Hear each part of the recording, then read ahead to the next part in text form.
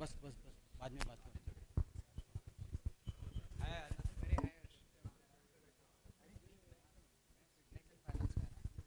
मैं क्वेश्चन पूछूंगा ना सामने से। अरे नहीं, अरे डजंट मैटर। मेरा 1 2 3 और एक चाहिए मेरे को, चौथा कौन है?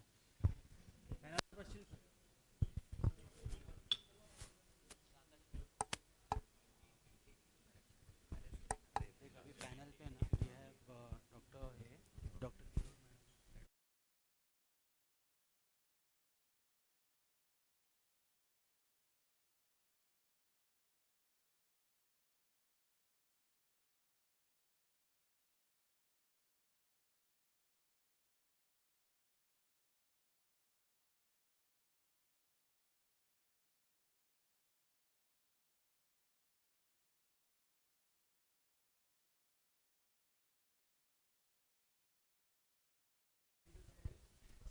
अपना पूरा thing is based on Manoj Agrawal, बाकी तो कुछ टेंशन नहीं है अपने को, अपना properly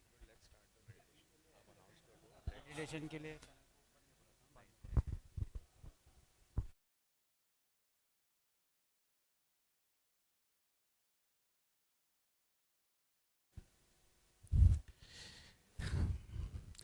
Good morning, everybody. Welcome to this very special CME on fitness and finance. We all know that nowadays we are all very aware of these two aspects of life, but we need some proper guidance so we can do it in the correct way without making mistakes, because small mistakes in both of these topics can go a long way in affecting your overall development. So welcome again to NROA, Navi Mumbai Raigad Ophthalmic Association. And with me is Dr. Neeraj, our secretary. I'm Dr. Harshvardhan Ghorpade. And we have a lot of people here today to participate in the CME, great speakers and a host of great panelists. So before we actually invite the panelists on the stage, we can start off with the first session, which is on meditation, mindfulness and self-realization. So let's have you ever wondered in your life, there is a point where we ask ourselves, where am I in this life today? What am I doing? Where am I? Who am I? Some certain questions keep pondering in our mind. And many a times we also wonder that, well, I have achieved everything in life. There's something, maybe 1% that I still need, which keeps driving me, but I'm not able to reach that. The reason is that many a times we have desires which are not exactly pure. What I mean by that is impure desire is a desire which is having a secondary motive behind it. And if you have some motive which is selfish, or some kind of planned motive where you want to have a secondary gain, then the desire becomes impure. And when you have impure desires, you end up with dissatisfaction, even if you get everything in that small amount of dissatisfaction. So to overcome that, we have a meditation technique called as Sahaja Yoga, which is been practiced for many, many years. In fact, it is a part of the ancient Vedic science. And it was started by Sri Mataji Nirmala Devi ji in 1970. And it is basically, Sri Mataji is actually a very well-known figure in the international community. She has won lots of awards all over the world, including the UN International Peace Prize. She was nominated for the Nobel Award for International Peace. And she received a Russian Petrosskaya Award, which is given only to 12 people so far, including Albert Einstein. So it is one of the our privilege to actually learn this art of meditation, which is considered in the international community as one of the most scientific methods of meditation, based on the internal science of our human body, as well as it is being included in the internal medicine books, which is the Indian internal medicine book that we all follow in 3rd MBBS. This chapter has been included also. We have, for this, to explain more about it, we have Dr. Alok Kumar, who is a practicing doctor in homeopathy since the last 30 years. And he started his practice in Belgium, where I met him actually many years ago. And he now is settled in Bombay, New Mumbai, and he's now practicing pure homeopathy. He teaches homeopathy in universities.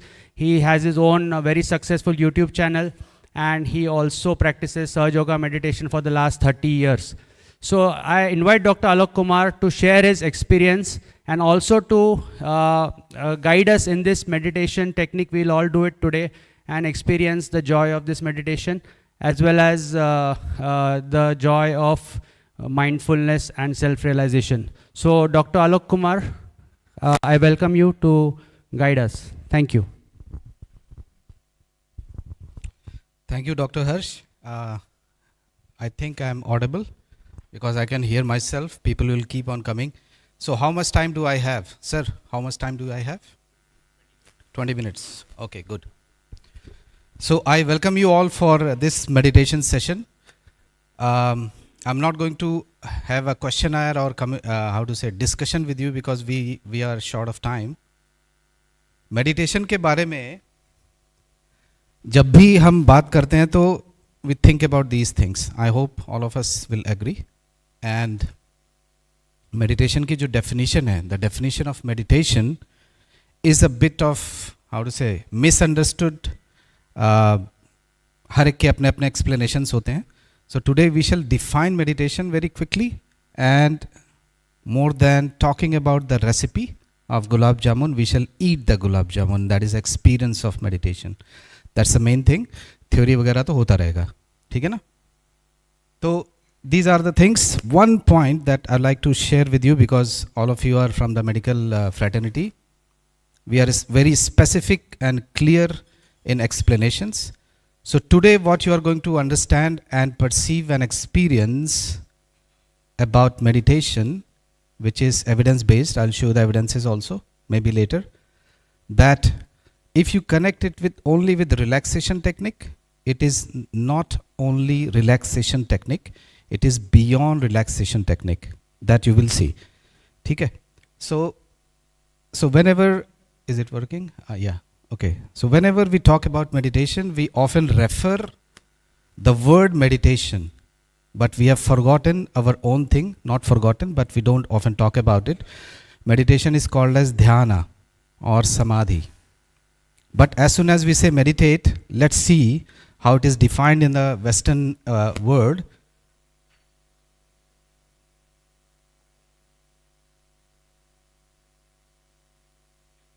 So this is the definition that we get of meditation.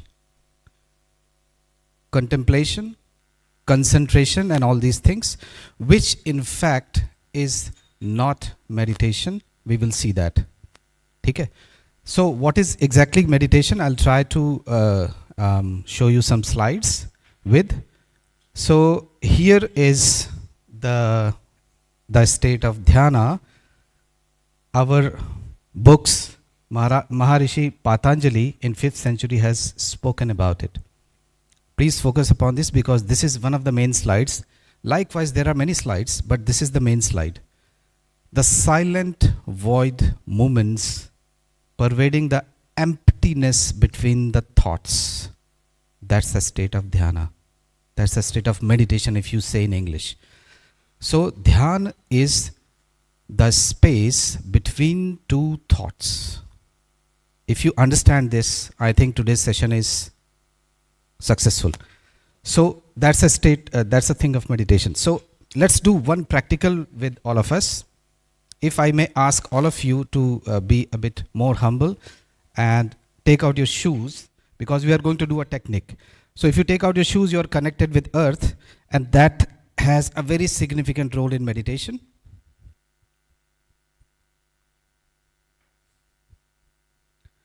And if I may ask all of you, after taking your shoes out, just sit in silence only for 45 seconds or 1 minute and just observe yourself.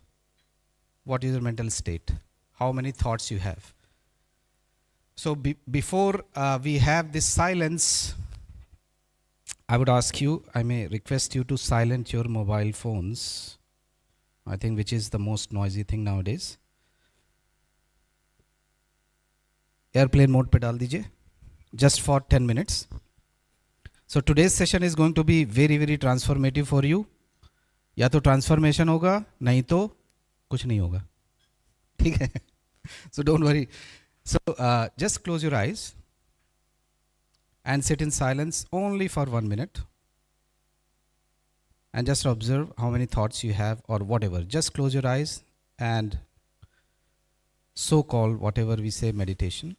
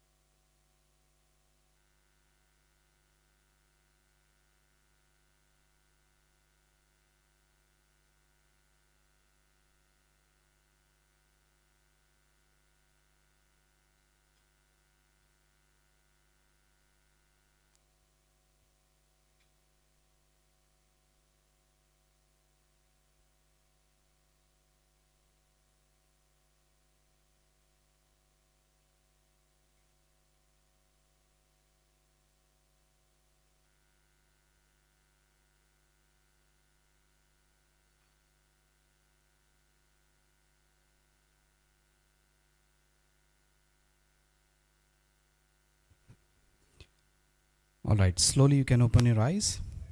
We shall do a sort of observational study with us. So this is the state that you are into now.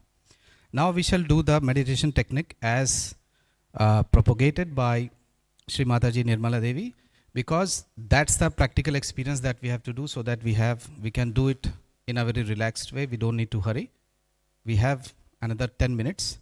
So can you go to the 44 slide, please? So this is the authentic meditation technique that Sri Mataji has been spreading all across the globe.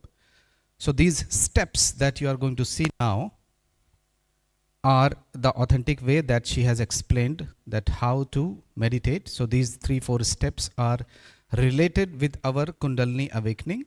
So you don't need to go into details of Kundalini awakening. We shall explain you later, because that's all theory. Main thing is that you experience it. All right. So you can rehearse it with me. So during the whole meditation procedure, your left hand remains open in your lap. आपका बायां हाथ left आपकी जो गोद है lap में उसमें खुला छोड़ दीजिए. So this will not move. So it's another 3 to 4 minutes. We'll have the practical experience. So left hand does not move. It remains open like this. Don't do any mudra. You don't need to do that. Left hand को ऐसे खुला छोड़ दीजिए. Right hand को आपके heart पर रखिए. You can see the animation. And here we shall speak about some affirmations. I will speak. You don't need to say it loud. आंखें बंद रखेंगे पूरे procedure के दौरान. So this is the first step. The second step is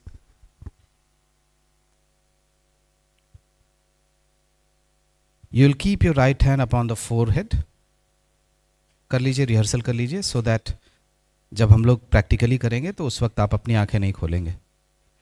So this is the second step. The third step is stretch your right hand like this. Keep it at the top of your head, at the vertex. Take the skin together. You have to take the skin of your scalp. Take the scalp. You can see my forehead is moving. Don't rub. Gently, very gently. Don't do it with the fingers. Do it with the हाथ की जो गदेली है ना, उससे करिए. Rotate it in clockwise direction slowly. You can see. Uttam, can you check? Yeah, at the top, with your right hand, sir, with your right hand. Yeah, left hand remains open during the whole procedure. So this is the third step. Clockwise direction में घुमाना है उसको. And here we shall ask for that meditative state, or called as self-realization. And the fourth is that keep your right hand open like this. Keep your eyes closed and sit in silence and observe that how you felt during the session, and compare it 10 minutes before. Okay, so we are ready. You can take out your specs. अभी सिर्फ आप मेरी आवाज़ सुनेंगे और ये वाले steps follow करेंगे. That's it. Very easy. Okay. So keep your both hands open in your lap. दोनों पैरों को ज़मीन से टच करके रखिए. आंखें जेंटली बंद कर लीजिए.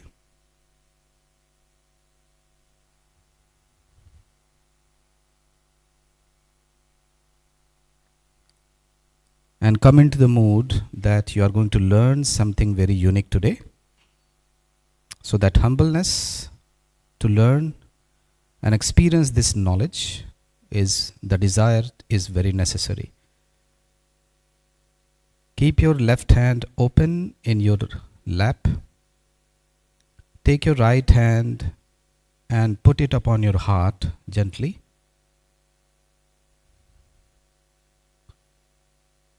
Keep your eyes closed during the whole procedure. And here in your heart, अपने मन में दोहराइए, Mother, I am pure spirit. Mother, I am pure spirit. I am not this body, I am not this mind.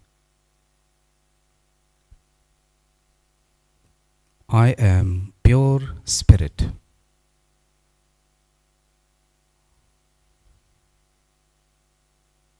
I am pure spirit.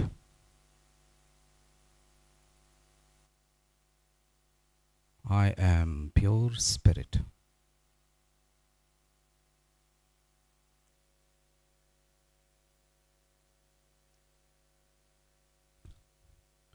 Keeping your left hand open in your lap. Now take your right hand upon your forehead. अपने right hand को अपने माथे पर रखिए. हल्का सा press करिए और माथे को आगे की तरफ झुका लीजिए. Take your forehead and bend it a bit forward. And here अपने मन में दोहराइए silently, Mother, I have forgiven everyone, including myself.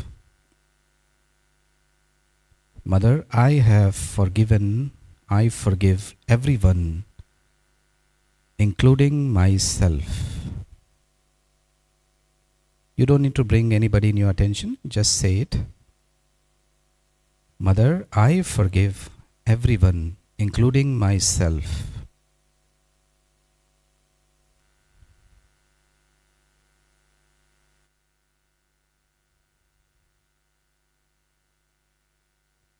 Mother, I forgive, I forgive, I forgive. I forgive myself, I forgive everyone.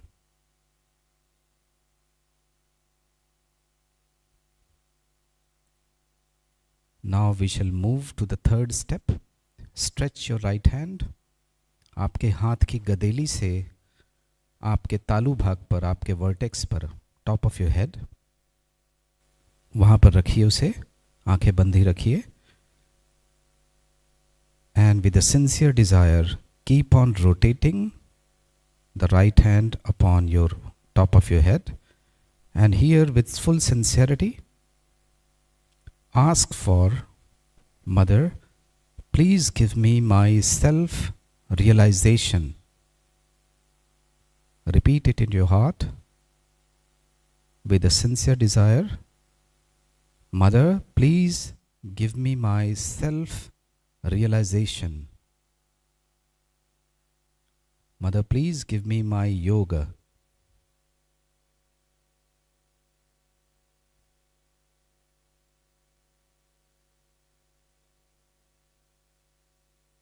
Mother, please give me my self-realization. Mother, please give me my yoga.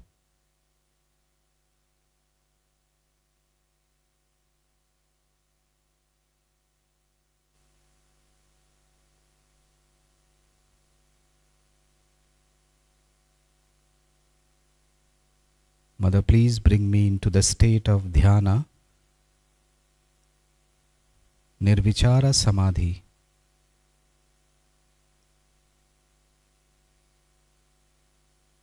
keep on rotating.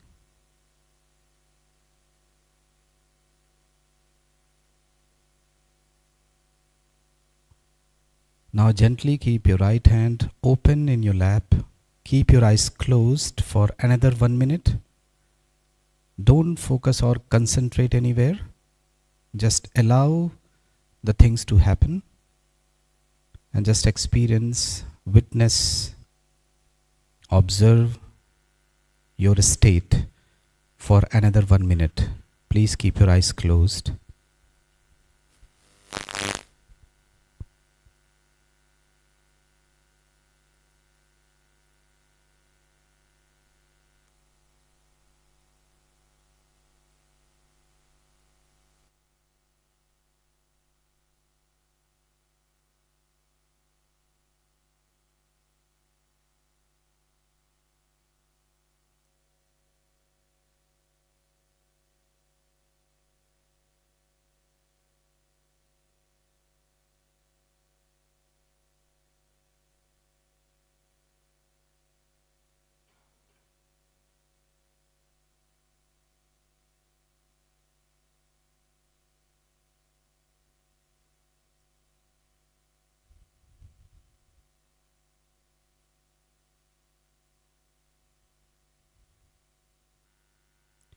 Once again in your heart, please say, Mother, I forgive everyone.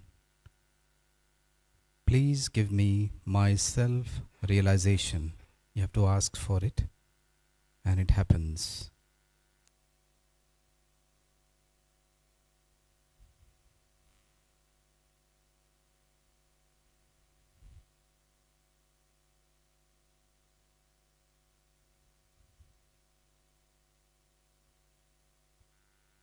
Keeping your eyes closed, now observe your state now. And 10 minutes ago, when you sat keeping your eyes closed, what is the difference now?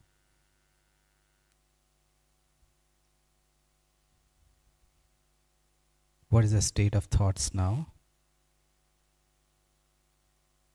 Now take your attention to your palms and just observe open palms, that what you feel there. Whatever you are feeling, just allow it to happen.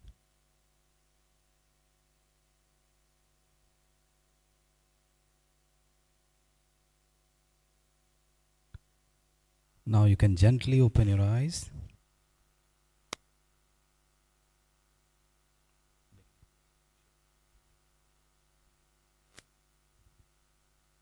So as I said, we don't have time to discussion, but I can feel that there is a lot of silence in the air. So go to the presentation. Yeah. So once again, we shall try to understand now what is meditation and why dhyana and samadhi is a better explanation of meditation than. So look what in Katha Upanishad they have written. When the five senses and the mind are still, the stillness of mind is very necessary. When the reason rests in silence, that's the state of dhyana. Look what Kabira says. He also talks about mind getting quiet. That's the state of meditation. So this is the physiology of thoughts. 1, 2. And when there is a gap between these two thoughts, that's a state of meditation. That is called as vilamba. Why dhyana? Why should we meditate? I don't know whether you have read this expression of summum bonum in French. It is the ultimate end or the ultimate goal. That was said by Cicero. So the 7th and 8th step of Patanjali Yoga Sutra, that is dhyana or samadhi. That's what you have just experienced. Rest in silence, stillness of mind. That is dhyana. What is the hierarchy of needs according to Maslow? Self-actualization. All of us are successful in our field. Wife is good, children are doing well. Now what? the topmost. Self-actualization is the need, that biological need that every human has. At that time, you become self-satisfied. At the core of every recovery is self-awareness. This is a Dutch psychiatrist saying. This is very interesting. Sri Shankaracharya, nature of the Atman. He is also talking about silence. All of them are referring to one thing, that is silence of mind. And here is Carl Jung. He is talking about state of dhyana, where the overstimulated psyche can recover in the presence of that infinite peace and spaciousness. Gap between two thoughts. Feel the alert stillness. This is not a dumb stillness that we carry.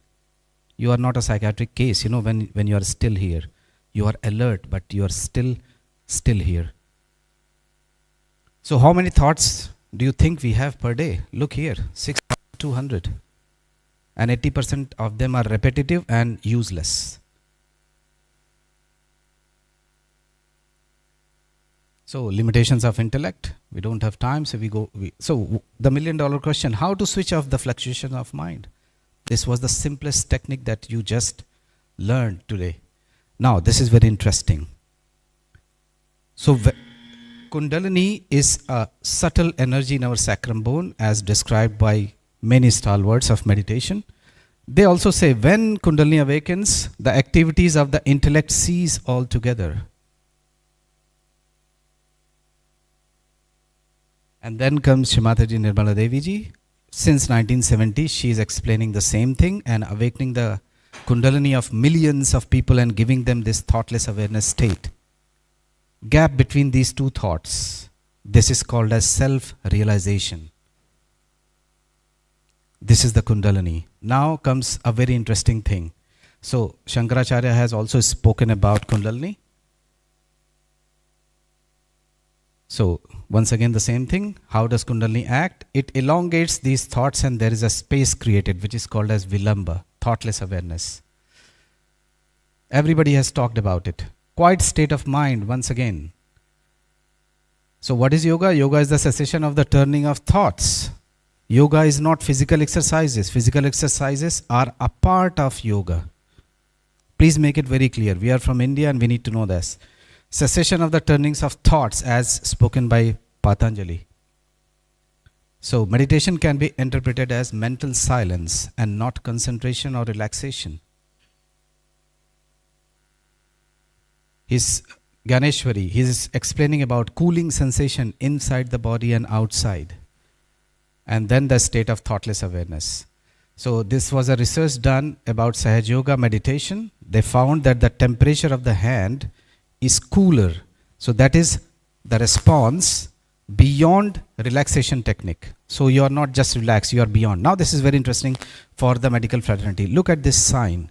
We know all this sign. But have we ever thought why there is a snake there? Did we ever thought? Did we ever think? Look here. This is the rod of Asclepius. That means Greeks also knew about it. And that is linked with medicine and healing. So these are the researches. I will not go into the detail. That was done in Australia, England and many countries. So it is about asthma that they did with Sahaj Yoga technique. The same thing that you just did. They followed it for 5 minutes morning and evening and there were significant responses in asthmatic patients.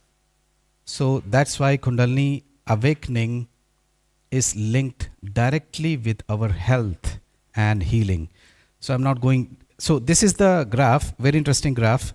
If you follow this meditation every day 5 minutes morning and evening, long-term meditators, the mental silence, all parameters of health are much better. That was in Australian population. So I will not go into detail because we don't have time here. So this is just the summary. This is the subtle system and here is Kundalini in the sacrum bone. Everybody has spoken about it. That's what you just felt, awakening of Kundalini.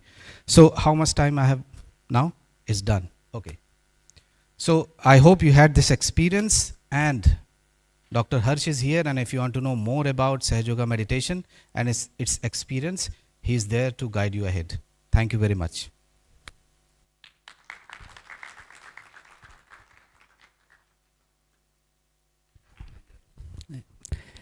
Thank you, Dr. Alok Kumar. It was really enlightening, and we all felt a lot of calmness and a cool breeze on our hands, if I may say. But at the same time, this is not a one-time experience. We can do it every day at home, so follow it regularly, and there can be other sessions on this. But right now, we are in the middle of a CME where we want to talk of many other things at the same time. So let's now invite our next speaker, Dr. Ashish Ahuja, who is going to speak on a very interesting topic. If you want to have time for meditation and things like that, you need to retire early, and that is what is called as fire number. So you have to find your fire number now in this talk. And let me also tell you that if there are any questions, we can address them at the end of the entire session, right after all the talks are over. And all the speakers have limited time, so they will be alerted 1 minute in advance regarding the timings. Before I start, let me invite the panelists for today, and we have Dr. Rajesh Kapoor, our former president of NROA, a successful practitioner, now practicing in Airoli, to come here at the dais, near the dais. And then we have fitness freak, Dr. Anand Kumar, who has also won the strongman and also participated in various runs across the country, including Ladakh. So I invite Dr. Anand Kumar to come and sit on the panel's chair. And we also have women empowerment as a topic today. And so I invite Dr. Mrs. Kerur, who is a very old-timer student of Dr. Maskati from KM Hospital, and also now was HOD at Bhabha Hospital. And she is also here with us today. So I invite her on the dais for being the panelist for today. Welcome, madam. And we also invite, where is Dr. Tushar Muni sir? Is not here? Okay, fine. So I invite Dr. Mahendra Dive. Sorry, Dr. Vatkar is there. Yeah, Dr. Vatkar, he's a spine surgeon, and he's practicing in Navi Mumbai in Fortis Hospital. He's a fitness freak, doing a lot of core exercises every day. He makes me do even during the lunchtime at Fortis, and he also is doing a lot of investment in equities and mutual funds. So I invite him as a panelist. Over to you, Dr. Ashish Ahuja.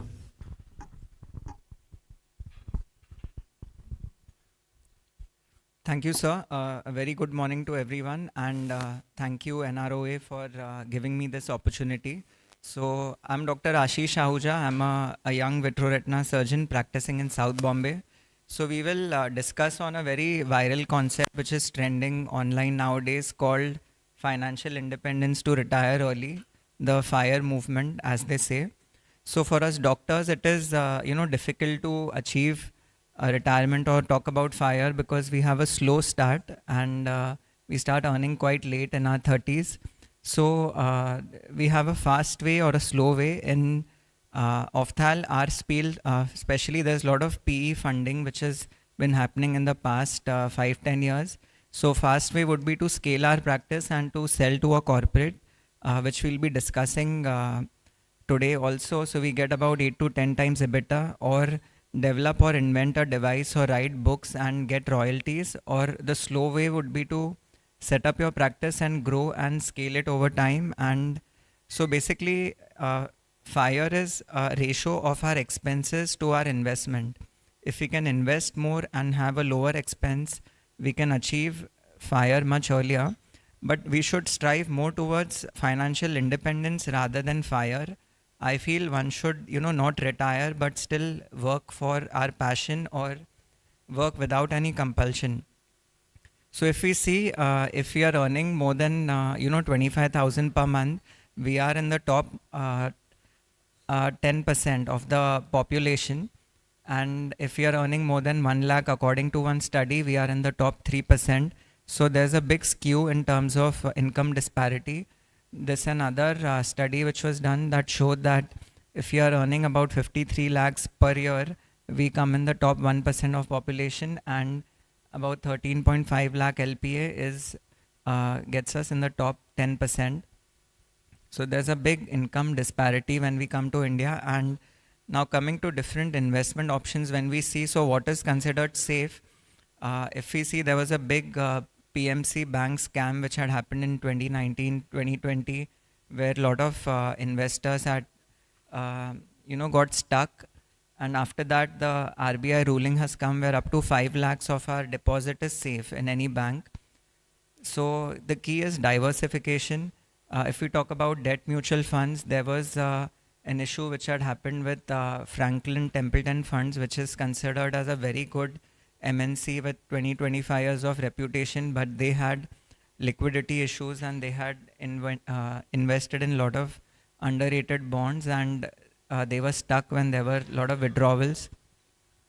Gold is considered as a very good diversification tool, and also the government has got stuck in that, and gold has given a very good return in the past decade. So SGB investments are not available anymore, and unlikely it is going to come. A new issue is going to come because it's a very high cost lending for the government. So especially for young doctors, is our aim should be to get to our first 1 crore corpus as soon as possible. This, my senior and even Dr. Rohit has been teaching me since 4-5 years about investments.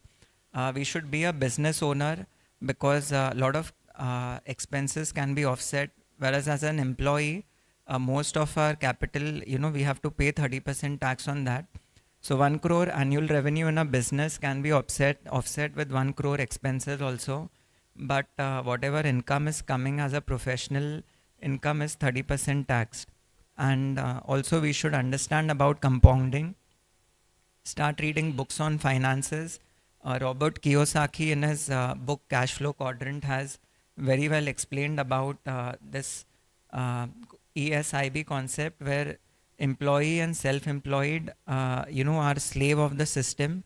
Whereas if we shift our mindset and become a business owner or an investor, we gain more control of our time. So also very important is to do budgeting and expense tracking. So we invest about 20-25% of our income is what they say per month. So actually 1 rupee saved is 5 rupee earned. This is a very important concept. To save an extra rupee, we have to earn 5 rupees more, because we are investing about 20-25% of our earning per month. So that is why it's very important to spend diligently and to understand this concept. The income will stop after a point when we don't work, but the expenses continue till our last breath, and even after our death, where the last rites have to be taken care of by the family members. So the income is not in our control, but expenses are in our control. So very important with a higher income. For doctors, income keeps increasing when we are in our 40s, peaks at about 50-55 at 20-25 years into practice. So very important that our lifestyle doesn't get inflated with increasing income, but we maintain our expenses. So we can achieve, this is a rough plan. So we can achieve financial independence with a combination of a monthly regular SIP and a systematic withdrawal plan. I'll give one example. In my presentation, we take a 30-year-old doctor who starts an investment journey with about 25,000 per month. So rough example of 1 lakh of earning for a person and 1 lakh expense for the family to build a retirement corpus. So we understand inflation in current terms, 1 lakh of monthly expense, taking 8% as an inflation, because education expense is about 10%, and lifestyle inflation in metros is also 10% in terms of food. So in 30 years, a 1 lakh expense becomes about 10 lakh per month. So current 1 lakh expense, would be 10 lakhs for a 60-year-old doctor who's starting his journey at 30 years of age. So we have used 25,000 per month investment, which should be increased by 10% per year. It's a simple example, and we are expecting 11% ROI for 30 years. Return on investment though about even 12% is what they say is a long-term expected equity return. So starting at 25,000 per month, increasing the corpus invested by 10% per year, we reach a figure of about 17 crore 30 lakhs after 30-year period. So this is the corpus what we will be looking at to get that 10 lakh per month expense. So just we will see the power of compounding. So here on this chart, we see first year investment is about 3 lakh earning a 17,000 interest. We see the first, 1 crore is achieved at 12, after 12 years of investment. But see, after the first 1 crore, no, the magic is happening. The second crore comes at about 4 years interval. 1 CR to 2 CR is coming at about 4 years at 16 years. And then 2 to 3 crores is achieved in about 2.5 years. Then 3 to 4 crores is achieved in the next 2 years. And see, after the 21st year of investment, each year almost 1 crore investment is increasing. 4 to 5 to 6 to 7. So see, the magic of compounding is happening from the 21st to the 30th year. This is very powerful and important to understand. So the first 1 crore required almost 12 years of cumulative investment. So very important to reach to your first CR as soon as possible. So after we hit about 4 to 5 crore corpus of investment, there is an increase of 1 crore investment per year, and even more as time goes by. So this is a huge corpus which can be accumulated with disciplined investing.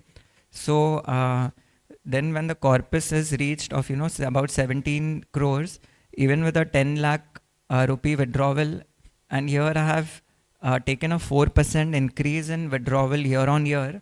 So taking a developed economy, India is likely to be developed in 30 years from now. So US and Japan, the inflation is at about 2-3%. Still I have taken a 4% inflation. So still we'll be leaving our children with a 32 crore corpus, when we are not around. So this is an example of SWP. So you can see the total withdrawal we have made from the corpus is almost 88 crores. Still 26, almost 30 crores is what we leave behind for the next generation. So we have to diversify our investments. Main thing is create passive flow of income. In FIRE is concept is basically we are not dependent on our income, but having multiple sources. We should have rental income, dividends from stocks, bank fixed deposits, royalty, have business ownerships, have pension plans. LICs are not that popular anymore. So I would like to conclude by saying that, start early, increase your income in younger age, invest in yourself, invest in gaining more knowledge, develop your skills, take adequate insurance cover for life, health and indemnity. They are the cushions and the foundation of building your wealth pyramid, and work on improving your skills. Thank you for your patient listening.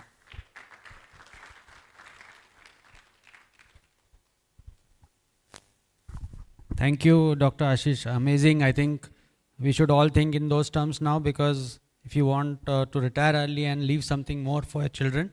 But I'm sure this must have been a real switch over from the meditation. Suddenly you have to start calculating and all your thoughts have started flowing again. So nice talk, Dr. Ashish. Now I invite Dr. Rohit Modi, who is another investment expert. And is the panel able to see the stage? Yeah. If you want to shift the table, I can do that. ये थोड़ा पीछे ले सकते हैं, ठीक है, थोड़ा table shift. Okay. So the next talk is about investing, the unchanging rules in a changing world. So this is again an interesting talk, and I invite Dr. Rohit Modi. Hi, I'm Dr. Rohit Modi. I'm a practicing eye surgeon and a retina specialist in Mumbai. First of all, I would like to thank the entire association, especially Dr. Neeraj and Dr. Harshvardhan for inviting me. and Manoj sir. A lot of things about investment I have learnt with him, and I'll just be sharing a few things which I have learnt with him, and of course reading a few books. So the unchanging rules in changing world. Jeff Bezos was asked, what is going to change in next 10 years? And he said, I cannot really predict what is going to change in next 10 years, but I know for sure two things are not going to change. One is people are not going to be okay paying more for a particular item. So they would want cheaper prices. Second, they won't be okay with a delayed delivery. They would want faster delivery times. So I can base my policies of the company for the next decade on two simple principles which are going to be not changing. So instead of focusing on the change, if we can focus on the timeless principles, and that applies to our practice also. Honest practice, good surgical output, availability have always worked for centuries in our practice. And there's a guy, Scott Adams. We all know the Dilbert comic, right?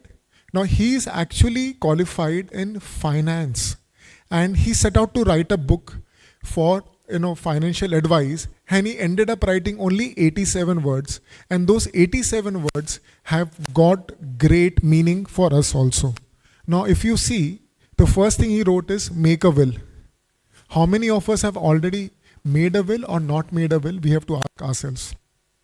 Pay off your credit card balance means that you need to be debt free. A lot of us are staying on EMIs while we are buying a car. It's okay to pay an EMI, I think for the equipment we buy or the clinic space. But beyond that, is it okay to pay EMIs to buy a fancy car? 90% of the iPhones sold in the country are sold on EMI. Then get a term insurance if you have a family to support. Fund your company 401k. This 401k and IRA is something like our ELSs or our this EPF or PPF. Buy a home if you want to live in that house and you can afford it.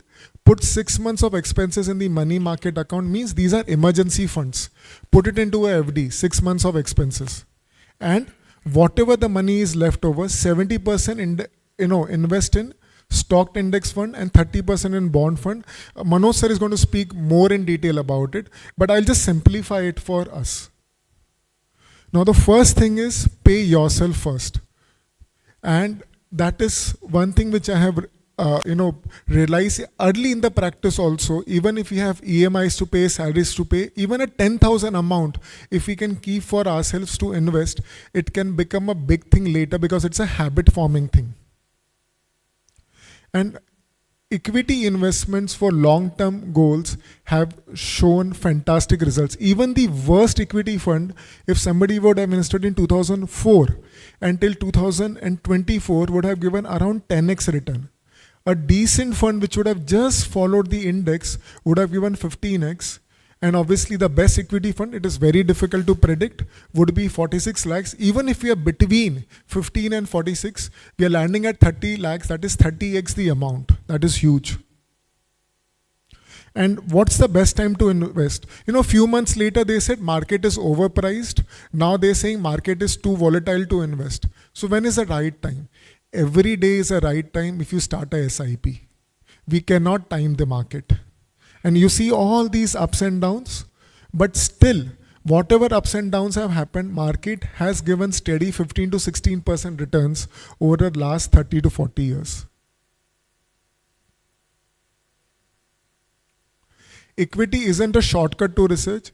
If you look at 1 month average returns of the market over the last 30 to 40 years, there is a 40% possibility somebody would have lost money. But if you increase the time horizon to 10 years, highly unlikely somebody would have lost money. And in every 10 years, there has been a big episode, whether it was the Kargil war or the dot-com burst or 2008 Lehman or housing crisis or the COVID crisis. In every 10 years, there was some crisis. In spite of that, market has given positive returns. IPO, future research option, and intraday often end in tears. There's a famous saying in market. If doctors are talking about stocks, you realize the market is overheated. Right? So I have had friends who don't do SIP or do minimal SIP, and they're talking about futures and options. SEBI has repeatedly said more than 90% of the people lose money. The only people who gain money in intraday or futures and options are people like Zerodha or big institutional investors. Compounding magic, Ashish has spoken. I'll skip this. SIP calculator. Can you click on this slide? Can you just click on this slide? I'm being more optimistic. I'll show you. Ashish showed numbers beautifully. I'll just take 30 seconds over here. Okay, no problem. Just go back to the presentation. So, when you go to the SIP calculator, 25,000, 30,000 for a good ophthalmologist also a meager amount. Let's put the figures at 1.5 lakhs and put the return on investment as 15%. 15% in an Indian market for next 20 years is not a huge amount if you have sensibly invested in good mutual funds.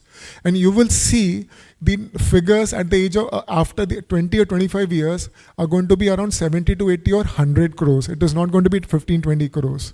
So you may not even think of selling your practice. You can even think of buying a stake in the corporate. Can we go back to the presentation, please? Yeah, sure. And depth has its own merit. I was one of the investors in the Franklin Templeton fund, which was closed down. They returned all the money with some interest in 1 year's time. Sir, I'll complete my presentation. You can... Just 1 second. I'll just make a comment on this Franklin Templeton, since two people have said about it. See, the Franklin Templeton debt fund in 2020, after the COVID crisis, it was not their fault. Okay, they were investing money as a debt fund in certain securities, and they're giving higher returns. The people like you all were greedy. They're giving high returns, they were taking higher risk. So you wanted high return, you take high risk. That's what happened. Unfortunately, when the COVID crisis happened, so people wanted the money back. So because the money was withdrawn in a huge amount of money in a short time, they had to sell off the better rated paper. Okay, and they were left with the low rated papers. That's what the crisis happened. It was not Franklin Templeton's fault. It was fault of the people and the unknown event which happened. But ultimately, they've returned the money back. Yeah, they have paid all the money back with around 2 or 3% interest also. SBI took over the fund. So depth has its own merit. So some amount of depth allocation helps. Now the market has gone down by 8 or 10%.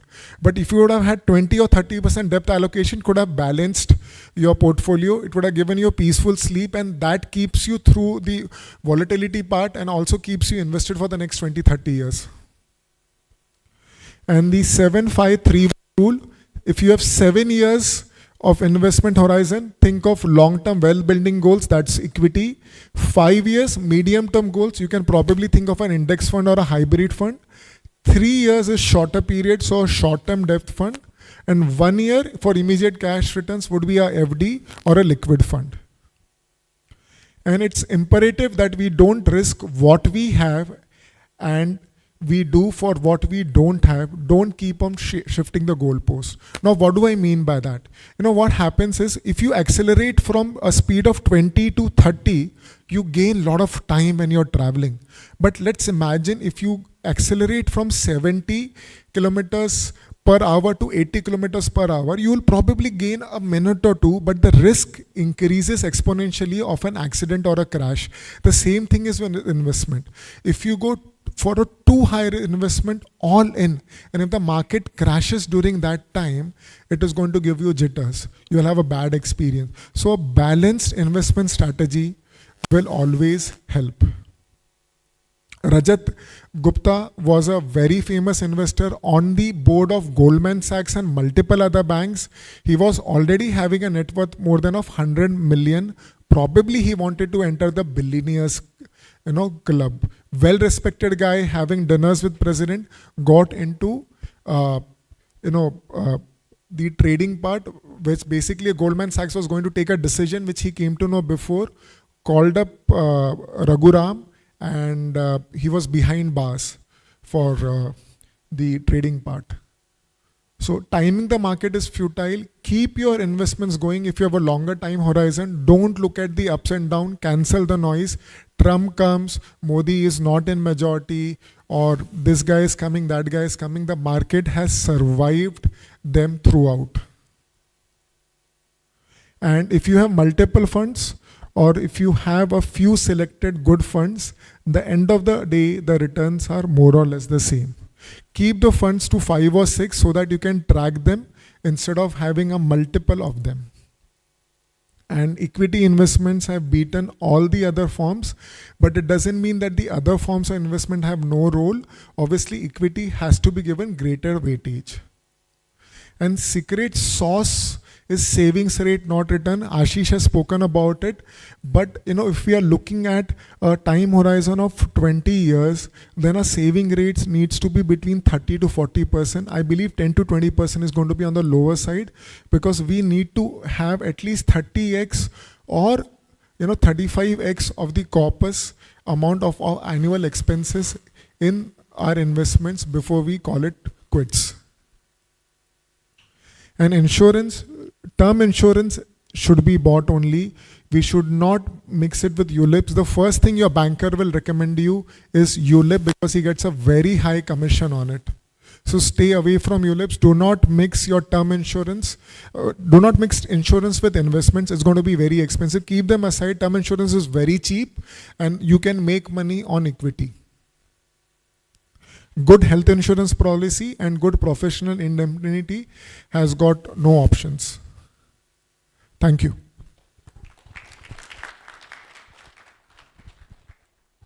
Thank you, Dr. Rohit. It was amazing. I mean, all these insights are very important. I think you should make a note of all these things. Dr. Vatkar is here, spine surgeon.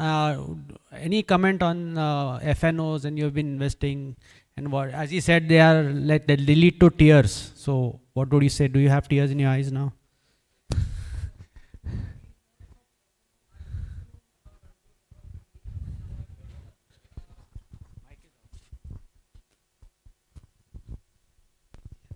So in terms of FNO trading, I used to do a lot of FNO trading, but to be honest with you, like that was affecting my practice also. Like the minute I'm going for my surgery, I was thinking whether I should go for the surgery or delay a surgery, because I have a big stake in trading.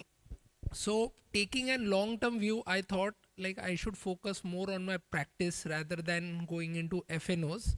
And FNOs also give a lot of losses also. So I've lost something about 5 to 6 lakhs in a matter of 1 or 2 hours. So this happens. So it is always better to stay away. And to be honest, now recently SEBI and the government came up with the statistics, and they have shown that the most of the returns on FNOs are done by institutional traders, and those are mostly algo trading. So we shouldn't be going into that. We should be focusing on our practice. We should be investing in simple instruments rather than going in these complex instruments and burning our fingers. Thank you. Yeah, thank you. So from funds and these mutual funds and other bond funds, we come to what is more exciting, that is how to analyze a stock. And we have Dr. Ashish Sharma, practicing surgeon in Chembur, to speak about it. He was a former BOA secretary, and he'll speak on that topic. Thank you. Thank you, Harsh. Well, before we move to this, since we were talking about FNO, I think in the budget presentation also, the finance minister mentioned that 90% of the small term investors are losing money in FNO. So that's basically not intended. We need to be very, very careful as far as this segment is concerned. Well, coming to my talk, stock analysis, basic stock analysis is something that all of us can actually do. It looks like a complex equation, but it is not if you spend a little time. So what is basically stock analysis about? You need to find out the hidden opportunities and a valuation gap. We need to be able to find out scripts which are valued low and which are fundamentally strong. And the father of this model is Benjamin Graham, who's actually generated a formula also. Warren Buffett was the one who followed this, and we have our own Indian model in Dr. R.C. Shah there, who also has a very systematic analysis plan. So if you do this, there is a method to the madness. What is stock analysis? So basically you're looking at a company's stock to determine its investment potential, and you look at some relevant data like the financial data, market trends and other information. You could analyze a stock in 4 ways. You do a fundamental analysis, you do a technical analysis, sentimental and quantitative. Now technical and quantitative are out of bounds for us. I think half of analysts also don't understand them. Sentimental is the most dangerous form of analysis. It is like, your broker telling you, "Saab ye upar jane wala hai," or your friend telling you, "You never work on that." Are sentiment hai, this guy's got investment, so ye company upar jayega, never. So the only sound way of doing it is doing a fundamental analysis. So what you do is you look at the financial data, you look at the balance sheet, you look at how the company is doing, you look at the segment in which they are, and then you base your investment on that. Look at the income statement, the balance sheet, the cash flow statement. Now there are few key indicators when you're looking at this data. I need you all to just remember these because these are important. So one is called as earning per share. So basically what does it show is that how much money the company is making for each share of the stock. And this is a key value because if you have a higher earning per share, then generally it means that your company is more profitable. So this is a green tick when you have a higher EPS. Then there is something called as a PE ratio. So this this is a ratio where you're comparing the stock's price to the earning per share. This is again a very important parameter. If you have a very high PE ratio, it means that the stock is valued pretty high. So you must look at this stock with caution. If you have a stock which has good fundamentals and it has got a low PE, it is possibly a potential investment option. Also, there are some stocks when you're looking at the side, they are not showing a PE ratio. That's because the denominator is either not there or it is negative. So if it's not reflecting a PE ratio, stay away from that stock.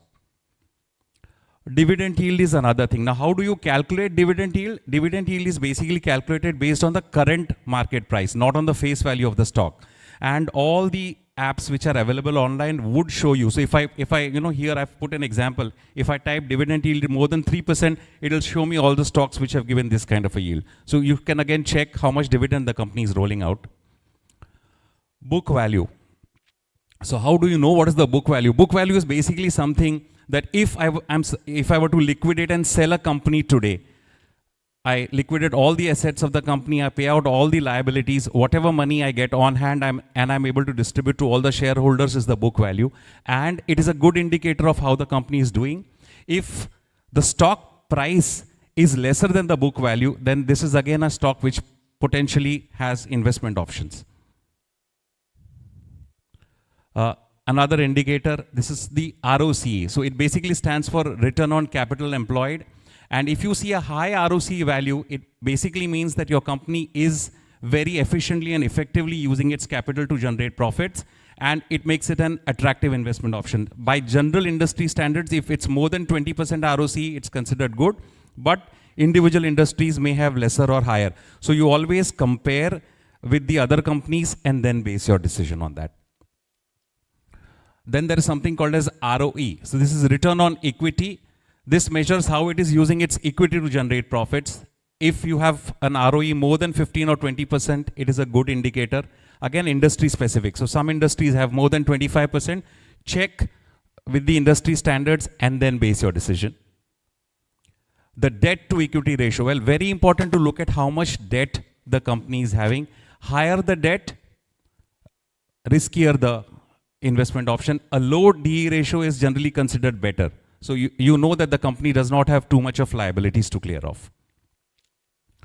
Now there is something called as a high-low, which basically shows the price variation. And we look at a 52-week high. You can actually see 1 year, 2 years, 3 years, 5 years. So it will show you how much variation has happened in the price of the stock. 52-week high-low is generally very commonly quoted. Another important ratio is the EV by EBITDA. So EV is the enterprise value. It's basically what you're doing is you're looking at the market capitalization, you're looking at the debt, and based on that you are analyzing the value of the enterprise. And EBITDA is the earnings before interest, taxation, depreciation and amortization. So you have a ratio here, and if you have a high multiple on EV by EBITDA, that means that your company could possibly be overvalued. There is also a market cap to sales ratio. So it is basically showing, it's also called as the price to sales ratio. How much are your investors willing to pay for each rupee of the company's sales? And if you have a low PS ratio, this is a green tick sign. If you have a high PS ratio, your stock is possibly overvalued. Now you will see these charts. I use the screener app. It will give you all of these charts. You are seeing here, this is the price. This is the price over 5 years. So if I were to, look at a particular point, if I am investing here at this price, it's a high price. If I'm investing here, it's a high price. This is a low price. And just going forward in this, now you see here, this is a comparison of the price and the PE ratio. If you're seeing here, this is the earning per share and you're seeing the PE ratio. So if you see here, from here the stock can only go up. You don't invest at the peaks. You look at the troughs and of course you're looking at the fundamentals. This is the price to book. So all of this data is very easily available. This is the market cap to sales. So any stock you go and you can analyze. I have chosen 5 years as the yardstick. You can actually analyze how the stock is doing. And you also are able to see at a glance. Now this is from September 21 to September 24. What have been the sales of the company? You can notice whether the sale is growing. What are the expenses? What is the operating profit? So everything, if a company is showing a downward trend in terms of sales, in terms of market share, you are able to analyze that. So please do that yourself and don't just rely on what your broker or your friends or colleagues are telling you. This is very, very important that you compare with other industries. So if I see here, we have to look at what is the current market price. You look at the PE ratios. Now if you see here, you're seeing that the top 2 companies are in the 50s, the others are in 60s or 70s. So we know that probably Hindustan Unilever or Colgate-Palmolive have a lesser PE ratio. So in this segment, they are possibly undervalued as compared to the other ones. Okay, this is another app. Now if you see all of those indicators that I was talking about, it's showing you the market cap, the enterprise value, it is showing you the EPS, the PB, the dividend yield, everything at a glance. So you take your time. Once you know that this is a stock that I'm looking at, look at all of these parameters, look at the green signs, and then only make your investment. And it's very important not to look at day trading. We are not here for short-term profits. We are looking at making long-term investments. So we should be looking at doing a thorough analysis. Technical analysis is not intended for us. So the bottom line here is, no one metric can determine with 100% certainty, but if you do an analysis, you will be better off than the other ones. And you are supposed to look at the long-term investment plan. So look at this, and you don't use this just for buying stocks. You could also look at investing in other forms like mutual funds, which Manoj sir will tell you about. So you invest in mutual funds which are based on these good companies, because you can always choose that. Okay. A final request is, please vote for sir during the upcoming elections. Thank you so much. Thank you, Manish. That was really a good analysis of a single stock. I think the main parameters he spoke about. Let me tell you, this CME is under the aegis of MOS, Maharashtra Ophthalmological Society, and I thank Dr. Shirish Thorat and all the office bearers of Maharashtra Ophthalmological Society for allowing us to go live to the entire state and beyond. So thank you very much, and we continue with our CME. Let me ask Dr. Rajesh, so do you think you do all this analysis while investing in a stock, or you don't invest, or you are doing so well in your practice that you already started retiring, the fire number you have reached? What do you think? Thank you, Harsh. My wife does all these things. She knows. That's the best way to answer, So, actually. So there is no stress in your mind, that means. Yeah, I concentrate on my work. Yeah. So I think that's a good strategy also. Manish, you should add this slide, let your wife do the thing, because then you don't have to argue also, where are you putting your money? So yeah, nice. So let's go to the next part. We have Dr. Nikhil Nasta, the current treasurer of BOA. He's going to speak on romancing the balance sheet, and he being the treasurer, I'm sure he knows how to balance, not romance, but balance the funds of BOA. So he'll also help us balance our funds. Thank you, Dr. Nikhil, for coming. And let me, I'm sorry I said Ashish Sharma, he's Manish Sharma, the doctor in Chembur who just spoke to us. Okay, Dr. Nikhil. Thank you for inviting me here. And it's a pleasure to speak to all of y'all. First, I want to thank my guru. He's sitting there. He's gone out now. Dr. RC sir, because he taught me about finance. And of course, my younger guru here in the blue, Dr. Ashish Ahuja. I spent so much time with them and they always keep pepping me up. And whatever I learned here, I learned at IIM. I recently did my management there. So let's see what happens. How do we change the slide? Who romances a balance sheet? It's very boring, right? But let's see, it's very important to do that. I'm going to go very basic. What is a balance sheet? Is showing us the financial health of a business, just like we check patients. So assets are equivalent to your fitness. Liabilities are your commitments or your debts. And equity is your muscle strength or your power. All right? It has to be, just like we evaluate BP and heart rate, businesses are going to track assets, whatever your company owns. Liabilities, whatever your company owes, and equity, whatever is left back for you, for the owner. Similar to maintaining homeostasis in medicine, everything has to balance. So the two columns, the assets, liabilities, have to be balanced, or else we will need some treatment. I'm going to just run through this and come to the main part. So it makes you feel very energetic. If you're energetic, it doesn't mean that you're healthy. And if you're making a profit, it doesn't mean that you will be able to sustain it. What you need actually is a positive cash flow. So RC sir is back here. He's the guy who taught me about finance. Sir. So if you understand financial health, you can make better decisions in your practice, ensure stability, growth, and help you allocate your resources more effectively. So to read a balance sheet, you need a guide. It's a guide to understanding your financial position or a snapshot at a specific point in time. Okay, what you have to do here is, there are three main sections: assets, liabilities, and equity. Current assets are what you own, so cash, accounts receivable, inventory, everything within 1 year is your current asset. A non-current asset is something you invested in the long term, like your property, your machinery, your furniture, all the long-term investments, the building in which your clinic is, these are long-term. If an asset is fully consumed in the year that it was bought, it is an expense. Like you bought lenses, you use them, so that is an expense. But if there were lenses you bought as, say you bought 100 lenses and 20 you couldn't use, it's carried over. It's not an asset now, it's an inventory. Okay? So you have to understand those things. Liabilities are current outstandings, whichever you have to pay. Appa Swami needs to be paid, Ajanta needs to be paid, whoever those bills may be. Loans, taxes, EMIs, all of that. And non-current are long-term obligations, like any bonds or mortgages that you may have. Equity is your share capital, retained earnings, and reserves.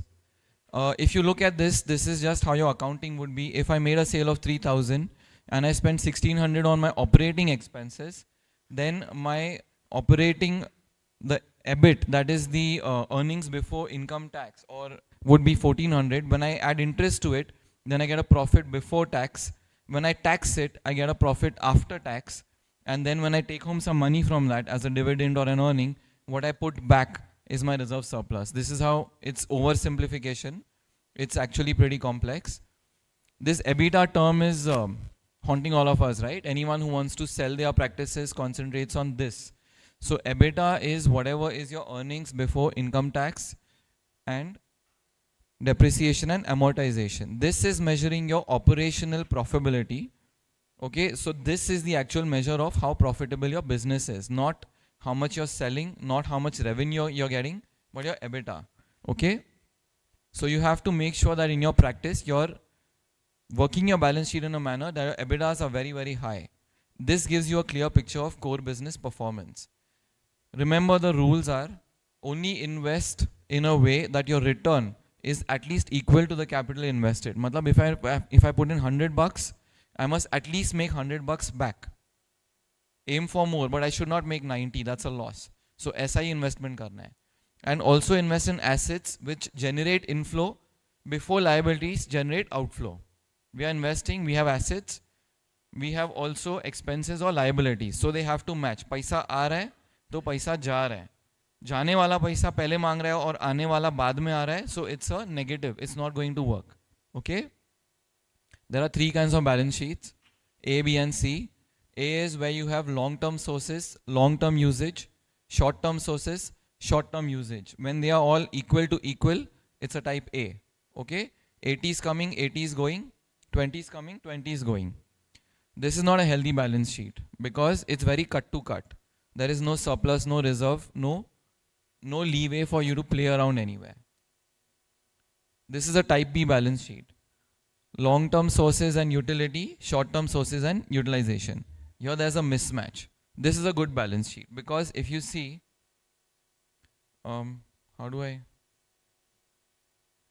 this is your short-term supply, okay? And this is your utilization. This is long-term. Abhi, this is a mismatch. So when this gets over, it has to feed this, right? So it needs to borrow from here. Long-term can supply to short-term. You're not eating into your capital. Now in C, this is a bad balance sheet because here the ratios get reversed. In 8 minutes, it's difficult to tell, but you just take a snapshot and we can discuss it later.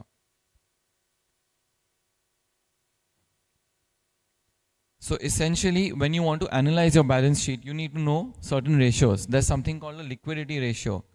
Current ratio is your current assets divided by current liabilities. Matlab, you need to give someone some money and you have some money which is going to come in. So the money that comes in should be at the right time that you can transfer it to release your payments. If it's going to come in later, then you don't know what to do. For example, I have invested in shares and stocks. I've over-invested, I'm over-committed. And now I've taken lenses, say about 100 lenses. And I need to pay that bill, right? They come with like a credit cycle of say 90 days. And I don't have any surgeries only lined up. तो अब मैं कैसे भरूंगा? वो तो मेरे पीछे आ रहा है. I can't tell him जब सर्जरी होगा मैं जमा करके आपको दे दूंगा. That's bad. So I need to keep some reserves. I need to keep some cycle के पैसे आ रहे हैं, use हो रहे हैं, जा रहे हैं. That is called your cash flow cycle. You have to make sure that you are properly balanced with that. अगर आप ये सब नहीं कर रहे हो तो जो भी आपको इन लोग ने सिखाया, how will you ever invest into equity shares, whatever, you won't have money only. You will be always struggling. So the main key is understanding these things. Your healthy ratio here is 2:1. Matlab, if your kharcha is going to be 100, at least keep 200 as a backup at any time. Don't keep only 100 because you need that. Okay? Now common red flags. If your company, if there's excessive debt compared to equity, then it's a red flag. You're not very healthy. If there's reducing liquidity or cash reserves, again you're not healthy because you don't have anything to tide you over a crisis which will arise. If there are high accounts receivable without corresponding revenue, also you're a problem. For example, if you're doing a lot of cashless but your money hasn't come in, but now you need to pay for lenses. So have you factored for that that the money will come after say 4 months? So that cycle has to be maintained. High accounts receivable. I'm just giving everything on credit to people और सामने वाले को मैं भरते जा रहा हूँ, then my fund is over. So try not to do that. Are you all understanding? So to conclude, a balance sheet is just a foundation for a financial analysis. We have to check liquidity, leverage, net worth. All this helps us to assess financial health effectively. All right, that's what I want to say.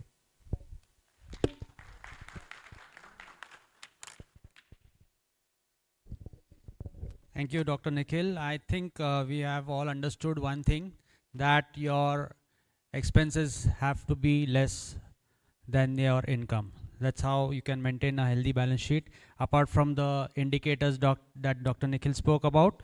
But in the current world, going to a film and just coming back, you might spend 1,000 rupees, including the popcorn. So you have to definitely increase your earnings at the same time to maintain that balance sheet. That's what I feel.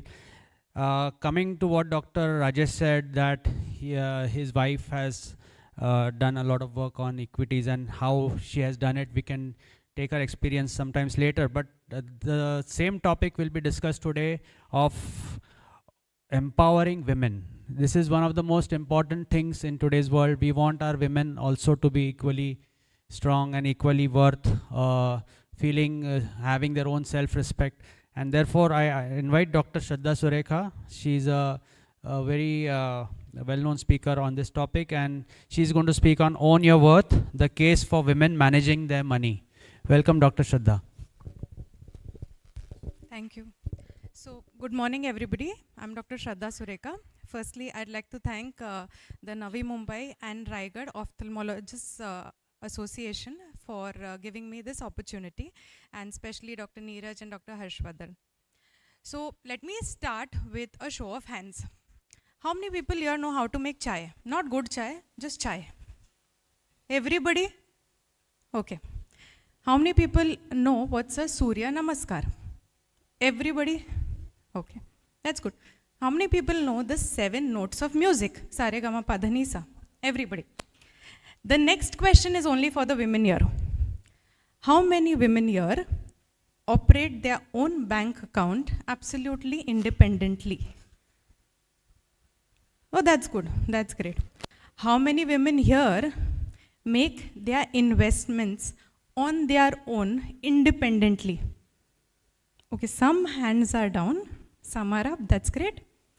How many women here have taken their health insurance and term insurance absolutely on their own, making their own decision? Few hands up, few hands down. I have not asked the men because they have to put their hands up, no option. But why this disparity? So today I'm going to speak on why women should own their own finances, or if I have to put it differently, why should you trust yourself more than you would trust your father, your brother, your husband, your son, or any other friend? So, sorry? The general dictum is that they take help from women, just going by that. Okay, so I get it, I understand, it's difficult. Okay, when we have to talk about maths, some people just don't like maths. It's jargon, it's Greek and Latin. Hota hai, it's okay. Then, if we think about a woman talking about money, you're perceived as being aggressive or money-minded in society, and not too many people like that. Also, some people just have a mental block, and a survey showed that we don't know how to do it, we'll not understand it. But you are well qualified ophthalmologist here, वो सब कर लिया ना, तो ये भी कर लोगे. And the last reason, you may have that very, very frustrating realization that your morning Starbucks coffee is actually eating into your finances, so it's time to say no to that. And it's really bad when you have to say no to a Starbucks coffee. So I suggest that you should look at your finances, because it gives you freedom, it's essential for your future, and it's because you need to be fabulous. Now, talking about freedom, now money gives you freedom. Even though people don't like to say it, money gives you freedom. Say you want to quit a toxic job, you can do it if you know how are your finances. Say you want to start a business or travel, if you know your finances, you can do it. And if you give your financial control to somebody else, you're just giving that person the leash. You dictate how your freedom is going to be. So you don't want to give that leash to somebody else, you want to keep it to yourself. The next thing is, it secures your future. We come alone in this world, we go alone. Life happens. Marriages end in either divorce or in death. And most likely women will outlive the men. What happens at that time? Husbands and sons, once they are married, their priorities change, and rightly so. So once that lady sitting there has an unexpected turn in her life, knowing about her finances gives her an insurance policy, and when people ask her, how are you doing? She says, I'm okay, and she actually means it. So that's why you should know about your own finances. The next thing is because you are fabulous. Now imagine this lady over here. Why is she fabulous? Is it because she has Sabyasachi Lehenga? Is it because she has a MK bag, the latest iPhone? No, a woman is fabulous if she has confidence. And she has confidence if she knows how is her financial situation. And confidence is a thing which makes the woman the most fabulous person in the room. So enough about the feminism, no? Bas ho gaya. So I'll talk to the men out here because half of the population here is men. So the men out here, let's talk about fathers. How many men here have daughters? Okay. So you will teach your daughter about finances. Now let me give you an example of Radhika Gupta. She is one of the youngest CEOs. She is the CEO of Edelweiss Mutual Fund. And she said that some of the early financial decisions and the education that my dad taught me is one of the reasons for my success. Then the example of Sudha Murthy. So her father and mother told her, you need to save. Save not for ornaments, not to buy a sari, but for some emergency. And in 1981, from her 10,020 rupees saving, she gave 10,000 to Narayan Murthy when he was making Infosys from a bedroom with 6 other engineers, and she became the first angel investor. And all this she was able to do because she saved and because her parents taught her to save. So your daughters are your princesses, right? You call them princesses now, right? So do you want an entitled princess, or do you want your daughter to be a Radhika Gupta or a Sudha Murthy? So all the fathers out here, think about it. The next is for the husbands. Change. The next is for the husbands. Now when you sit to do your accounting, what do you tell the wife? Go and get chai and snacks. Correct, na? Do you tell them, table pe aake baitho aur samjho? Do we say that? Maybe not. So let me give you an example of a couple who went to a shadi, Indian shadi, and another lady had bought a diamond necklace. तो घर पे आके क्या हुआ? There was a demand for a diamond necklace. But if you have a financially savvy wife, she would actually quote this. Do you know the value of diamonds has actually decreased in the past few years, and they're so stupid to invest in a depreciating asset? Or the wife tells you, when you go and book a Mercedes, a little better than your best friend, just cancel the booking, book the WagonR and invest the rest of the amount. So if you have a financially savvy wife, you make better decisions in the entire house. The next, so I'll give you an example, real world example. So this lady, she is the wife of the owner of Cafe Coffee Day, life set, na? But he committed suicide with a 7,000 crore debt on the company. And in that personal adversity, she took over the reins of the business, understood, and converted it into a sustainable company. So your wife can probably do it too, hopefully not in those circumstances. The next, even if she didn't have a male godfather, Miss Kalpana Saroj, she is the chairman of the Kamini Group. She was married early, abusive relationship, but when she got out, she is currently the chairman of Kamini Group, and she is known to transform businesses which are not doing well into successful businesses. The next thing is of a son. Now most men here have a mother. So a son sitting in America is happy and satisfied. Why?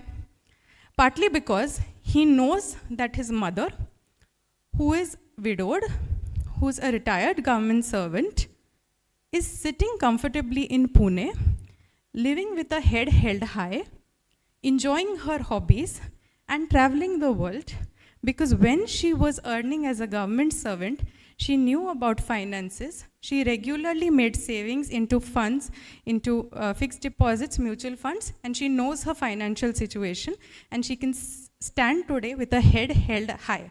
And that's the reason why even sons should talk to their mothers about finances at whatever age. So ये सब तो हो गया, करना है, खुद करना है, पर अभी क्या? So action steps, learn. This is the age of information. You have a lot of books, you have podcasts, you have periodicals, you have websites, go through them, learn about it. Second step, so write your goals. So the basic goals come at the bottom of the pyramid. For your security, you need an emergency fund and retirement corpus. Enough data available online to calculate how much you would need. Just calculate all of that, and that's a no-brainer, that's a non-negotiable thing. How much would you need? Just write it there. And then decide where would you put money for that. The next thing is for stability, say for you want to fund your child's education abroad, and the next is for your holiday home in Goa. So using that pyramid, you write your goals. The third thing is just start. Today, go home, start a SIP, 1,000 rupees per month, kar sakte hain. Make a demat account, make a savings bank account, make a FD. Just do it, na? And if you already do it, then make one for your buy at home. Karo na, sit for 1 hour instead of watching the cricket match on television. So the third thing is you take action. Also calculate how much is the tax. Do you own a house? If not, you need to arrange funds for that. Do you need a car? Which car? How much funds do you need for that? Do you have insurance policies? Health insurance, term insurance, are those in place? Do you have, how much do you want to invest for conferences, time and money? And how much do you want to invest in your hospital or your profession? And the last thing you would question, do you have any loans on head? Is your credit card billing more than you can swallow? And have you planned about your tax saving? Basic things you can start up with, and then the ball gets rolling. So to conclude, I hope that this talk today inspires the women out here to start their investment journey today on their own, and for the men out there to make the conversation in the house with all the ladies in your house. Thank you so much.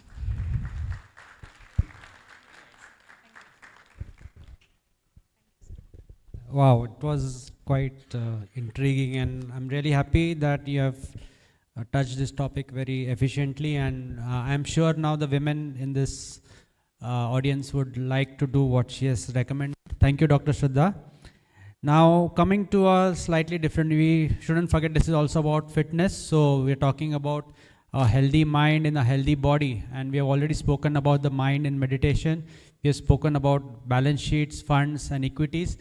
But we need to have a healthy body for that, and we have one of the most exciting gentlemen here, Mr. Nishan Bharadwaj, who he actually runs in this costume when he runs for marathons. And so he's going to talk about becoming the top 1% in life and work, which is, I think, an amazing goal to have. But before I start, Nishan, I would like to hear a comment from Kerur madam, because we just spoke about women empowerment, and she wanted to, was very eager to comment on few things. Let's hear from her. She is a successful practitioner, and she's gone through all this in her life. She's already knows most of these things. Let's ask her about her experience in short. Yeah. Well, first thing I would say that as she just told us, we ask our brothers and fathers, and I think mothers and sisters can also guide you as well. Secondly, we are three sisters. My father was very open. He educated all three of us. All of us are doctors and doctorates. So basically, it starts from home. Mothers can first empower their own women. Fathers can be a part of it. Your husbands can be part of it. Your sons can be part of it. So education starts from home. And all of us need to be financially independent. We are respected only if we are financially independent out in the world. See, the rural areas may have a problem regarding and asking for help. But as a practitioners, I think all of us are aware that we need to have a good look at our own finances, save as well as invest. So that's my basic call. I think all of us, whether we are housewives or women in other fields, we need to save. And as she rightly pointed out, Sudha Krishnamurti was the one who gave the money to Mr. for Infosys. So it's a great thing. That is what we are taught. It's begin like that. And I wish everybody well, invest well. Thank you, madam. Thank you so much. And now we come to Mr. Nishan Bharadwaj, and he's going to tell us about his experience about fitness and how to become the top 1% in life. Thank you. Thank you so much. In a room full of doctors, I think Dr. Nikhil and Dr. Neeraj have a great vision to invite me here. So just starting on a very light vision joke. Didn't get a response, but that's okay. So my name is Nishant Bhardwaj. If you have seen this picture or many other pictures like this, I run full marathons, that is 42 kilometers in suits. It's not a costume, it's a proper suit. I wear business suits. And the idea behind that is to create a message of awareness that, you know, despite the constraints in your business life or your personal life or professional life, you can still take out time for your own health and fitness. So, will you be moving it? Just give me a second. I think कुछ भी नया शुरू करो तो थोड़ी hiccups होते हैं, which is a great way to. No, I have various suits, not the same suit. This one? Okay, I've been given 12 to 13 minutes, so 30 seconds हम add कर लेंगे उसमें. Yep. All right. So a bit about me, why when I say that, you know, you can become the top 1% in your life and business, I also want to say that, you know, I have been through the journey, so I can confidently say that it works. So I'm a vice president in HDFC Group. I head the digital business over there. I've done more than 300 half and full marathons, many of them in various suits. I've been running full marathons. That is, marathon, by the way, is a 42 kilometers and not a 5 kilometer or 10. So I run 42 kilometers in suits, and I've done also 9 full Ironmans, full and half Ironmans around the world.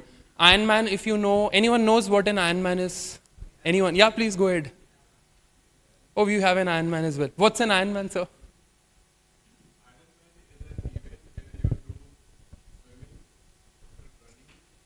Yes? Cycling, yes. So you have to do 4 kilometers of swimming in the ocean, followed by 180 kilometers of cycling, और उसके बाद फिर 42 kilometers का आपका marathon start होता है. So it's like a full day event, and it's considered as world's toughest endurance event. India में hardly 1,000 people have done a full Ironman. Your favorite running ambassador, which is Milind Suman, had done it in 2014-15. So I'm glad, you know, some celebrity went ahead and do it. Saimi Kher, who's also an actress, she also did a half Ironman, which is half of all that. So उन्होंने भी किया था. So I've done 10 of them. Also, I'm a top 5 Ironman coaches in the country. Plus, अगर आप Instagram और YouTube पे हो, LinkedIn पे हो, तो I'm also a content creator. Just to create, I would say not a content creator, I'm an educator. I've been talking about health and fitness and its importance in everyone's life. So you can follow me. I have the numbers are there. So quick question. Can you identify any of these leaders and what's common in between them? Anyone? Quickly, first one. Yes, N. Chandrasekharan. He's the chairman of Tata Group. Second one, the new age entrepreneurs couple, Vinita Singh of Sugar Cosmetics. I'm sure half the audience in this room also uses some of the products. Sugar Cosmetics. What's his name? Aditya Ghosh. He's the earliest CEO, president of Indigo Airlines. He was one of the founding members of Indigo, and now he's the founder of the Akasa Airlines. He's the founder and chairman of Akasa. This one, they are doing like really good stuff these days. He took an interview of Narendra Modi ji day before yesterday. Nikhil Kamath of Zerodha, and of course the jacked guy here. We are also his customers, Amazon, Jeff Bezos. What's common between all of them, and of course Twitter's founder, Jack Dorsey, in सब में common क्या है कि they are all fitness oriented people. Most of them wake up at 4 o'clock. All of them are either marathoners or they spend a lot of time in the gym while running $100 billion companies, 10 billion, $100 billion companies. So all of them are into health and fitness.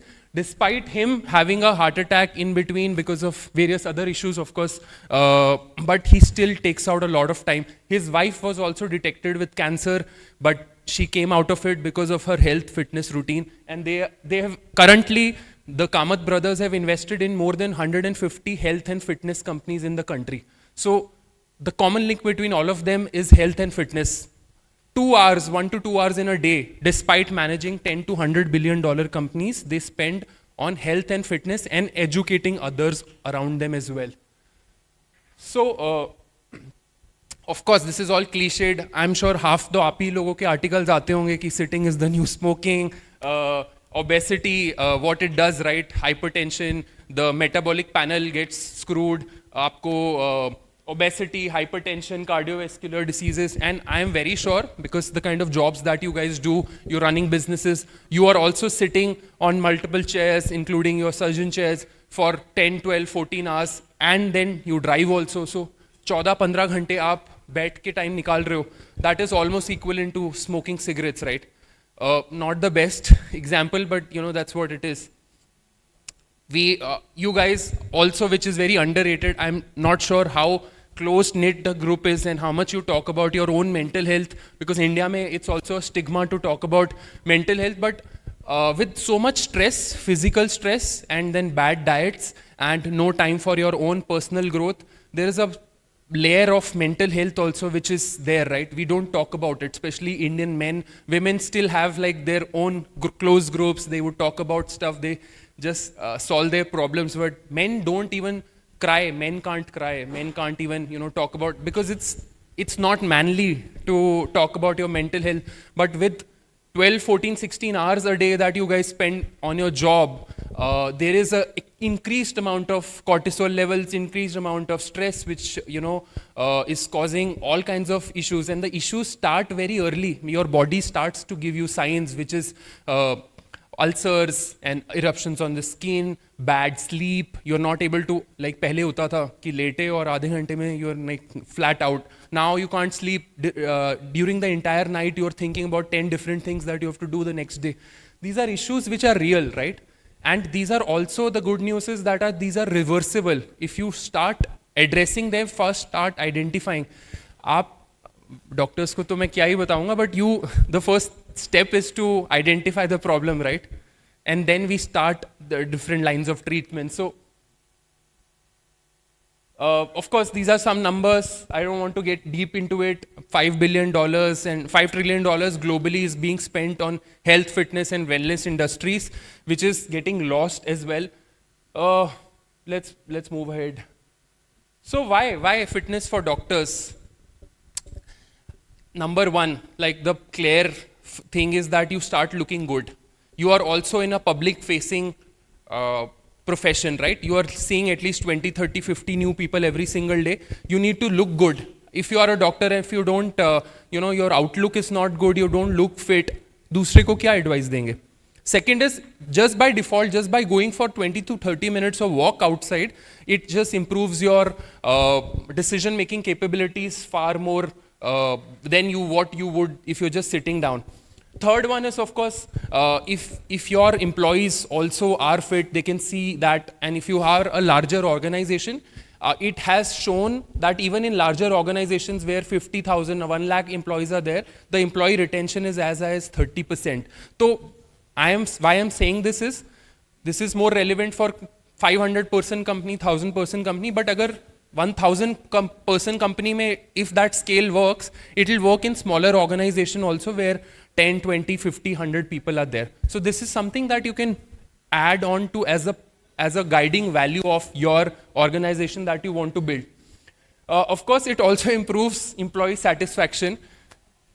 आधी से ज़्यादा game किसी भी business में, especially small businesses में, about retaining employees, right? It is so difficult to find new people, train them, and then make them, perform at a level where you want them. So that takes like 6 to 12 months. That's a cost to the company. So if you can build some kind of health program, fitness program, why are we here, right? Why are we talking about all this? Because all of these small little things that can add value to you, that starts creating awareness, can also happen to your employees, your compounders, the people that work for you. This will improve all of that. So क्या करना चाहिए? अभी 2025 में सब ज्ञान तो बता दिया कि बहुत प्रॉब्लम है लाइफ में, फिटनेस की नहीं होगी तो स्ट्रेस होगा, ओबेसिटी होगी. These are some of the actions that you should do. I have a rule which I called the 250 fitness rule. I've been talking about it. I am also coming out with a book. My book, it's called Marathon in Suit, Becoming Top 1% in Your Life and Work. And I'm giving a framework of 250 fitness rule. But मैं आपको nutshell में बताता हूँ. 250 fitness rule is basically just taking out 5 hours a week for your health and fitness. Just 5 hours a week out of 168 hours, which is less than 2%. And multiply that by 50 weeks in a year. सिर्फ 250 घंटे, 5 hours in a week, 50 hours in a year. 250 hours में you can run full marathons, you can lose 15 kilos, you can start gaining weight, muscles, you can even do a half Ironman, for example. So I'm telling you from experience that if you just start taking out some time, by default in 250 hours in the entire year, मतलब पूरे साल की बात कर रहे हैं, it's just 2% of the entire year. We always talk about time नहीं है ये क्या कर सकते हैं मतलब I don't have access to the gym, I don't have time. That is the number one reason which people give. But you just need to give 5 hours in the entire week. Saturday, Sunday एक 2 घंटा निकाल लीजिए. Go work out in the evening, work out in the morning, and during the week if you can take out only 30 minutes and 5 days if you work out, that's 3 hours, and weekend it's a couple of more hours. One day you come take full chutti. 5 hours is the minimum that you can do to your body. Then अगर आप अपने आप को साथ goal set करोगे ना, I want to lose like 5 kilos, that's never going to work. If you set yourself a bigger goal that I want to run a half marathon, so many of my friends do marathons, and we are in Bombay or Maharashtra, the running culture here is amazing. So set yourself bigger goals कि 15 kgs lose करना है या half marathon भागना है. Then that is exciting enough for you to get up every single day and show up for the next 3 to 4 months, and you will be able to achieve it. Best thing is, like you can see, join a community.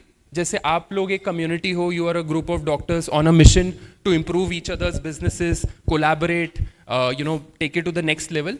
You should join a community of fitness enthusiasts. It could be yoga, it could be running, it could be gym, it could be anything.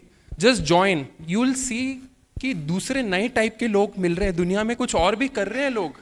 हमें क्या होता है ना, when we are in a profession, we are always like wearing that घोड़े वाला जो process होता है, right? We are always focused on that one thing.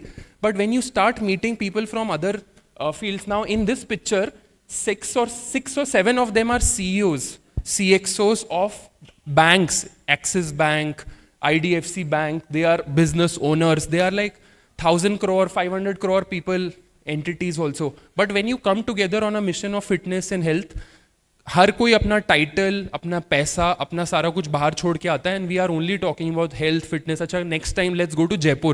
Let's do a Jaipur marathon 10K. Let's do Navy half marathon. Let's do this. You'll start seeing like a community coming together where by osmosis you will learn a lot of new things that you thought that you didn't know, and by default you will start becoming better. So my recommendation is कि जाए Zumba join करो, gym, Pilates, जो आपको लगता है वो करो. और lastly, start sleeping for at least 8 hours. There is, I should not say this to doctors, but 7 to 8 hours is the minimum. That is the best form of recovery. Start getting in your bed by 9, 10, whatever is your schedule, and then try to sleep for 7 hours and start measuring your food. हम हर चीज़ को, चाय को, वड़ा पाव को, इन सब चीज़ों को इतना lightly लेते हैं, but these are all 1 hour workout के बराबर की चीज़ें हैं. So if you start measuring your micronutrients, macronutrients, it will go a long way. So that's a little bit about what you should start doing. Happy to take any questions. I promised, and I kept it in 11 minutes. We have 4 minutes to answer any questions. I know this is a very different topic than all the other technical topics that we've had. Sorry? So basically, ma'am wants to know, even if we run in a dry fit t-shirt and shorts, we get chafing. Yeah. So how do you run 42 hours in a suit without chafing? So actually, no, it's the same suit, same kind of suits, normal Arrow and Blackberries and of the world. I have to wear a tri-suit inside. Tri-suit is like a body-hugging suit inside, so that it's like a full body suit, and so that helps. So it makes it even more difficult because now I'm wearing 3 layers. I'm wearing a tri-suit, then a shirt, and then the proper suit, so that it just becomes more hotter. But I do it science based. I measure my sweat rate, I measure the climate, and then how much water, how much hydration, magnesium, zinc and potassium would be needed to sustain for 42 hours, 42 kilometers, which is around 4.5-5 hours of running. Or Bombay mein actually, it's Tata Mumbai Marathon is coincidentally next week on 19th. So it gets hot. By the time aap 10:30 baje finish karte ho, it's almost like 33-34 degrees. So it's tough, but that's the idea. Ki despite the constraints in my life, I can do it. तो आप 1 घंटा तो निकाल ही सकते हो, एक 4-5 घंटे तो निकाल ही सकते हो पूरे हफ्ते में. Very nice. Super. Any questions? Any other questions on? So Nishant, we have a strongman in our community, Dr. Anand Kumar. He has run strongman. He's here. Wow. So I will ask him to share his experience in short, and maybe you can, sure. join him in your comments. So Nishant, nice to see you. So I tricked them into believing that I have done an Ironman. Actually, it was a half Ironman. I did it about 3 years back in Goa. Yeah. We heard a wonderful talk from Nishant. He's a very well-known figure in our circle of endurance sports. And I predominantly started with running, but probably Nishant was one of the inspiring figures for me to to take up triathlon, and I almost joined his coaching for triathlon. I don't know if he still has that Trifentry group, but probably then he relocated to some other place. So Nishant showed a wonderful slide about what are the benefits of running or endurance sports to doctor. He mentioned about looking good, he mentioned about inspiring other people. One of the biggest benefit that I personally got, and it would be relevant to all of you, by practice बढ़ जाती है आपकी. So because I run a lot, I run regularly in Kharghar, and Kharghar has a very big running community.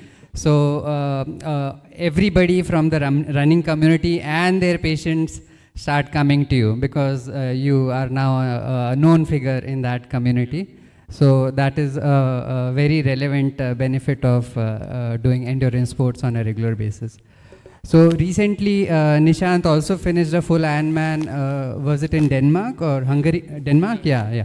And he, like he mentioned, he is one of the top triathletes from our country, and a very good, inspiring and motivating figure. And he is recently ventured into content creation, and we see him on YouTube, Instagram. Recently, he had an interview with Nikhil as well, and that also became very popular. Thank you. Nice Thank to have so you much. here, Nishant. Thank you for giving me this platform to speak to such accomplished people. You guys are doing amazing work. I think just like your profession, as well as fitness and finance, everything requires a long-term thinking. So if you remember anything from today's talk, is that have 50 to 60-year-long goals about your wealth creation, about your fitness, as well as your practice. Because I think by 40, 45, all of us reach a stage where we have enough money to be able to not think too much about it. But once you reach complete level of freedom, what do you do? What keeps you motivated? You need to have goals which are driving you for the next 50 years. Probably you'll retire at 60, 55, 60, or never. But you need to be able to get up. At the age of 80, I know so many people, friends of mine, I call them my friends, who are my mom's age, 62, 63-year-old lady, Taru Mateti, she's 63 years old, and she runs 100 milers, 161 kilometers, and she's an accomplished IT professional. She would be earning in crores when she was working. But now she runs 100 milers, 160 kilometers. रोज सुबह 4 बजे उठते हैं, husband, wife. Husband is a brigadier in the army, retired again. So they're living a life of passion, not dependent on anyone. So if anything that you remember from this talk today is that just takes 250 hours in the entire year, 5 hours a week, 50 hours a year, 250 hours in a year, and you can completely change your physical and mental self. So that's about it. Thank you so much once again. Continue to train, endure, conquer in your lives. Thank you. Thank you, Nishant. So that's how you become 1% in the community. But if you want to become 0.001%, then you should wear a suit and start running. I think I don't recommend that to everyone because of the temperature fluctuations. And I also like Anand's very relevant comment that you can achieve both fitness and finance by running. So just by running, you make more patients. So I think that's interesting. So now we come to the next very interesting topic, that's acquisitions in ophthalmology. We all are aware that most of the big practices have been taken over by corporates. They are buying out practices. They are looking at their EBITDAs and everything that Dr. Nikhil also spoke about, and how they could, how we can reach that particular level so that somebody comes to buy you and you can retire early. And we have Dr. Mahesh Uparkar. Mahesh, please come. Who is from Prism Eye Institute in Panvel. He and his partners, Dr. Rahul Bailey and Dr. Preetham, recently sold their practice to a bigger group, ASG, and how they went about it and how did they attract ASG in the first place, and few other experiences which might help you to do the same if you are interested in doing so. So I hand over the mic to Mahesh Uparkar. Thank you for coming. Thank you, Harsh.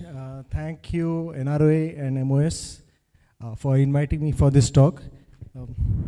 Before I begin this talk, I think it's a wonderful talk about fitness, because the F and F also includes fitness, family, friends. I think some of the happiest times that we have or we recollect in our lives is when we had very little money in our undergraduate or postgraduate days, and yet we had the biggest laugh, biggest smiles on our faces. So money is important, but I think having the remaining F and F, friends and family, is even more important.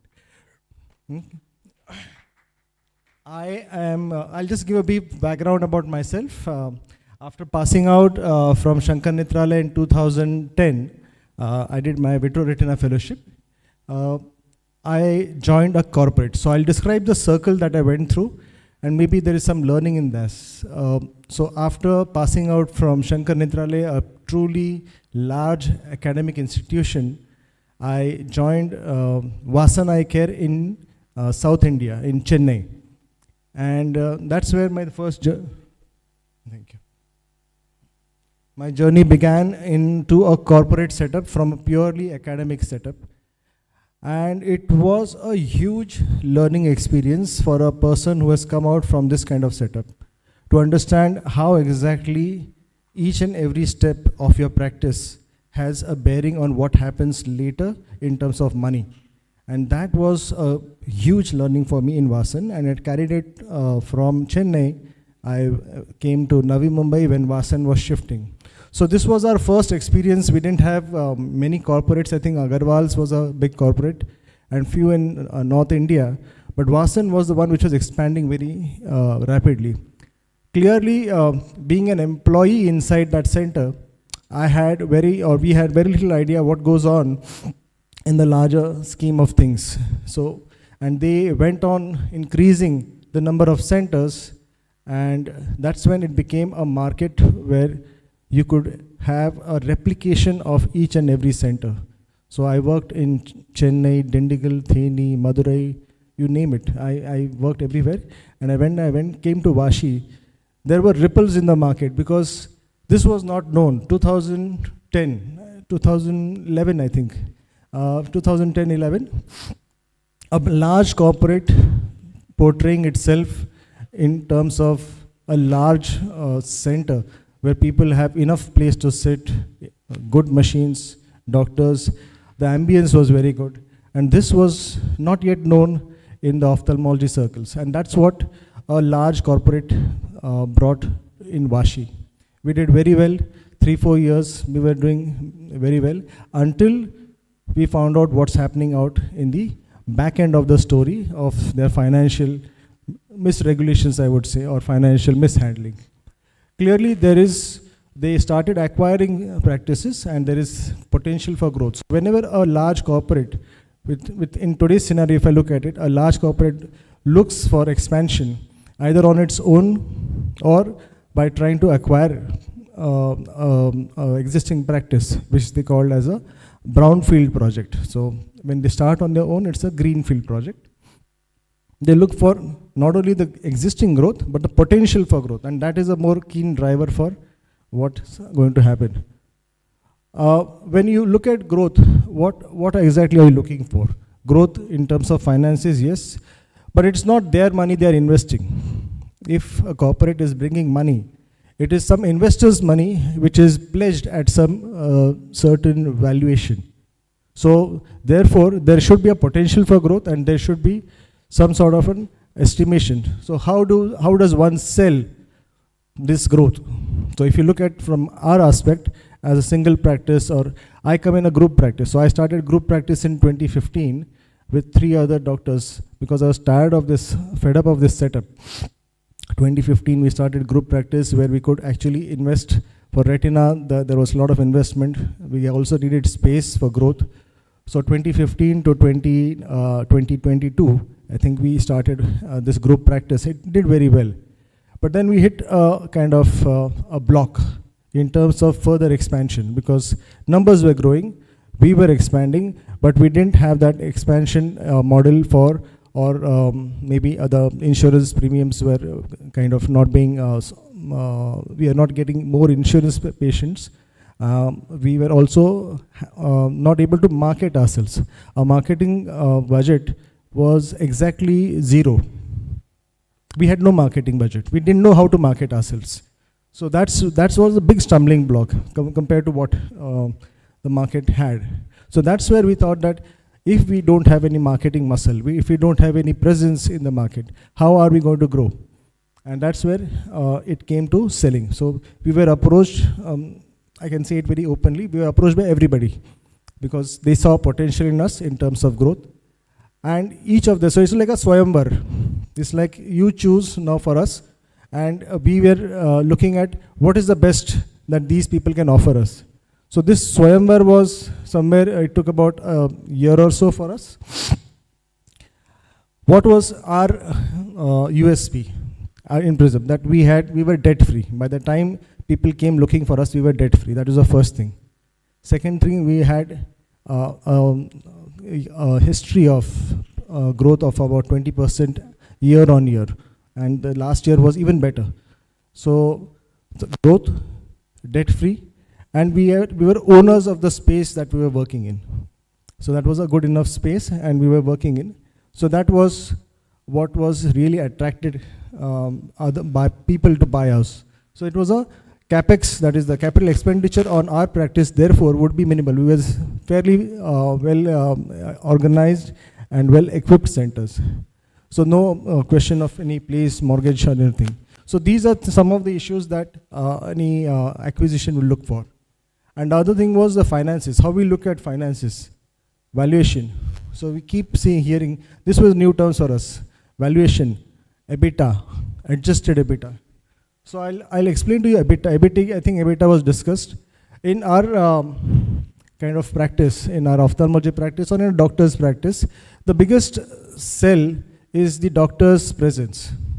That is what we miss. So which means if I were to grow, my presence is needed for that growth. It cannot be, you cannot be substituted, which means the myth that if I sell my practice, I'll work less. I want to break that myth.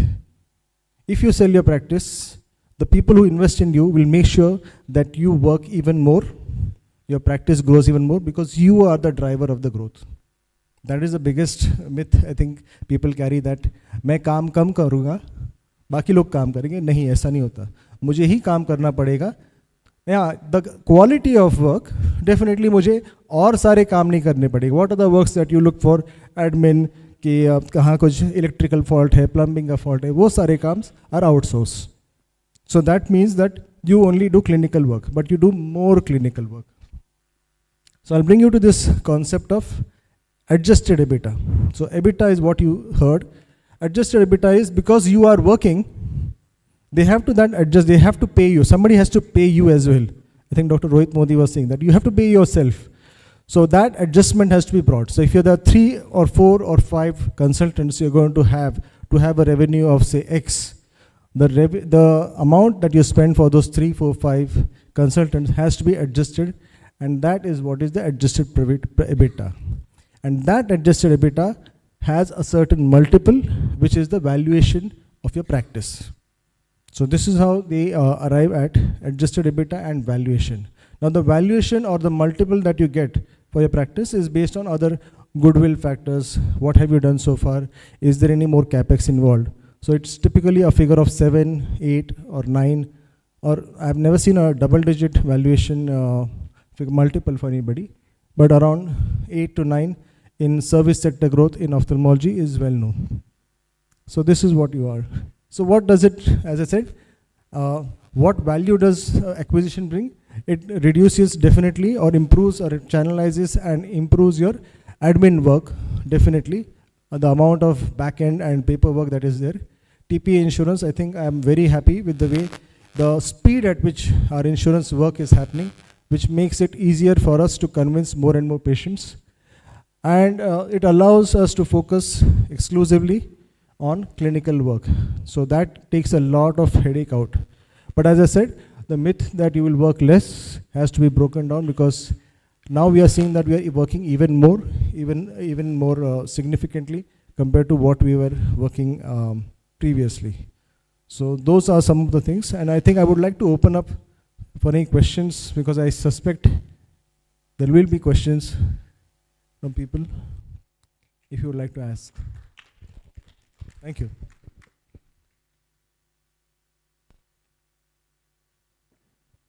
So Mahesh, what do you think they are looking at? I mean, what was the point, apart from obviously the the work was outsourced and those kind of things, but at the end of the day you are working more. At this age, working more can become a challenge. Secondly, the growth they have estimated and the kind of the finances they will be providing you, would it match your expenses and the other things that you may have planned according to what we discussed today? So what is that tipping point that brings you to this decision? And you obviously spoke of how you reached there, but then taking this kind of decision, what is the tipping point, and what did you look at in terms of finances that they gave you initially or later or whatever? Thanks, Harsh. It was also an emotional decision for all of us, and looking at it, I think I would say it was the connect. As I said, it is a swayamvar. It is more of an emotional. Financially, more or less, most corporates will offer around that same figure. In fact, I'll give you a short anecdote. I consider Dr. Debashish Bhattacharya my mentor. We all consider him, the three of us. So when these corporates started approaching us, I went to Dr. Debashish in Kolkata. I called him up. I went to him, and Debashish sir was someone who guided me very well. So Debashish sir took me to his chamber, got his finance person to look at our finances, and then told Kimesh, this is what you should look at, this is what you will probably get, this is where you are stand. And then you take a call. So in fact, I am not ashamed. I said, Debashish sir, you come over. I asked Debashish sir, you buy my practice. So this was the kind of thing. But he refused. He's still a mentor. I still hold him in high regard. What was important is for tipping point, as you said. Tipping point was the emotional connect. I think the finances we were really certain what we were about to get. The tipping point was the emotional connect. So being a corporate, ASG is managed like a corporate. But I thought we had an instant connect with the top leadership of ASG, which really made it comfortable for us to speak our mind out. And as you were saying that how were you introduced, we were introduced to ASG through a common friend. And that made it easier for us to interact with him and speak out openly about our misgivings, our concerns when acquisition was taking place. The other important point was, this was the only practice or corporate which gave us the option of having securities. So which means that if there is a wave which is going to bring you onto a crest, you don't want to be left out. You want to ride the crest. You want to ride this wave with the whole thing. So therefore, this crest is where the whole game is valuation. So if you want to ride this game, you want to sit on the crest while it is taking you and not look back, oh, ye to chala gaya, ye wave chala gaya. So securities option is what brings you on top of the crest. You run with the hair, you don't stay back.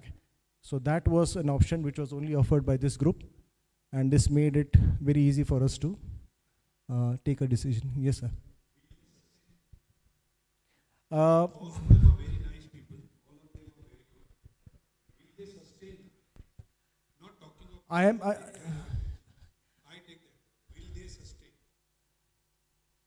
So this, I think this is a common question. How will you convince there is another lot who are totally against it or who are not? How will you convince them that this is the right thing? Means, is there very pro or very good things for this? For others who are not doing, they are losing something? No. Sometimes we are unaware. A person who doesn't know the stock doesn't mean stock is not good. Those who are not knowing is a very good thing there, why people are doing this. See, practice acquisition is, it is not the be all and end all of sir is asking or what you are saying. Will it sustain? See, I started with this caveat that our practices are still doctor based, which means the doctor still has got to work. So will it sustain? If I will sustain, let others be there or not be there, I will sustain myself. That is the first thing. So this is the contract is usually about 5, 10, in some cases I've seen now 15 years of contract. 15 साल तक अगर मैं रहूँगा और उसके बाद भी मैं रहूँगा तो मैं तो रहूँगा लेकिन it's not a question of individual practice, it's a total organization. Will they sustain? I have a doubt whether the amount of money they are spending to you and me, the return which they are expecting, I don't think they can sustain. They can give whole things and complications.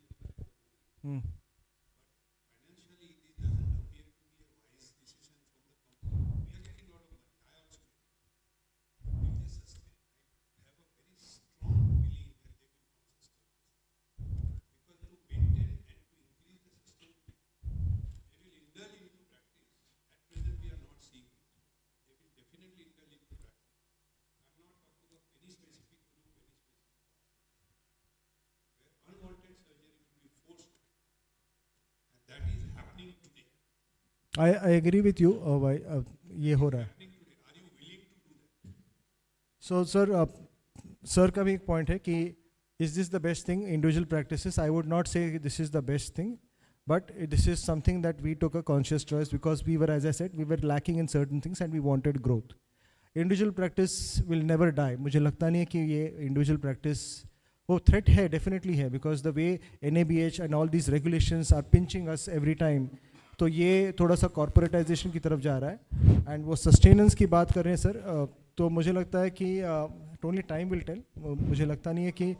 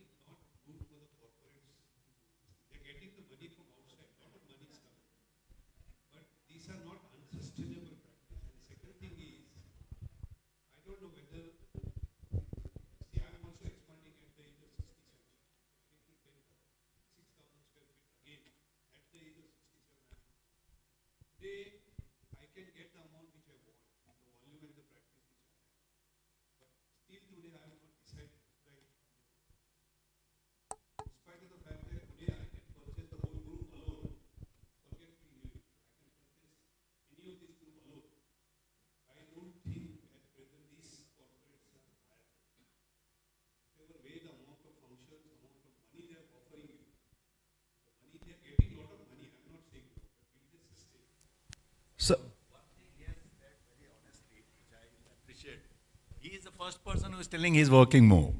Rest, other people I met, they said we are in a retiring mode. Means, we have left it because we want to retire. I have heard first time that he wants to.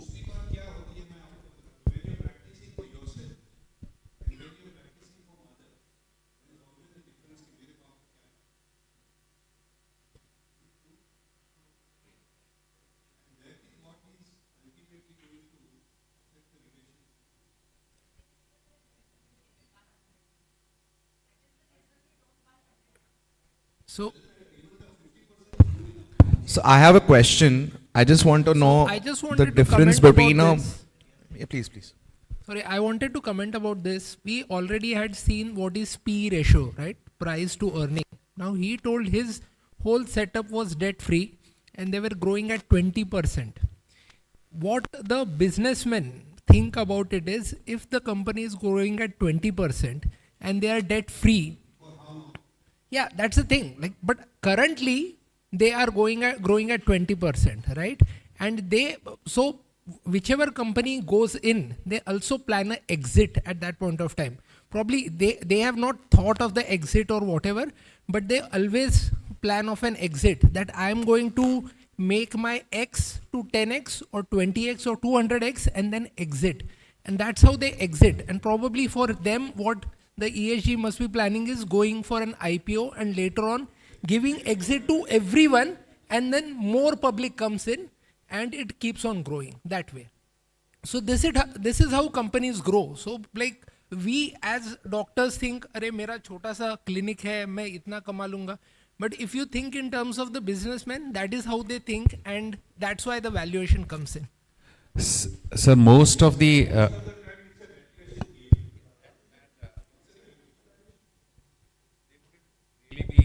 going for practices which are not debt free and all, they would be looking at only those kind of practices. What is happening is that the general startup culture is coming in, and the market conditions there are different as compared to healthcare sector and specifically to individual practices. So there is an increasing thought process that the bubble is going to burst, because it's the kind of expectations or returns that they are having from these practices is probably not going to happen. So either what RC sir is saying will happen is that we have to start doing, you to meet those targets, you start doing unindicated surgeries or procedures, or then they are going to have to suffer losses.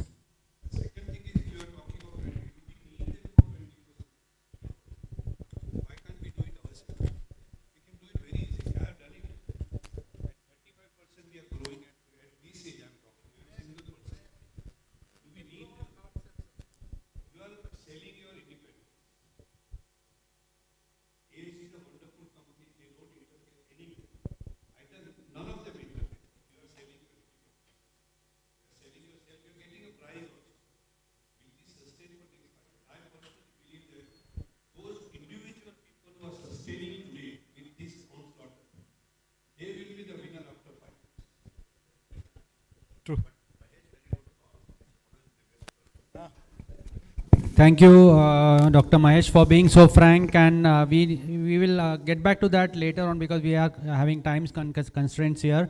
So now we come to our star speakers of the day, and just now you heard Dr. RC Shah sir saying that I can buy any of these businesses. I think at least you buy me first, sir. I'll be ready to ready to sell. But how did he do that, and how did he reach those levels of buying businesses, being a doctor? And only he knows, and he is a very, very famous, popular speaker in our circles on this topic of equities, stocks and shares, and he has done it very successfully. I must remind you that only 1% succeed in stock market, 99% fail, and he is one of those 1%. So he is going to share his experience, and he's let me tell you, a very frank speaker. He opens up everything, he doesn't hide anything, and I love his talk. So I've invited, without taking much time, Dr. RC Shah sir speaking on stocks.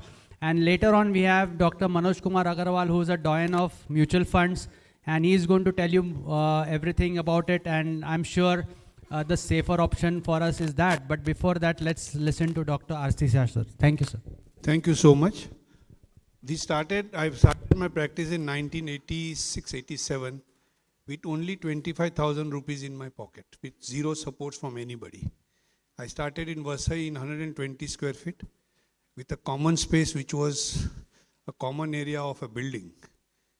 During the staircase, and people used to sit in my waiting room. That was my waiting room. I did not have the money, but there was a passion to do the work. And we always remained ahead of the world as far as the technology is concerned from day one, 1986.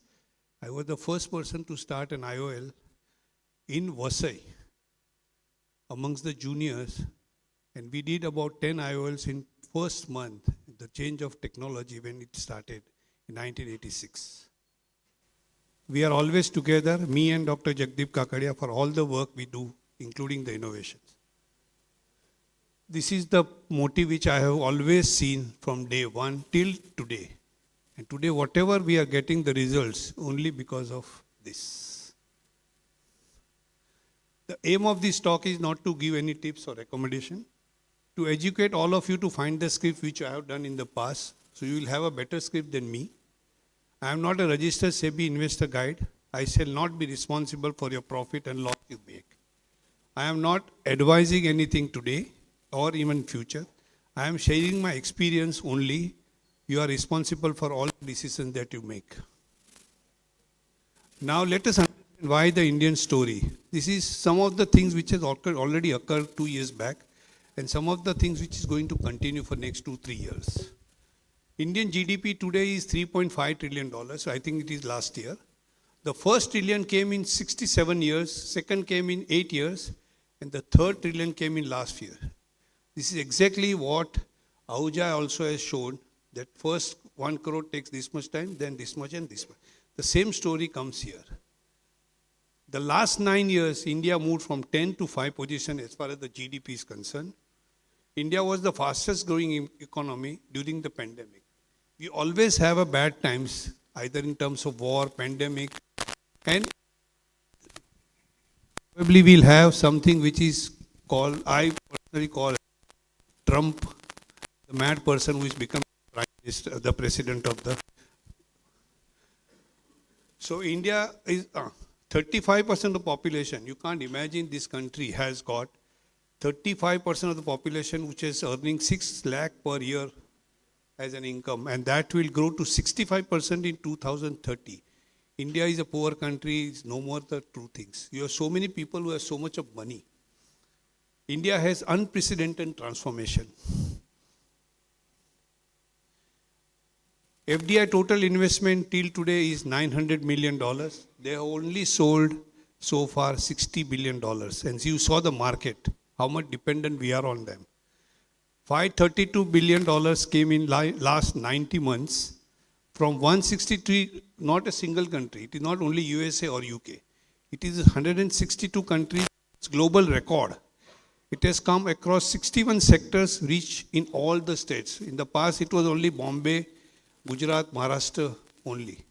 The last SIP flow, which was probably highest, was from UP and not from Maharashtra and Gujarat. And we have a strong leadership for 12 years. Indian stock market milestone, $1 trillion came in on 20th of May, and subsequently it increased to $5 trillion in 21st of May 2024. Now, what are the risk factors which we have today? Why the market is not moving so far? In last 4 or 5 months, the foreigners have sold huge amount of equities. The risk factor is FI is not entering the market till the dollar becomes weak and the bond market in USA falls. And I'll explain to that in details. USA debt today is $36 trillion and it is unsustainable. The biggest problem is not USA. I personally feel the biggest problem is Japan. They are the third largest debt country in the world. And 2 things has happened in that country. One is the currency has become very weak, and the bond market has shown the improvement in the interest rate. These 2 things, when it combines, the country is facing a serious problem. In USA, the debt market, the interest rate has gone up to 5%, but the dollar has remained very strong. So they are not facing so much of problem as Japan will be facing, because it's a small country. Today, USA is paying 70% of the government revenue is paid for interest. They pay 5,000 crore rupees per day as an interest. You can't imagine the amount of interest they are paying. Only positive factor is currency is strong. And the most important, the private capex in this country, that means the amount of money put by the private company into their expansion is very limited as compared to the government, because they are not very sure what is going to happen for next 2 years. So they are not likely to put the money unless the private capex add to that. There will be a definite pause in the bull market for next 1 year. The other risk factor is non-stop selling by FI. We do not know the reason why they are doing it. We don't know exactly what is happening behind. But the two reasons which are there is the return to them is around 8% in United States as compared to anywhere in the world. And that is why most of the monies are flowing back to USA. FII sold 3 lakh crore shares last year. Fortunately, domestic institution bought 5 lakh crores of shares. FII is leaving country because of safe return in USA. If today redemption is there, and if the domestic institution has to sell, who will buy this? Or if any single bad announcement by the finance minister in this budget, the market will definitely fall. So you have to be extremely cautious this year. Last 2 years we are always bullish and we have always worked very well. But these 2 years, I will not return bond. So what you have to look is the bond rate, the interest rate in United States. United States is trapped today. They are trying very hard, but they are trapped. And because it's a large-scale country, otherwise that country would have gone bankrupt easily. It is unsustainable, $36 trillion of the central government. Rest of the debt we are not talking about. FII will not return till the bond returns drops in USA, and US dollar has to fall against all the currency. It is very surprising that in spite of so much problem, the dollar has become 86 rupees. It's extremely surprising. Probably government themselves wants this thing to happen. The positive factors are FII sold FSOP completely by domestic institutions. Last time when they sold this much of amount, the index dropped by 37%. Now it is only 10%. So what we are seeing is there will be a consolidation throughout this year. Don't expect multi-baggers this year at least. Second thing is our debt to GDP ratio is within the control. This is probably the best in the world. In 2014, we had debt of 15 lakh crore rupees. 24, it has increased to 1 lakh 50,000 crores. There is a small mistake in writing. So debt to GDP ratio is 65% approximately for last year. That means the amount of money government has borrowed has actually gone into the system and not eaten away or given into freebies. Positive factors as far as the gross economy is concerned, government spending in infrastructure is very strong and it will increase further. Geopolitical situation is more in our favor because of multiple wars which are there all over. Ultimately, we are neutral in both the sides, so we are balancing very well. They are trying to instigate against the Bangladesh also, which our government has refrained from going into that. Bangladesh problem is going to help us in a big way for next 2 to 3 years, especially the textile industry. Once the war are over, oil price will definitely fall sharply. I expect that this oil will fall $10 to $15 per year. So today if it is 75, it will go to 60. And ultimately it should settle at about 30 or 20 in next 5 to 6 years. There is no choice with them. Even if they close the tap also, this cannot go. Because very few people are buying, the growth is less. We are converting everything into electricity. So other opportunity is the one who is generating electricity. This is how you have to link. Now, always in the beginning I was not good, but now I understood the consumption. Whenever I want to invest it, I select the industry which has got a consumption. Consumption means biscuits, you are going eating daily. Car, you are going to buy new cars. New people will enter. Same concept which is there, where recurrent incomes are there. Your undergarments is going to recur. This is how we picked up the things. We picked up the last was Shakti Pump. I think the whole Ophthalmic Society has made more than 30 to 40 crores. Not that anybody has appreciated except 2 or 3 of them.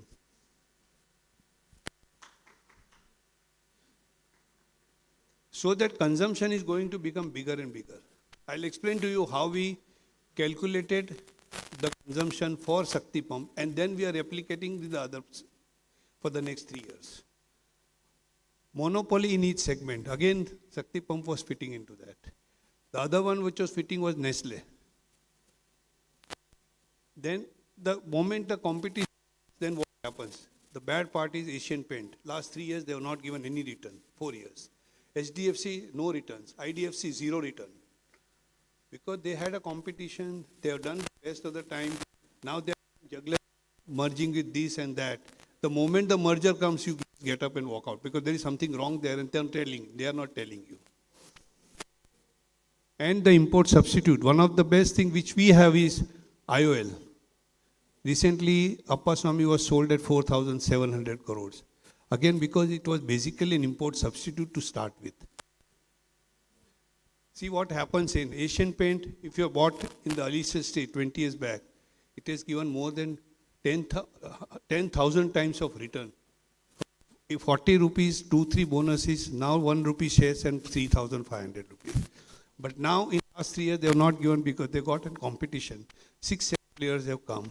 So they have done the best of the things. So if you have invested earlier, for 10 years, probably you never get that much of money, which probably you will get it now. So Asian Paint story is over. The undergarments again, you see the Padman movie. And 60 to 70% of the Indian populations were not wearing any undergarments. And then the awareness came. The page industry started. We bought it at 800, it went to 50,000 rupees. That is the kind of selections you have to do early. Wait for 5-7 years. And you see the return, you get it. Next one is pump and solar pump. I have a very good study report on this, which will help you to select any other than Shakti Pump in other field. Again, consumption story you see, automobile mein Hero Honda, Bajaj, TVS, Suzuki, MRF. MRF was 800, I think is not there now. One of my colleague in Pramukh Swami Hospital, Anand knows him very well. He bought, when he was in school, the father was giving him money.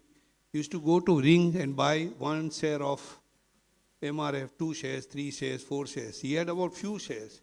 He sold at 1,50,000 rupees and bought a nursing home of 4 crore rupees. That is the type of compounding he has understood when he was in school. He knows about it. Dr. Jinis, he knows about it. Then came the cement. India was growing in the beginning. So much construction was going on. ACC, Gujarat, Ambuja, them have given. The best was Sri Cement. This was the one. This thing told me at 800 rupees when I went to meet him. He said, this is the best of lot. I did not have much knowledge about this. From 800, it went to 30,000 rupees in 10 years.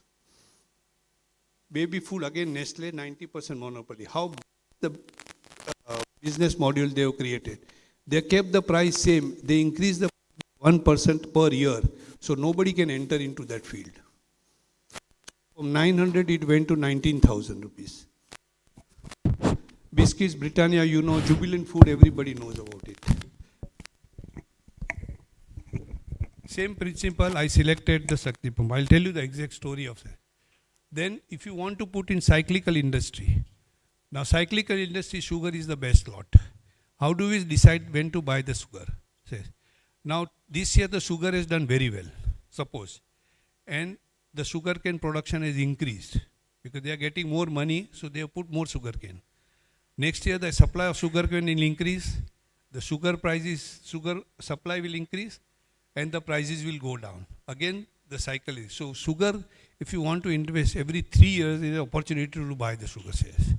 This is how the cyclical works. Then comes the iron. Iron had the best time for last 10 years. We tracked the whole record. From 85, it went down to 45 today. So what I decided that I will buy the shares which are used iron. And Shakti Pump was one of them. They were 40% cost of the pump was steel. Now, if you are, suppose you are selling a pump at 3 lakh rupees, 40% of that comes to 1,20,000 rupees. you have profit margin of only 3%. Now this has gone down. So you have saved almost 40,000 rupees per pump only by consuming less cost steel. So that 30,000 will be added to the profit. So from 3% it went down to 15%. The price of the share was 100 rupees, went down to 8,000 rupees.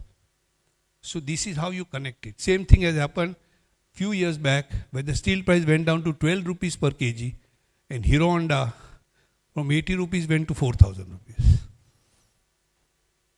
Copper is there. Silver, I found out during the pandemic, we bought it at 30,000 rupees physical and now it is 93,000 rupees. It can go up to 2 lakh rupees very easily. We are also searching one more silver, I'll tell you now, which is going to be next silver in next 5 years times. Then the gold, the first one which I am banting is tin. Tin did not have a long run till today.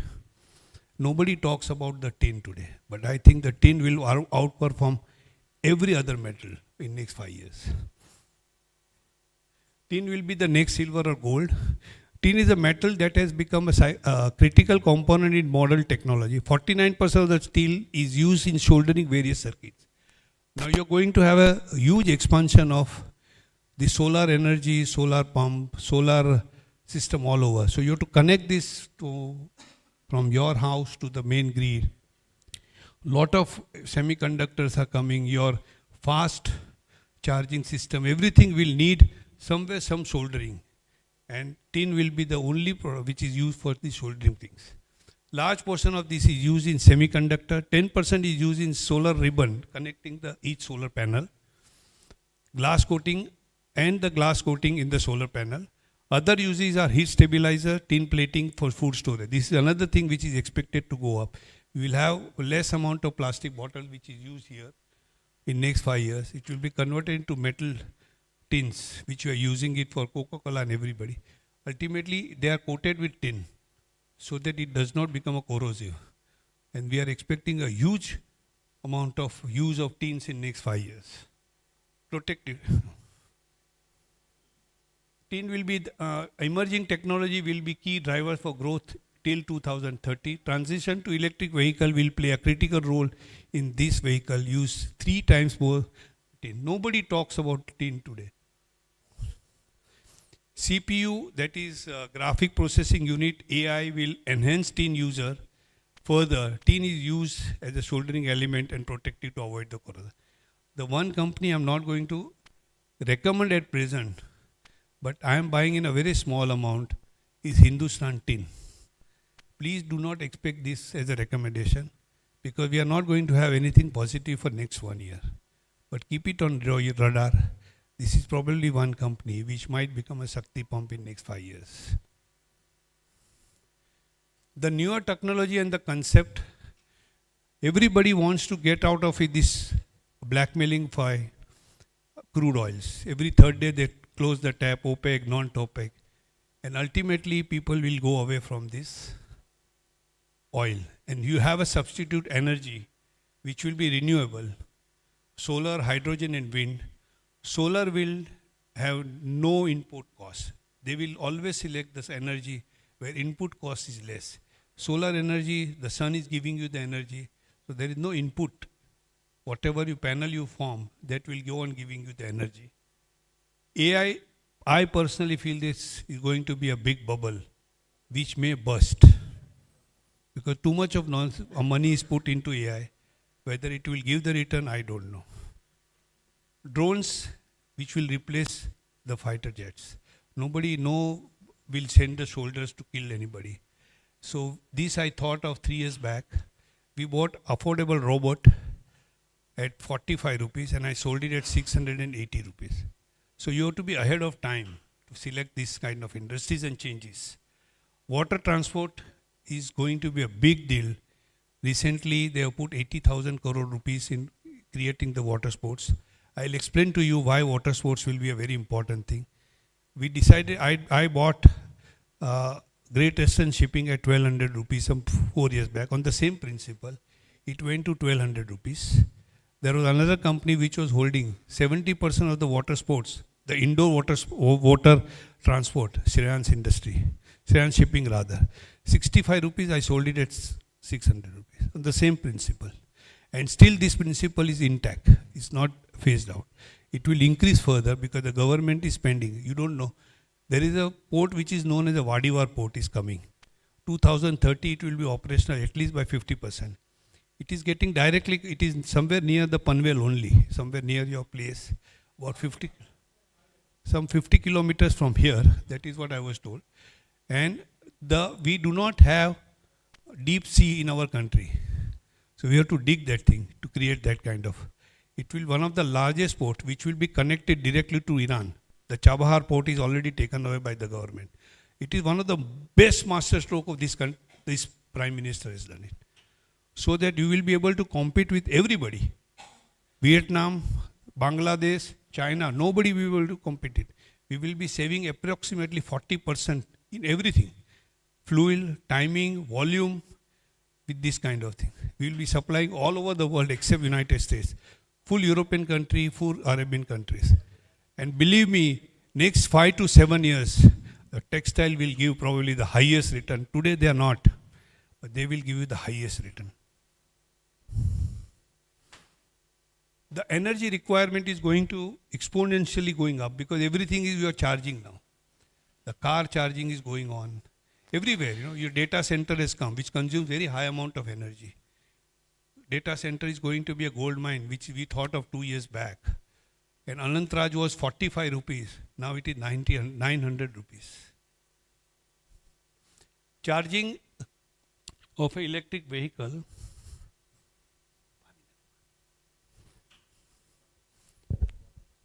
Semiconductor chip making will require a lot of energy. Hydrogen also will require a lot of energy. Household consumption will go up as all of us are using a lot of appliances. Even the rural places, you will not believe, we have bought 1 crore 35 lakh air conditioned last year. 1 crore 35 lakhs. This country. Washing machine is coming up. Dishers are everybody using it. So ultimately electricity, and you can't go on burning the coal to create it. So you have to find out the alternative source. And the Pradhan Mantri has already given 1 crore of household to get converted into solar energy. Solar will be ultimate source of energy. We will have a huge advantage like African countries because we have a long lasting solar exposure hours. Here the Europe will fail because they don't have so many working hours. So that is another big competition. We have an advantage as compared to the other country. Pradhan Mantri, I already told you. Now this is another thing. When you decide to buy any script, don't jump into it because the timings are very important. Let me tell you one concept which I have seen 6-7 years back. The worms they are going to convert into biogas. So all over the land they will employ the worms which will convert some amount of wastage into a biogas. I jumped into this because the concept was novel and very good. But it took 6 years to establish things. I bought it at 10 and 12 rupees bed mutha. It went down to 2 rupees. Moment it came to 10 rupees, I sold it off. Now it is 800 rupees.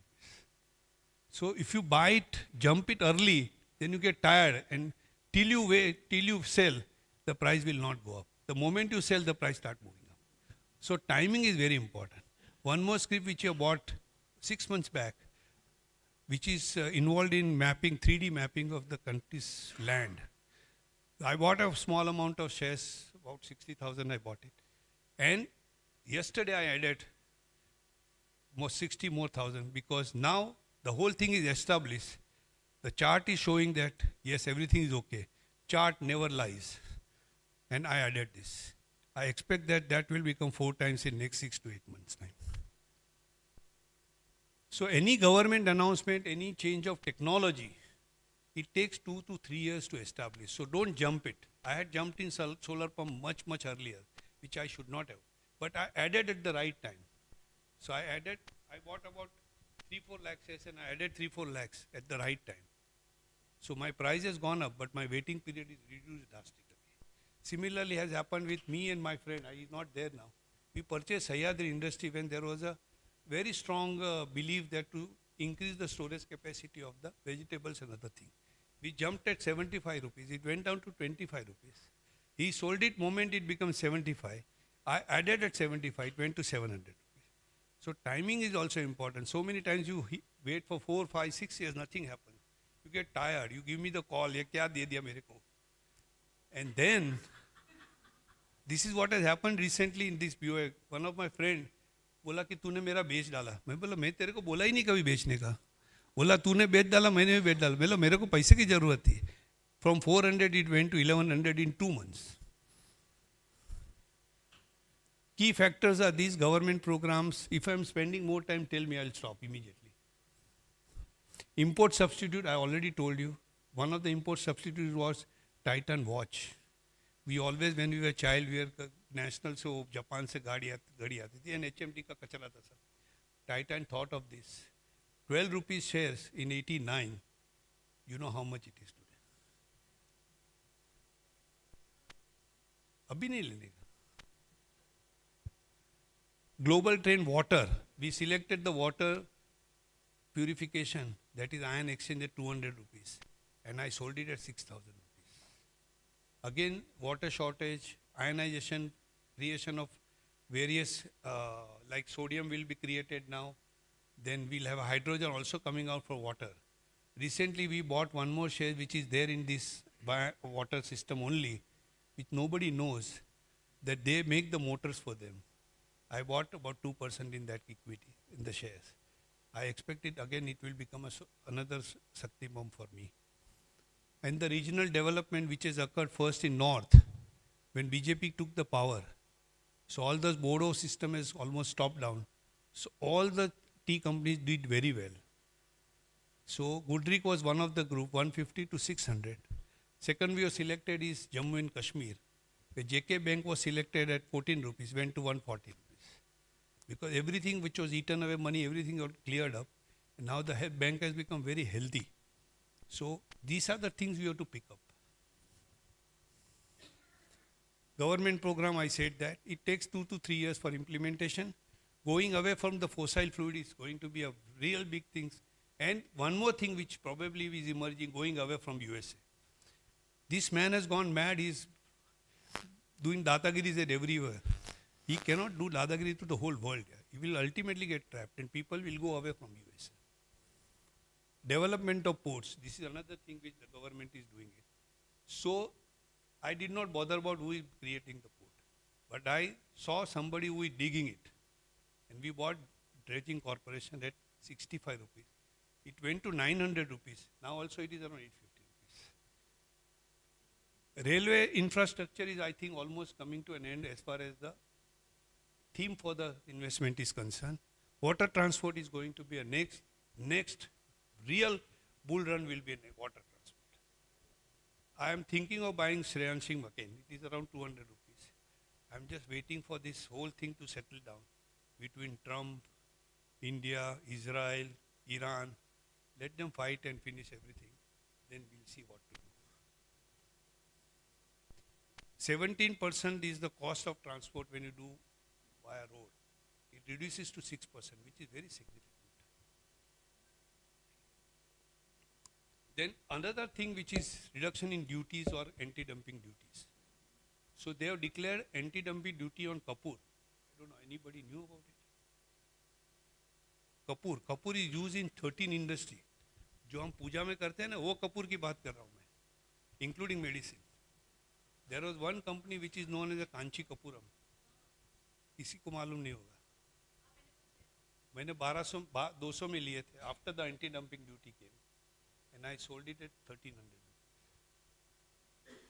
They have recently declared, I think, anti-dumping duty on polyester staple fibers. Yesterday or day before yesterday. So we are thinking of buying some of these polyester staple fibers for next 2 to 3 years.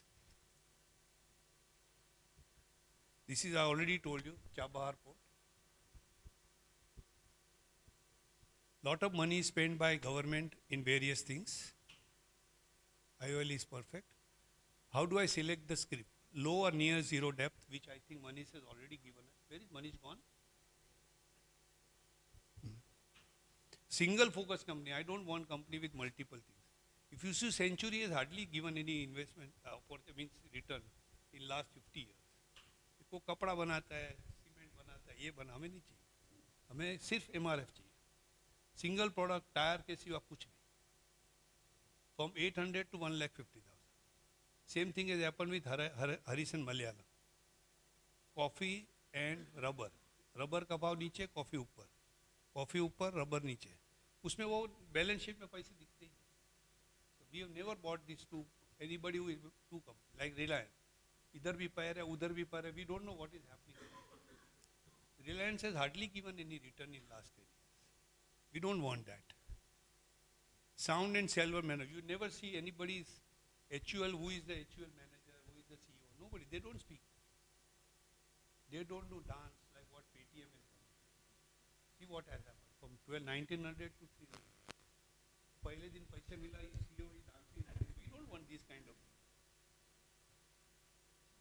And second thing is, somebody was talking about the dividends here.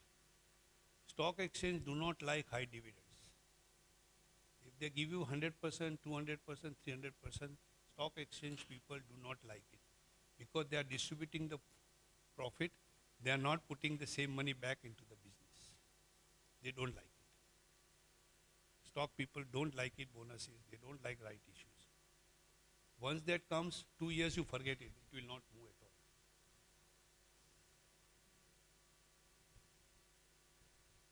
This is already there. Now this is how, if you have a time of 5 minutes, I can explain. 5 minutes, okay?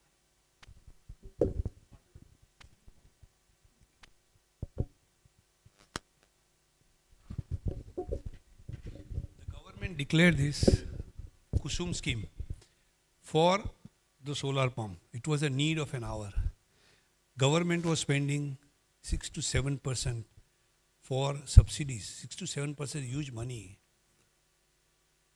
That was spent to subsidize the pump used by the farmers. They cannot neglect them because they are the source of vote.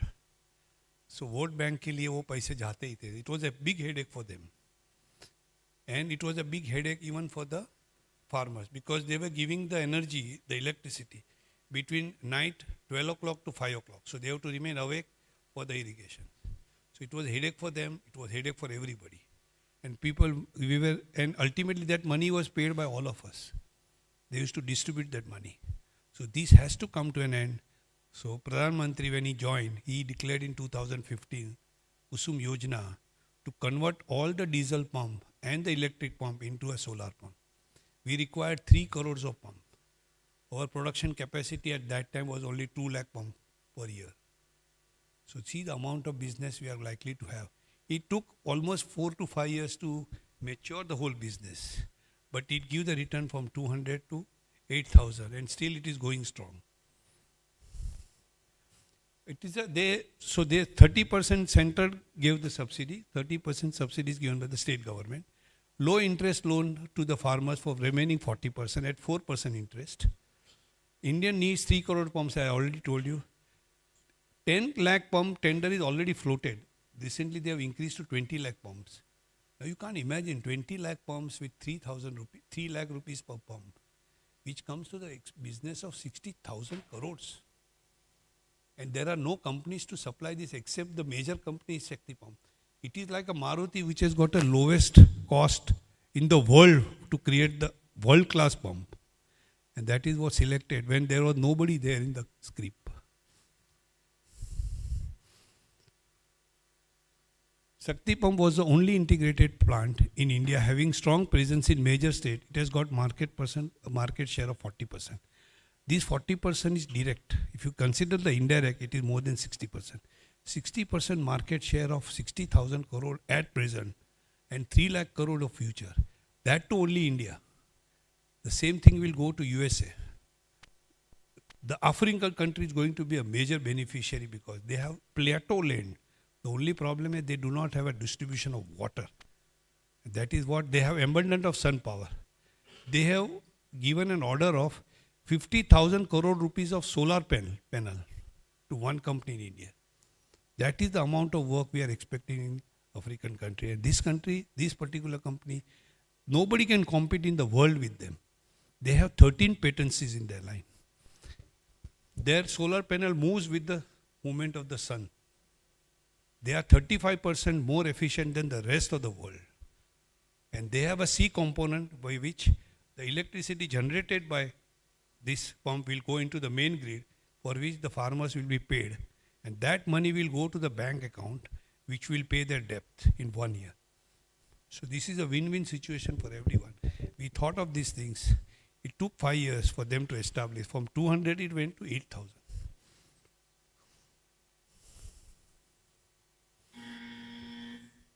Same thing I told you. Dredging I already told you. Local factors I told you. New public issue, plain, I don't put it because 90% of them failed. Paytm is one thing, Nykaa. Lipstick बनाने वाले बेचने वाले को 1900 rupees का price दिया जाता है. This is criminal. खाली लिपस्टिक बेचने का और उसका 1900 rupees.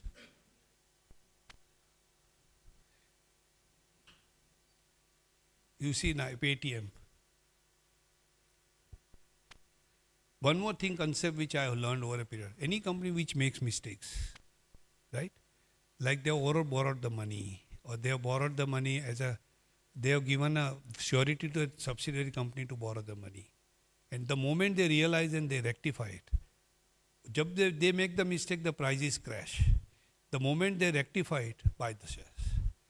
One of the shares which we bought it was McLeod Russell at 1 rupee 50 paisa. And then they started selling their gardens, tea gardens. 3, 4, 5 gardens they sold it. They settled the whole debt of 1300 crore rupees into 480 crore rupees. And they got out of it. I bought it at 1 rupee 50 paisa. I sold it at 34 rupees. Same thing has happened with Reliance Infra. They had a depth 13,000 crore, the depth of Reliance Infra and Reliance Power. They got out of it, paid everything over there recently. We bought Infra at 14 rupees, now it is 300 rupees. And the Reliance Power was purchased at 4 rupees, now it is 45 rupees. 34 and 45 ke beech. Anil Ambani will give the maximum return next 5 years. Because he is out of all the nonsense.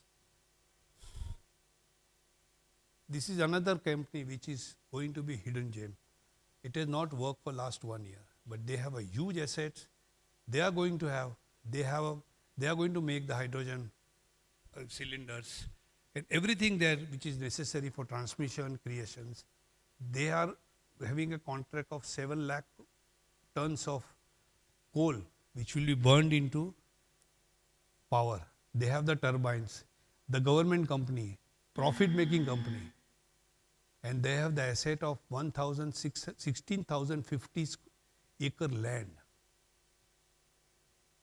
This is the one which is there. BAIL is another thing which is there. This is aviation. I don't think I have time to do, but this Indigo has a wonderful business module. I don't think anybody in the world can have this.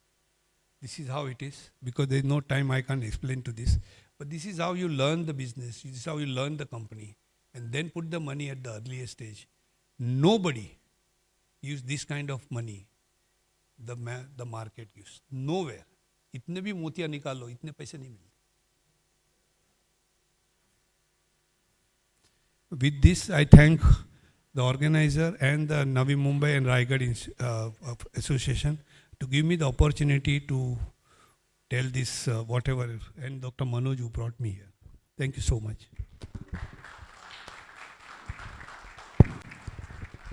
Thank you, R.C. Shah sir. It was so insightful as always, and the way you think about every script and the way you go about it is really a lecture, I would say an institution by itself.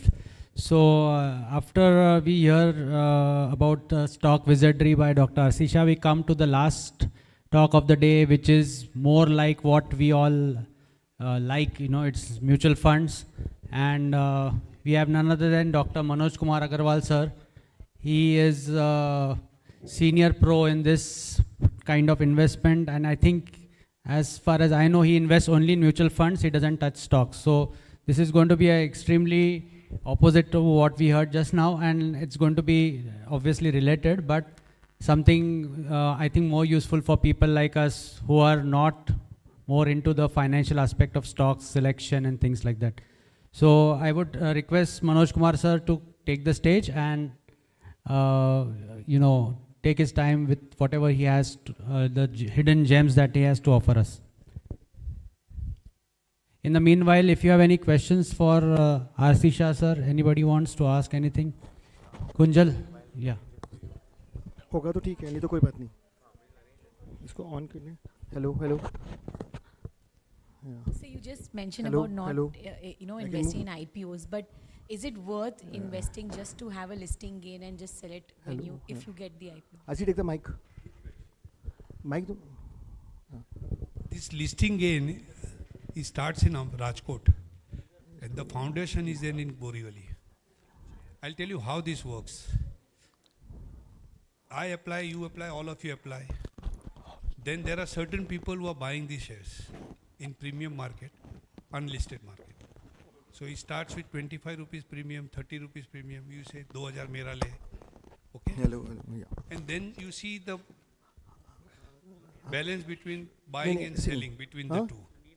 And the amount of percentage means 3 times hua, 5 times hua. Suppose I've sold 5,000 shares and वहाँ पे 20 गुना भरा, तो मेरे को तो 5,000 मिलने वाला नहीं है. So there is more selling than the buying. So the listed will be at a very high premium. And you are trapped. So वो लोग listing price पे तुम्हारा 5,000 cancel करके difference तुम्हें देना पड़ेगा उसको. This is a pure satta. What she is asking you is this premium. अगर कम times हुआ, वो premium गिर जाएगा, then you will have to pay, otherwise you will have to get. So this is a speculative activity. The foundation and the volume is there in Rajkot. And the major business in Mumbai comes from Borivali.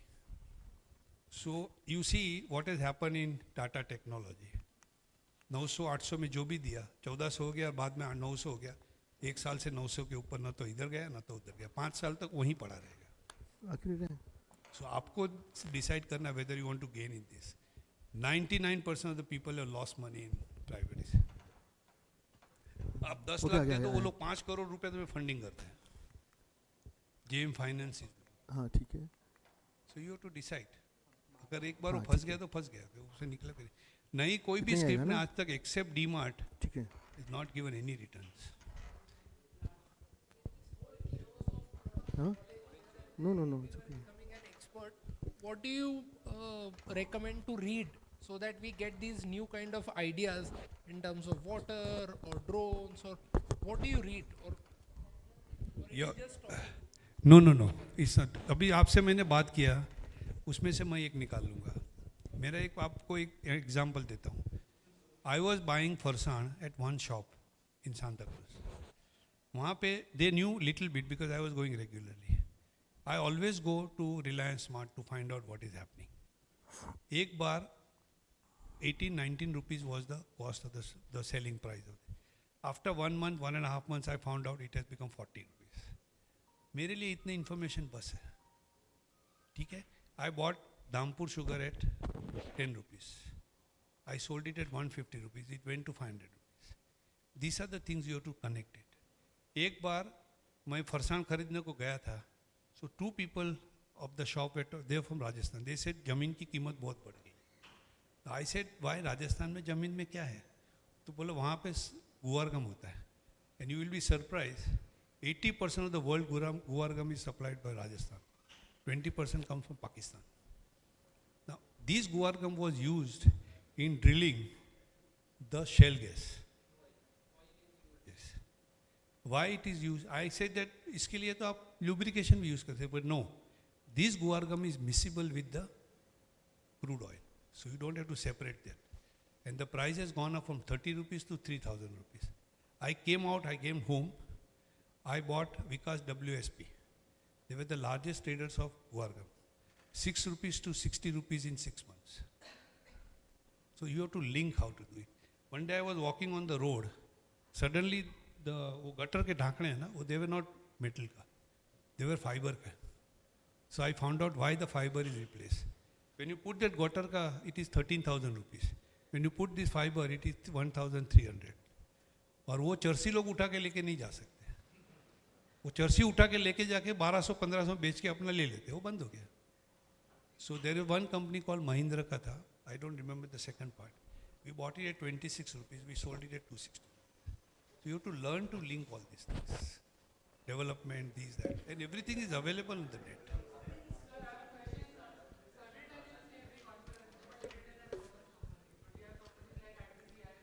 No, ITC, IIC, I am not interested. I think we can take the questions later. Manoj Kumar sir is waiting for us. It's okay, no problem. Okay, so we'll start my talk. Okay, mutual funds. I've been told to talk on mutual funds, and you can raise your hand, ask questions wherever you feel. Am I audible to you all? Okay, fair enough. So ask me questions where you just raise your hand and ask a question. It's going to be an informal talk. Okay, and we are all colleagues of yours, so none of us are a finance background. Me, all are self-taught, self-learned. We've made mistakes, we've fallen down, and then everything. Thanks to a few people. Simple request, please use Indian products. You want your share market to go up, you want your investments to go up, prescribe on Indian products. Okay, all these MRs come to you, don't write any foreign products. You can at least use Indian eye drops, at least. That's the thing you can start with. I have never written any foreign product in my life. I don't write foreign brands at all. Okay, at least for the drugs, at least for the eye drops, at least one can start with that. Okay, yeah, we are all ophthalmologists. Okay, simple funda. Okay, if you see the historical returns of the RC tells about share market going directly, I do the same thing, but I do it indirectly through the mutual funds. So both of us are the same thinking. His returns are like the hair, zook, zook, zook, mice will get a tortoise, slow. Okay, so if you see the historical returns of the share market last 45 years, you got every return about 16% per year. So if you do nothing, there's a minimum I think you should expect, which is going to beat your fixed deposit banks hollow. Okay, so there is no two things about it. Yeah, now if you see the ads, you got this mutual fund ad, mutual substitute, it's an investment option, and you have a disclaimer. You have other ads, which are worse or horrible, and there are no disclaimer on it. So I think the government should change this policy. Okay. Okay, just this is a slide. Now, this is not a recommendation, but just to show you that this is about last month's data. Okay, this is a returns of about 7 years. So these are some of the mutual funds which have given you these mind-boggling returns in 7 years. This is not a recommendation. I'm just telling you the contents you would have got. Okay, so 100 rupees, would become phenomenally 50% return per year over 7 years. All right, this is what you can get. Okay, the mutual funds can take care of everything. You can use for retirement, for different types, all types, whatever your future goals are. Retirement, child's education, your house, your whatever, everything you can take care of. Okay, now sometimes people ask, could do fund, which is the best fund? There is no such thing as a best fund. Okay, so there is no such thing as a best fund. It depends on you. On your needs, your risk, how much the money is. So every investment is tailor-made for yourself. What is good for you may not be good for me. So that's important to understand. Okay, look at this figure. Now this is about 33, 34 years old data from 1779. Now if you had invested, say, 10,000 rupees in different avenues in 1979 and forgot about it, then by 2020 what would happen?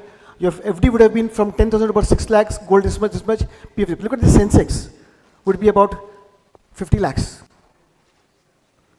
Okay, so over 32 years, your 10,000 and you would have stepped over it, would have gone to 50 lakhs. Okay, good mutual funds would have given you at least 3 times more. But this is just this is index returns. Yeah, now what are mutual funds? The word mutual funds means mutual. Mutual means all together. So what is done is that you have a company called as the AMC, Asset Management Company. There are about 48 of them in India, and they will advise that we are coming with a certain scheme, and then it collects money from. So all people like us put in money into that, and whatever scheme they announce is definite. So they tell you that we want to put money in this scheme, for example, a large cap fund, for example. Then the money which they get from people. So if you feel that you want your money to go into a equity large cap fund, you want that kind of profile, then that money company will invest that money only in large cap funds. What are they will come to later on. Okay, so the company has each EMC will have different kind of funds, and it is mandated that they will decide मेरे को ये करना है, that's for example, and the money goes into that, okay, and they pull money from everybody, and that is invested into those. They have a research team, they are professionals, and they will invest the money in those whichever scheme you've decided for. And then they use the expertise to buy and sell, etc. So we are handing over the management, or we are handing over our money to those professionals to take care of our behalf, depending on where we have decided to go. Now, if you want the money to do a large cap fund, then you choose a large cap fund.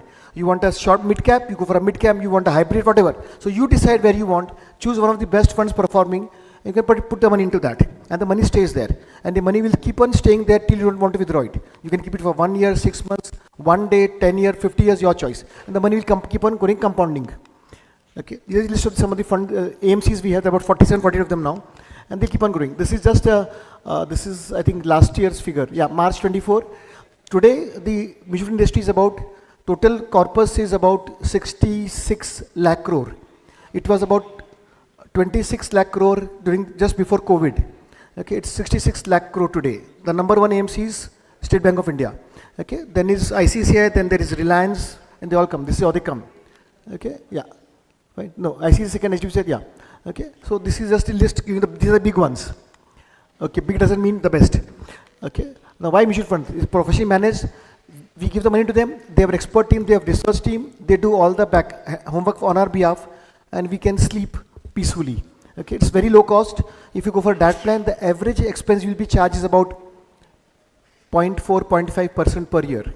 Okay, which is, I feel, it's a very low amount. Competition has brought it further down. It's going to go down further. It used to be about 1% some time back. It's come to about 0.5% now. I think it'll go down a little further. Okay, it's transparent. Everything they do, wherever the money is put, is all available on the website. So if they bought X company share, it will be reflected on the portfolio on the net. So you can see what they are buying, what they are doing. It's convenient. You can even start with 500 rupees a month. It's a very small amount. Everybody can do it. Okay, and don't keep it always in one basket. So every mutual fund is diversified. Okay, so when you buy one mutual fund scheme, your money would have gone into different options. So even if one of them doesn't do well, the rest would do well. So money is spread out, but therefore the returns are also spread out. So your returns are going to be average of those. Okay, it's liquid. It's very liquid means you want the money today, or you want the money very soon. You give a mandate, you give a commitment, or you tell them that I want the money online. You could do it in 3 days. The money comes into your bank account. Okay, so that's it, and it's very well regulated. So they can't cheat you. There is no entry. So when you give 100 rupees to them, 100 rupees will be taken by them to invest. Exit load means when you withdraw the money. So depending on the scheme and the duration, you may be charged certain amount if you withdraw at a particular time. They do it so that you stay longer. See, mutual funds are meant to be a long-term investment, so they discourage you from getting the money out faster.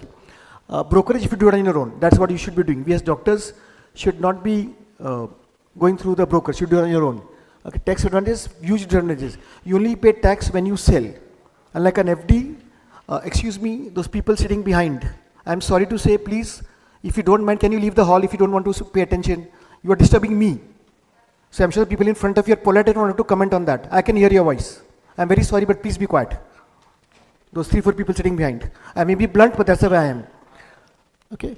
So if you buy on your own, you save brokerage, which is at least about 1% a year, which is a huge amount. Okay. Tax advantages, you pay tax when you sell. So till the time you don't sell, the money compounds. Unlike an FD, you don't withdraw the FD, but you pay tax every year. So your principal amount reduces every year. Okay. It's very safe, transparent. You can invest in HUF. Diversity control complexity, very simple and there you want the n number of schemes. Everything you told you that. Okay. Yeah, you can invest minimum, is very liquid. Takes 2 minutes to do online. You can invest online. You can withdraw online. You can do what you want. You can play with it online. Everything is possible. You can take loan against mutual funds. You can start with this later on again. Okay. And yeah. Now look at this. This is this data is of April to August 2023. These are the worst mutual funds, the absolute bottom mutual funds, and they've given these returns over 10 years. So even if you are unlucky enough to choose the worst fund, you would have got this much return per year over last 10 years. So I think it should encourage you. Okay. This is it. Okay, now what is NAV? You can ask questions wherever you want, please. Okay, it's going to be a to and fro open discussion. Yeah. Yes, you can. I have. HUF PPF is discontinued about 10 years back. Mutual funds you can. So all Hindus here, if you are married, you automatically have an HUF. You need to actually formalize it, open a bank account, take your PAN number and invest. It's another option. I have an HUF. Okay, yeah. Now what is HUF can be a separate talk separately, so we don't take questions on what is an HUF, how you make it. That's not part of the thing. Okay. Now what is NAV? NAV stands for net asset value. Okay, it means the cost of 1 unit of a mutual fund. That's it. Okay. If you have a broker, he'll come and give you a lot of jargon. NAV sasta hai, ye le lo, wo lo, it's all making you a fool out of you. NAV just tells you that it is cost of 1 unit. That's how you, suppose you put the NAV say 20 rupees currently, and you put 100 rupees, you'll get 5 units. As simple as that. So if the value goes up from 20 becomes 40, so your value of become 100 will become 200. You will still have the same number of units. The NAV will go up. Okay, so NAV is just a number. Okay, it's given too much importance because the brokers and agents want to fool you. You don't fall into a trap. Okay, now how to choose a mutual fund? In India, there are about 1500 to 2200 mutual fund schemes. And how many do we need? Maximum 5 or 6. So how do you choose from that big number to this? Okay, that's the problem. Okay, so first let's take, how do you need to have some information, some knowledge, you should start reading. Okay, see all doctors, we are running around etc. throughout the day. Spend 5, 10, 15 minutes every day to read little bit of finance, mutual funds, etc. etc. Okay, for the initial part you may feel it is nonsense going, you can't understand. But as Shraddha said, once you start doing it, you'll understand a lot of sense of it. Even we were like you when we started. RC, me, everybody. Rohit here. Okay? It's just that we have been doing it consistently. We believe it, we are trustworthy. We believed it, and then we went into it. So that's what it is. Okay? This is the site I go. This is the best site I follow. You can do whatever you want. But this is fantastic. It is free. Gives you a lot of data information. Okay, they also have a paid version of it, which I have not subscribed. I'm just telling you that they have a free version, which is I read every day morning. And most of my talk is through them, and you need to register, log in, and then read articles on it. Excellent information. Every mutual fund scheme in India is details in there, mind-boggling data. Okay, you can read some newspapers. I've got some back issues to give you all. I read the first 2. Okay, yeah. Okay, you can subscribe to them. Mutual fund is by Value Research. The first article, it's very cheap. If you subscribe to digital version, it's about I think 5,500 rupees for I think 3 years. They had 80% discount some months back. Okay, so you can do that. Okay, and various newspapers are there. Okay, now there are very many sites. Don't follow many sites, you'll be confused. Stick to 1 or 2. I stick to Value Research, that's it. But you can choose your site and stick to it, so you'll be better off. The more you follow, the more confused you will be. And how do you transact? Okay, if you're doing online, then there's some other things you can do. I use the second one, MEF online, but you can use whatever you feel like. There are many sites you can do it. It is not easy, and if you don't have a KYC, you can takes 5 minutes. You can sit online today, now, or whenever, and you can open an account on your AMC, and that's your Aadhaar PAN should be linked. Your bank account should be having online facility, which I think all of them. So mobile PAN, mobile number, and bank account. That's it, and you can start rolling. Okay. Now I think I'll skip this. NFOs. Okay, what is NFOs? New fund offer. New fund comes. Should you buy it? Never. Just as IPO? Never. Should you buy T-bill sector funds? No. We'll talk a little later on. Okay. Now, what are different kinds of funds available? Okay, now, I said there are 2,200 funds available. So, how do you decide which one is good for you? Okay. So, the first way to decide is what do you want? Do you want to go for an equity fund, hybrid fund, debt fund, or a commodities fund? What does it mean? I assume that all of you know what is equity, shares, or stocks. Okay. Now, RC told us about buying shares. Buying the share indirectly. So we'll be talking about buying the share market shares through a mutual fund. So what is it? So if you're buying, suppose you believe in the Indian growth story. Okay. So if you're an Indian, obviously you should trust country. Okay. And the last 10 12 years is phenomenal. So if you believe that Indian growth is going to be phenomenal, then so you buy an equity share. So you buy an equity mutual fund. Okay. Then similarly you have a debt fund. That the money is put in the equity mutual fund. You put the money in the share market. As I told you, there are different types we'll see later on. Then we have the Debt mutual funds. Debt mutual funds will put the money into the debt market, the corporate paper, the bond paper, the government, RBI, etc. etc. So you'll get about maybe a percent more than the FD returns. Then you have some funds which are a complete mixture of the two. That's called as the hybrid funds. Okay, and then you have the commodities funds. Which is your gold fund, etc. etc. Okay, so this is one way of life. This is the most important way to classify mutual funds. So you need to decide what you want, which of those category. Okay, then you have direct regular means. That means you have no broker doing it on your own. That's the best thing to do. You save 1% per year. Okay, that is a huge saving. Compounded over 10-15 years, it's almost 15% of return. Okay, I'm sure most of you have got investments through a broker or an agent. Good. So how many of you, raise your hands, have investments in mutual funds where you have a broker or agent? Okay, I'm sure rest of you have, don't know, probably have through a broker where you are not aware of it. Okay, so you are paying 1% of your money every year to the broker. For most of the times they've given you wrong advice. I know that from experience, and otherwise for doing nothing. And when they come to you for an eye checkup, you will check his neighbor, his relatives का सब checkup free. Okay, and he will, and if you ask him a question, तुमको कितना commission मिला? हमको कुछ नहीं मिला है. Yes? Okay, big liars. What you'll do is kick them out, shift your money from regular to a direct plan. We'll tell you how. Okay, so you should be doing that. We doctors are trusting that useless fellow for your money. It is criminal insult to your intelligence. Thank you. Okay. Now, mode of holding, how should be? Single. Neeta, you said that? Okay. So the mode of holding should be how? It should be in your name, joint or whatever. As far as possible, if you are married with your spouse, but if you trust your spouse, okay? Don't laugh, it's very important. Okay? So if you are married, take your spouse, okay? Never hold your children as a joint holder. Never. Okay. There's no time for that. Okay? Just trust me. Okay? So first, if you are married, if you trust your spouse, then you first name, your spouse second name. Okay, for his or her account, his first name, and you become the second holder. That's very important. Children, never. Make them nominees, etc., whatever you want, but never in the holding. If you've done it, then let it continue, but future investments, open a new folio and do it. Okay, fine. That's a way, that is holding part. Then is the operation part. It should be always either or survivor. Never joint. Because if it's joint, then both have to sign. And then if one of them is not there, there's going to be the survivor is going to curse you for doing this, though you are no more. Okay? So please, I'll repeat. So as far as possible, and if you are unmarried, you want to be single, then you can't have to be single. Maybe when you get married, subsequent money you can make into, either survivor basis holding, etc. That depends on your thing. Okay?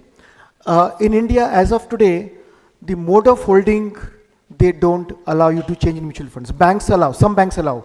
But we don't, which is very sad. I hope they will change in the next few years. A lot of SEBI, a lot of changes. So you can't change the mode of holding. You cannot even add a name to the one. Suppose you are a single now, you put in your name, you get married, you put your husband's name as a joint holder, you can't do it. You can only change the surname if you get married or something like that. It's very sad. Or if you pass away, then your name is deleted and that is allowed. Otherwise not allowed, which is very sad. But they should do it. Okay? That's okay, the rest is not important. Okay, today all funds are open-ended, so we'll skip that. There's no closed-ended fund now. Neeta, you asked why no children's name? Thank you. Okay. Okay. Now, as I told you, this I've told you before, dividend, growth of dividend. Now, should be always be growth. Dividend is what RC told you in the share market, is what the company gives you from its profits. Okay. Now, in mutual funds, dividend is a wrong word. So they've changed it to ICDW. Okay. Okay, this has come now. Okay, so in mutual funds, dividend means they will, suppose the NAV is 20 rupees. So they give you 2 rupees, they'll give you 2 rupees from 20 and give it to you and it will become 18. So it is your money coming back to you. Okay, so in mutual funds, never buy a dividend or ICW scheme. Now if you have it, that is allowed to change. Okay, you can give a request that don't want, but it becomes selling this, buying that. So again, it's going to be tax purposes. So it depends. So if you've got it, then maybe put new money, don't do that. Okay, active and passive, we'll talk later on, domestic and the global. Yeah, this is what we'll talk later on about these. Okay, as I told you before, so that's it. Okay, now look at this. This is just a small diagram showing the number of funds we have. Okay, equity, these are the categories. In each category, you will have anything from 10 to 50, 60, 100 funds. Okay, it's like you coming for cataract. हाँ मोती अभी lens कौन सा है? You give me a list of 40 types of lenses. No, you start getting a headache. What about the patient? Okay, so in each category, there is the number of funds. Large cap 141 funds. This is from 22. The number of funds have increased. Okay, like equity funds. Now there are about 9 types of equity funds. Okay, large cap, large and mid cap, small cap, flexi cap, multi cap. Okay, value oriented ELSS. Okay, different kinds, and each type of fund has been defined by SEBI. That means it's a large cap fund, the money will have to be put in this way. So in large cap fund, what will happen? About 60% of the money, 80% of the money has to be put in large cap companies. What are large cap? So if you arrange the companies of India, the listed companies in India, we are about 6,000 companies in India listed. We have the highest number of companies listed in the world. So the 6,000 companies, for example. So if you arrange the biggest to the smallest, then the first 100 are large cap, 101 to 250 is mid cap, and 251 onwards is small cap. Okay. So big company, middle company, and small company. Sorry. Yeah. Now if you look at this, okay, this is data from about 16 years. Okay. The equity has given you much more return than compared to other PPF or anything else. This is a very old cartoon slide, which I think, except RC, it matches to everybody, I think. Okay. What are active and passive funds? This is a type of funds where in active, the fund manager will buy this, whatever you want, using his intelligence and his expertise and his experience. In a passive fund, they will copy the index. Okay. You heard of Sensex and Nifty, correct?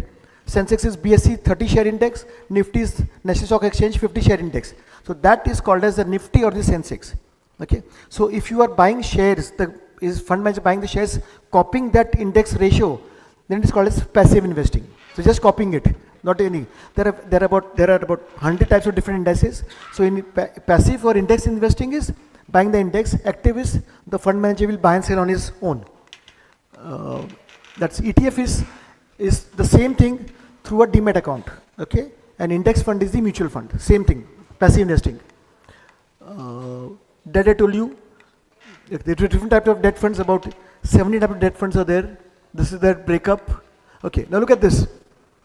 Okay, how compounding works. So if you save or if you invest 100 rupees per day for 10 years. Okay, so if you do 100 rupees per day, so for 30 years, for example, and return of 12%. I told you in the first slide that the share market has given 16% per year for the last 44 years. But we are still taking 12%. If you do that, then after 30 years you have 1 crore. 100 rupees per day. Who cannot afford to save that much? Neeta, you can? You cannot? Okay, fine. So that's what it is. This is okay. Hybrid funds is a mixture of the two. Okay, so partly in equity funds, partly in debt funds. See, equity funds are volatile. They'll go up and down like a yo-yo, but they'll give phenomenal returns. So if long-term, equity. Okay, debt funds will give you more safer, but give you poor returns. So it doesn't make sense. Okay, but if you want, it depends on your mental psyche and your risk-taking ability. Then you can take a combination of the two. So depending on how much you take, then there are various types. Okay, different types are there. Then gold and silver, both are useless. Okay, now what's the risk involved? Okay, so if you take the different categories of mutual funds and stack them from the safest to the riskiest, this is what it is. So debt funds are something like here. Okay, so these are the debt funds, then the hybrid funds, and then the equity funds. So obviously, if you see the three categories, debt funds is the safest but poor returns. Taxation also is not favorable to you. Between the two is balanced funds. Okay, and equity funds, fantastic returns, little more volatile, but that's what you want. Benchmark I told you. Okay, now if you take equity funds, then which are more risky. Okay, these are most risky, then mid and small. So safest are in equity funds. See, as a category, equity funds are the most riskiest, but that's a misnomer. That's what we want. If you go for long term, then the risk goes away. Okay, but in equity funds, these are least risky, and as you go further ahead, this you should avoid. Okay. And to make life simpler, SEBI has on every mutual fund ad or everywhere, they put a riskometer called. This is a bad. So it's easy for people to understand, and a pointer is there telling you that this scheme has roughly how much risk. So people who understand can look at this graphic and make a judgment that is it suits them or not. All right. Go direct. Okay, you say 1% per year. I'll give you an example of one of our colleagues. I will not take her name. It's a female. She called me up about 5 years back during the pandemic. Ki Manoj, this is my mutual fund schemes I have. Jara mere ko batai kaisa hai. Okay, now she had about 15-16 schemes, and I told her that these are first all are through a broker, and of those 16 schemes, 15 schemes were not suitable. So I'll repeat, through a broker, 16 schemes, 15 were useless, and only one was, I would say, maybe okay for her. And I told her broker ke through hai. She said, nahi, broker ke through nahi hai mera. I said, you are broker ke through hai. No. Then I told you find out. Then she called me up next day say कि I spoke to the person through I'm doing. उससे बोला मेरा broker के through नहीं है, direct कर रहे हैं और मेरे से कोई commission नहीं मिला, जो मिलता company दे रही है.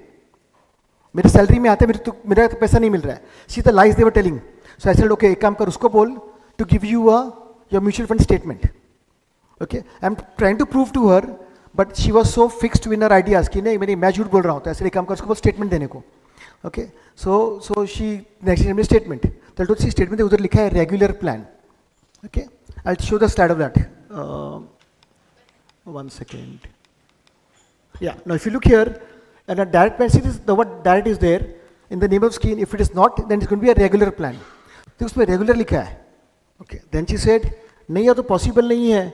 मैं क्यों possible नहीं है? अरे वो तो मेरा देवर है, उसने मुझे बोला कि नहीं मिलता है सब. Okay, so logic is don't trust anybody. Okay, now you know how much. This is 5 years back. How much money she had in the mutual funds?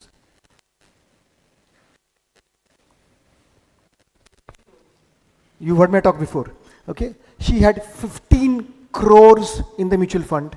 The broker was getting 15 lakh rupees. Her dever was getting 15 lakh rupees per year for doing nothing, giving her wrong advice and telling lies to her. और उसके बाद उसने कभी phone नहीं किया मुझे. So I don't know what happened.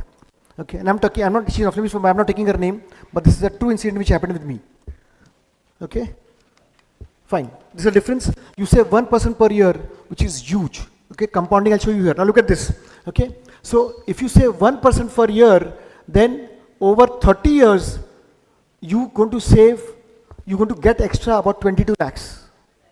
So I know some people say कि ये 1% जा रहा है, सर जाने दो, 1% तो मिल रहा है उसको, थोड़ा कमाने दो ना उसको. ठीक है, 1% compounded over 10-15 years is it's your money going there for nothing, your choice. Okay, read this. This is a very true story. I'm sure all of you heard of the movie Godfather, and we've seen it. I've read the book also. Okay, it's a very nice incident. So do it on your own. Go direct. Okay.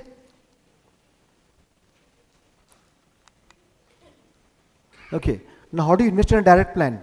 One, obviously, these you can go to those platforms, or if you can't do that, just suppose you want to buy, let's say, SBI X mutual fund. So go to the type SBI X mutual fund, log in, go and put your PAN 10, etc., and do it. So you can do it directly. You can do through your platform. If you are registered on it, you can do it, or you can't do that.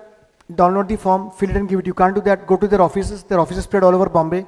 Okay, go to their office with your details, fill up a form, give it to them. The various options available, you can do all of them. Okay, not difficult at all. Okay, now how do you invest direct plan? Two things. One, the scheme name will have the word direct into it. That's the most important thing here. Otherwise, it will be a regular one. And these columns of agent name, broker code will be empty. Okay, so 2 clues tell you that's a direct plan. This I told you. This we've done. Yeah, now SIP, STP, and SWP. Okay, now I'm sure all of you know SIP is like a recurring deposit of bank, and every month or whatever you decide, SIP is systematic investment plan. So every month of your frequency, daily, whatever, monthly is the best. You decide the money, the date, the frequency, and the scheme, and ultimately that much money will go into the scheme on that date from your bank. Simple. Okay, that's SIP. Okay, so that's very good. And all of you should SIP. SIP is brilliant thing to do. I talk to people, हाँ मेरा SIP चल रहा है. किसमें चल रहा है? मालूम नहीं. What nonsense is that? More important is to know where is the money you're putting in which scheme. That's more important. The SIP चल रहा है. Debt fund में you get nothing out of it. So SIP is just a vehicle of putting the money. Important is where are you putting it. Okay. SWP, the last one, is reverse of that. So suppose you got 1 crore in the mutual fund and you want 50,000 rupees a month on your bank, in your bank, first expense, suppose you retired or whatever. So that is SWPs. So withdraw the money, so you decide how much money per month, which date from your investment, and that money will be withdrawn from the scheme and in your bank account automatically. Okay? And when you want to stop it, you can stop it. Yeah. No. See, all the apps are free. Some apps, some sites, some apps till recently did not allow you to invest into a direct plan, but they were losing the commission. But the competition becomes so much that they have been forced to offer reluctantly. So today practically all sites will offer direct plan. Some of your demat accounts may not offer. So some of them. Second thing is they may charge you a nominal amount for using the app. जो भी कुछ 50,000 रुपया 500 रुपये का तो maybe that. That you check with individual. But most of them will free. Okay, and STP is transfer. You shift money from one scheme to the other in the same fund house. That's STP. So SIP is you put money, SWP is withdraw the money, and STP is from one to the other. Okay. Yeah, I was happy with this. This is I think 4 years back. Okay, this what happened. Okay, so the sales of Mercedes cars went down because he said that the people are not buying Mercedes cars because they're putting money in via SIPs into the investments, which is good. Yeah, this is the same thing, SIP, STP and SWP. I'll skip all this. We don't need this. Their data. Okay, now let's say, okay, now Ashish gave you some figures, Manish gave you a figure, they've got left I think. Okay, crores for rupees, you don't need that. Okay, you really don't need that much money. And let's take an example. Okay, these are facts. Okay, so let's say you want 25,000 rupees a month. Suppose you are retired and you feel that your expenses are 25,000 rupees a month.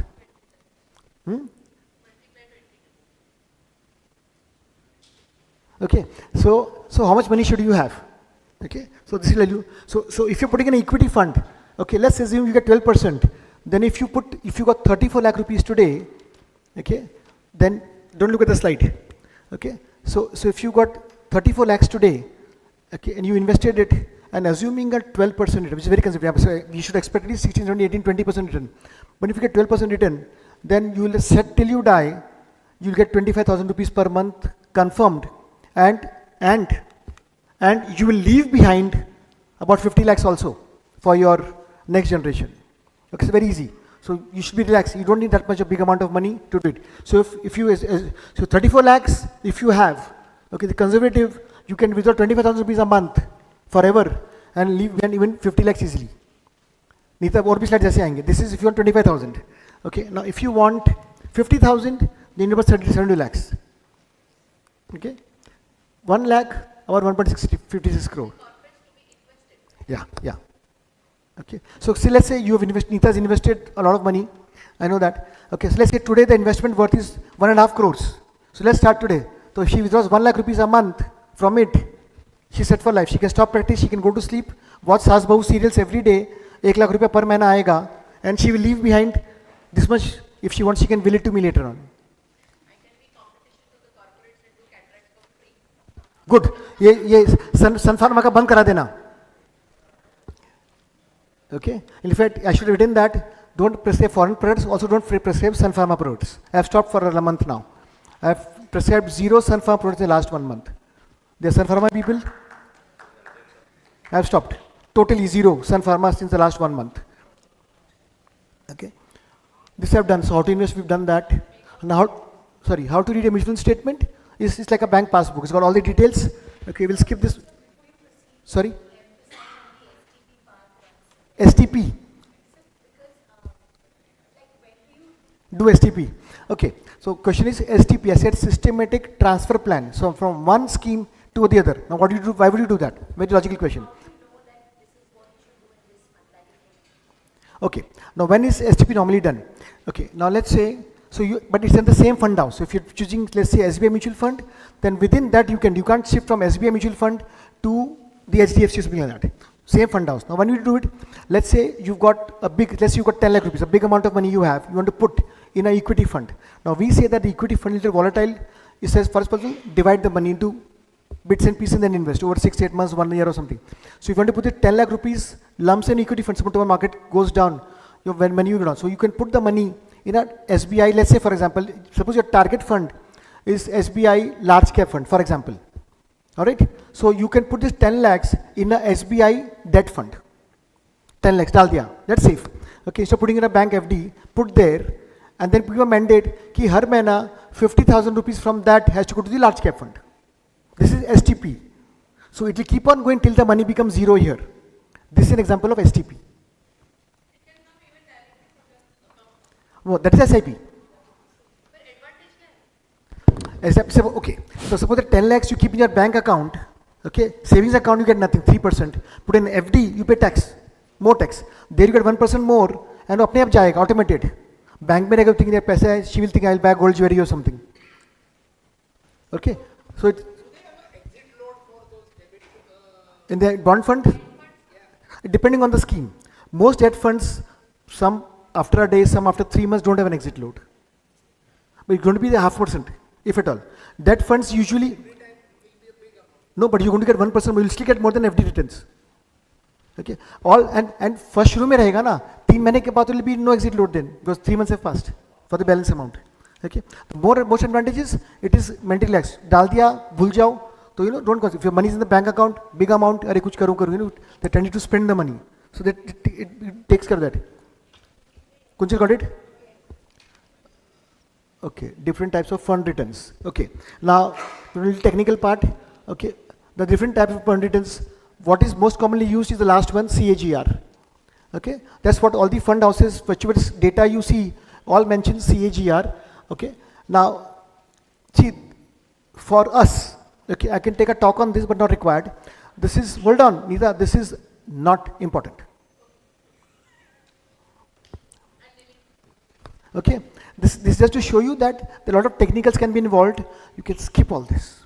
I'll tell you why later on. Okay, so forget about this. Okay, then we come to this is old data, but for the gold lovers. Okay, now look at the 10, this is from, I have not updated because the data is still the same. 721, 10 years, equity funds have given you what? Maybe 17-18% in, gold gave you 4%. But this is 221. Even today, if you see historically, mutual funds have given about 18-20% last 40 years, gold has given about 9%. Okay.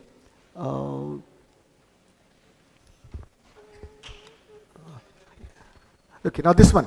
Okay, now look at this. Okay, now there are about various ratios for mutual fund. There are about 18, 19 of them. Okay, 19 of them. This is important. Look at this. What is this here? Neeta? Very good. Okay, because you go to some site, they'll tell you Sharpe ratio है, Tenor ratio है, Sortino ratio है, ये है, वो alpha है, beta है. What do you do is ignore them. Our brain cannot need, we don't need this. Why we don't need this? Because all this homework has been done, including the returns, the CAGR, has been done by various sites. And they give it as a simple star rating. So follow that and buy it, na khatam ho gaya, kyun dimag lagana hai? Okay, there was a talking, I was taking talk somewhere, and then one or two people, spend 10 minutes talking about it. So nonsense is going on. You don't need this. I don't bother about these things, so I think you should definitely not. Yeah, value research. Yeah, see, you have to trust the site. So if you feel not in it, change the site. Therefore, say valueresearchonline.com. Nothing like it. 80% of my talk is from them. Whatever I've learned is maximum from them. Valueresearchonline.com. Okay, unbiased. Okay, so ignore them. Okay, yeah, here again. So you choose a scheme which suits your temperament, your mentality, your risk-taking ability, your goal horizon, and then you go to the site and choose. Suppose you decide a large cap fund. So choose large cap fund categories. You get a mind-boggling. Okay, I'll just show you something.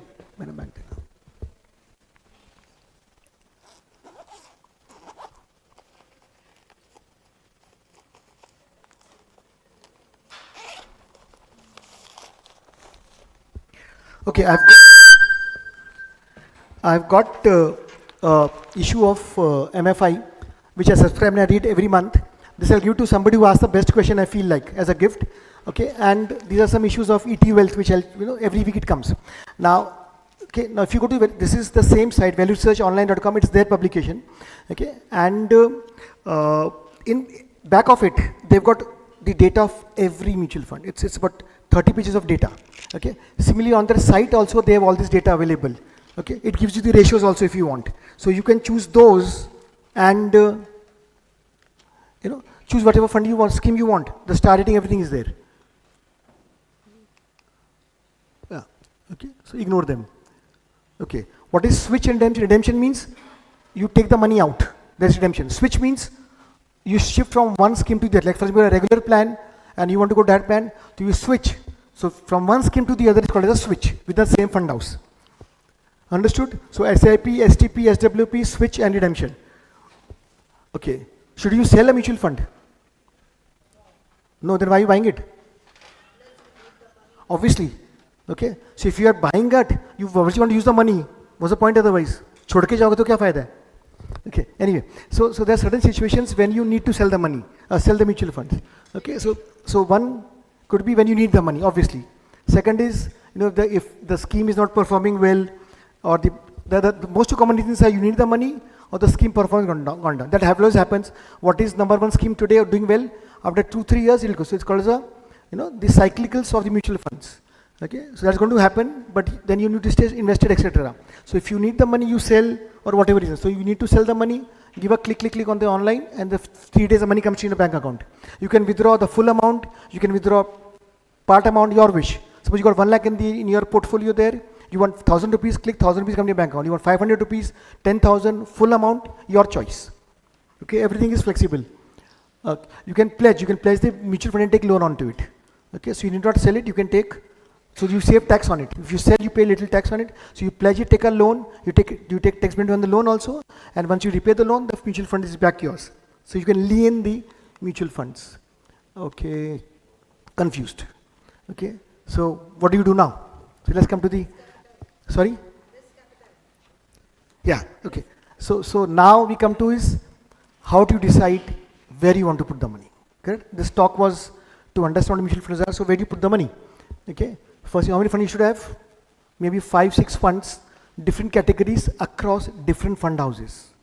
So maybe one could be of Mary Asset, one could be Axis, one could be Canara Robeco, one could be SBI, or whatever, Kotak, etc. So different funds, so that everybody's philosophy is different. So spread your money across different baskets. So maybe maximum 5 schemes, you could even have 1. Okay, I'll show you my list what I have. But the thing is that, so you buy, if you need different funds from different fund houses, different categories. Okay, I get questions कि sir मेरे को भी पैसा डालना है तो ऐसे तेरा अच्छा स्कीम उसमें डाल दे और उसमें तो बहुत पैसा है तो क्या हो गया और डाल दे नहीं रिस्क नहीं हो जाएगा नया लेते हैं nothing doing put the money in the same fund. Okay, there is nothing like that. Okay, now how do you decide? So first is okay, if you feel that the money you will not touch for a long term is I would say at least 7 years plus, then go for equity fund. Okay, because the risk is low. Okay, the risk of losing the money is low, so you can take more risk, which means go for equity fund. Now in equity, large, mid or small. As I said, small cap, dhamal returns, but higher risk. Mid cap, middle. Large cap, little lesser returns, but lesser risk. So in equity, so if you want to take high risk, long term, then equity. फिर उसमें कौन सा करना है, just up to you decide. Now suppose you decide that you are a bindas, Neeta is a bindas girl, so she wants to put in the money डूबेगा तो चलेगा. So I would suggest to her, and long term, I would suggest go for small cap funds. Okay, so high risk, high volatility, long term, small cap fund. Now in small cap, which fund? Go to small cap, those categories, go to value research, choose which fund is doing well and buy that. Direct plan, growth plan. Understood? Please, have you understood this? This is very important, I've just said. Okay, I know, I'll take an example.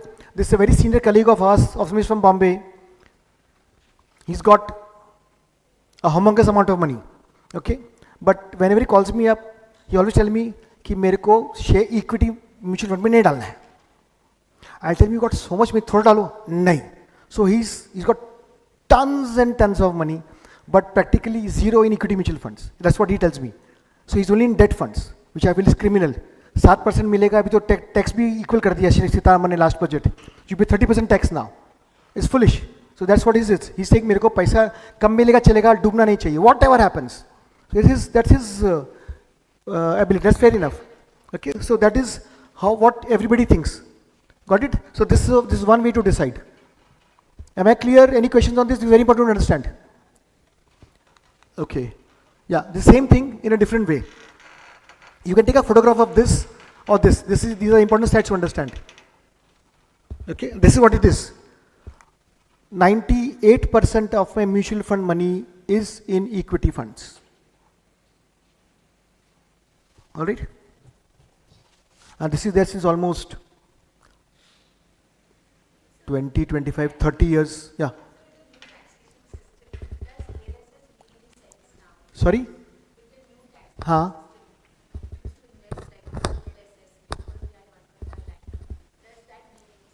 See, okay, she's asking about new tax regime. Now we have the old tax regime and the new which came about 6 years back. Almost 75% or 80% of people have already migrated to the new tax. Me and my whole family, we have migrated to the new tax regime. In new tax regime, section 80C benefit is not there. Simple. So ELSS is a component of section 80C, PPF and insurance premium, etc. PPF, EPF, EPF, NPS partly 50% extra. So all this is part of section 80C benefit. So if you go to new tax regime, then the investment continues, you don't get the tax benefit. You can still put money in the ELSS scheme today without tax benefit. It's like equity fund. That's it. Okay? You can't get the tax benefit. So section 80C benefit nahi milega. Understood? How many funds? Okay? So in mutual funds, 5, 6 is enough. Okay? Not like this. Okay? There's another way to decide where you can do. You can have a core fund. Core is the basic, little safer fund. Satellite is the kicker. So there you can be a little more volatile, more aggressive. Okay. Now another way to look at it is how you decide. So this you can take a photograph of this also if you want. Okay. So flexi cap for long term, I would just add, I've not modified this. More than flexi, we can also make it a multi-cap fund. Okay, so flexi cap or a multi-cap fund. Okay, these are pure equity funds for long term. Okay, for medium, if you want the money, suppose you got 1 crore rupees and you feel I need 30 lakhs after 3 years, then you go for balanced fund. Then 30-40 lakhs can be put in equity fund that you need 7 years down the line. Doesn't mean that the whole thing has to be in, so you can scatter them and put them differently. Okay. Yeah, that's very important to understand. Okay, if you're a mutual fund investor, then you basically need to do nothing, which is very, very difficult. The point is, how to do nothing when there is nothing to do? Very difficult. It needs a lot of experience and patience to do it, and it is not easy to learn. RC's got it, I have it, I know some of you have it. Because when you have mutual fund or share market, there are 20 news channels, 100 newspapers, jokes, folks, friends में उसने ये किया share market, Israel में हो गया, ये हो गया, वो हो गया, अरे मेरा पैसा डूब गया वगैरह वगैरह, all nonsense.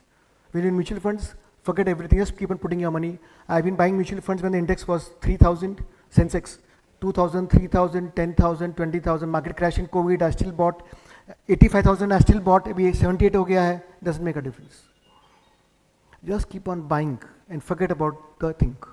You're looking for long term, you're going to have. You climb Mount Everest, it's not like it's going to have, little valleys will come. That's okay, but the target is there, so don't worry. Okay. Yeah, some good funds. This I told you, this is some old list. You can go to any site and I've told you the principle of how you decide to buy. Okay. Do some times research or send me a message or call me up if you want. But so these are, don't take this photograph.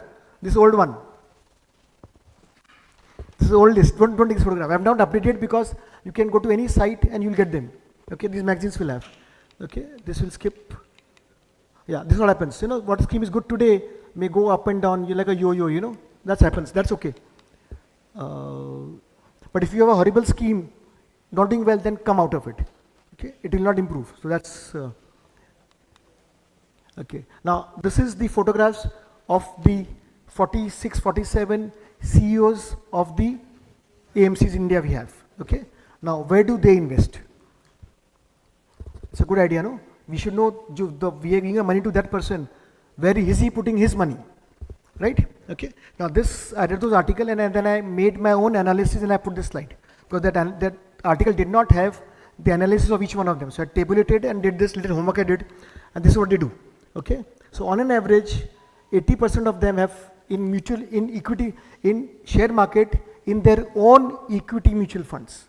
So if they are putting their money in equity mutual funds, I think that's a big plus to you all. Second, debt is very small and real estate is negligible. Since my talk does not involve of gold and property and etc., which is part of a bigger talk, then just make one statement here. You should have only one property, and that should be the house in which you live, and maybe a clinic if you want. Otherwise, any other property you have, sell it. All right? Yeah. Okay. Now, where is my money invested? So I'm going to put you my schemes. These are schemes I have. Okay. But doesn't mean that you need to buy the same schemes. Okay. So they are from that category. Okay. So I've got one flexi cap, one multi cap, one large and mid cap. This was fantastic. Now it is a poor fund now. This Myra large and mid cap fund was fantastic. Matlab it was brilliant for almost 8-9 years. Last 2 years, yeah, emerging blue chip. The new name is large and mid cap. 2 years it was gone down. Okay, that happens.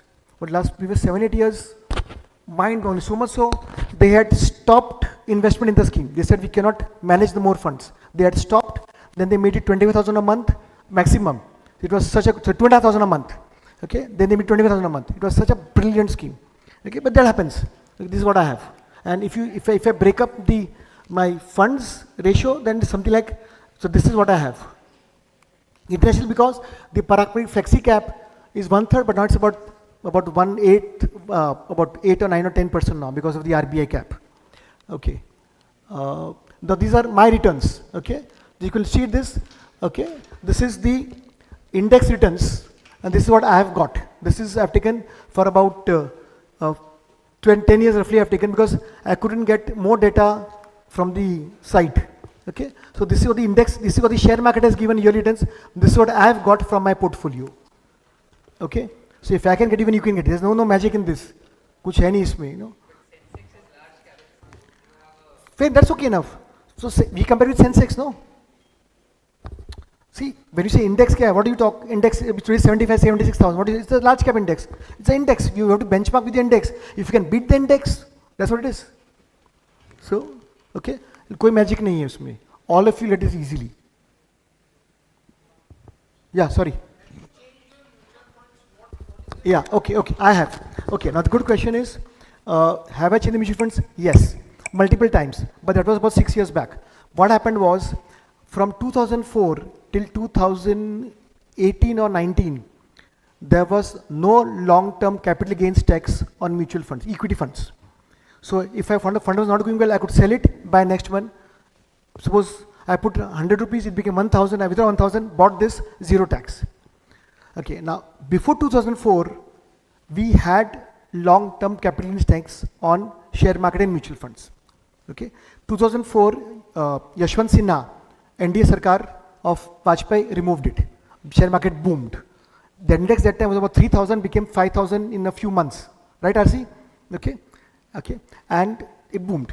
2018, Arun Jaitley thought कि public पैसा बना जिसके पास पैसा ज़्यादा है, so he brought long term capital gains and he said कि 1 lakh तक का capital gains पे tax नहीं है, so small people will save, the rich people can pay tax. That means, so if you sell now, you have to pay tax. The tax is about 15% today for long term and 20% for short term, beyond 1.25 lakhs. Forget the part. Now you have to pay tax on it. Okay. So till 2018, I was doing it frequently, as and when I felt like.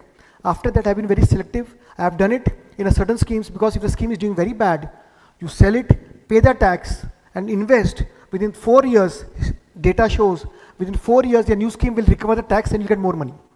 So don't think tax लेगा तो नहीं बेचने का है, मुझे वैसा नहीं करने का. Okay? But how often do you review the? Okay, very nice question.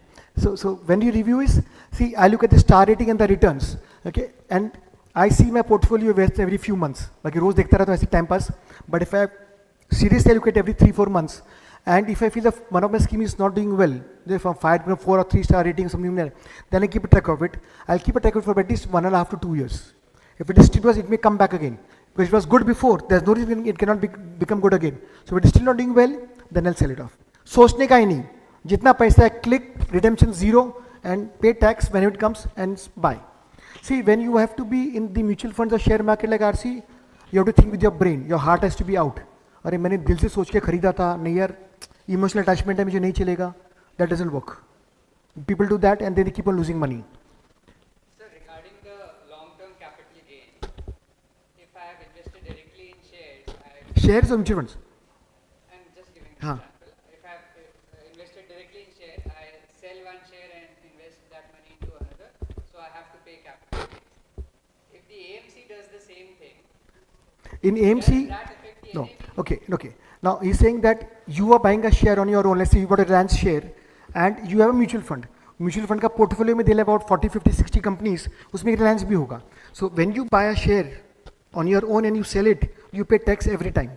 Okay. When a mutual fund does it, the fund pays zero tax. It's called as a pass-through effect. The term used is pass-through effect. So when the mutual fund buys and sells, they're doing it on our behalf. There is no tax on it. You pay tax on the scheme when you sell it, on the NAV. AMC also doesn't pay tax? No tax. There is no tax involved. That's the beauty of mutual fund. Kunjula. I said no. Okay. Just repeat again. Index fund, let's say you have the Sensex. You heard of the Sensex and the Nifty? You suna hai na, today's share market is 76,000. That's the Sensex. Okay. So Sensex is, and the civil and Nifty. Nifty is RC kitna hai abhi? 23,000? Nifty is around that much, something like that. So Nifty is 50 companies, that is National Stock Exchange, BSE, Bombay Stock Exchange, 30 company ka index hai.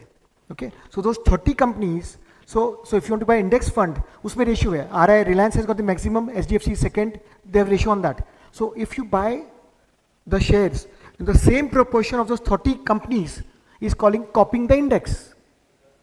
That's it. So you have a mid cap index, you have a small cap index, you have a hybrid index, you've got debt index, you've got a FMG index, Bankax. There are some 200 indexes. So if you're buying an index fund of that category, is copying that index. Okay. See, so buying an index is a form of a passive investing. Okay. So far in India, okay, now if you see my schemes, I have 0 large cap scheme. If you're aggressive for long term, then large cap should not be bought. Okay. So I would suggest if you want to buy a large cap fund, go for index fund. Mid and small cap, you should go for the fund, the active funds. All right.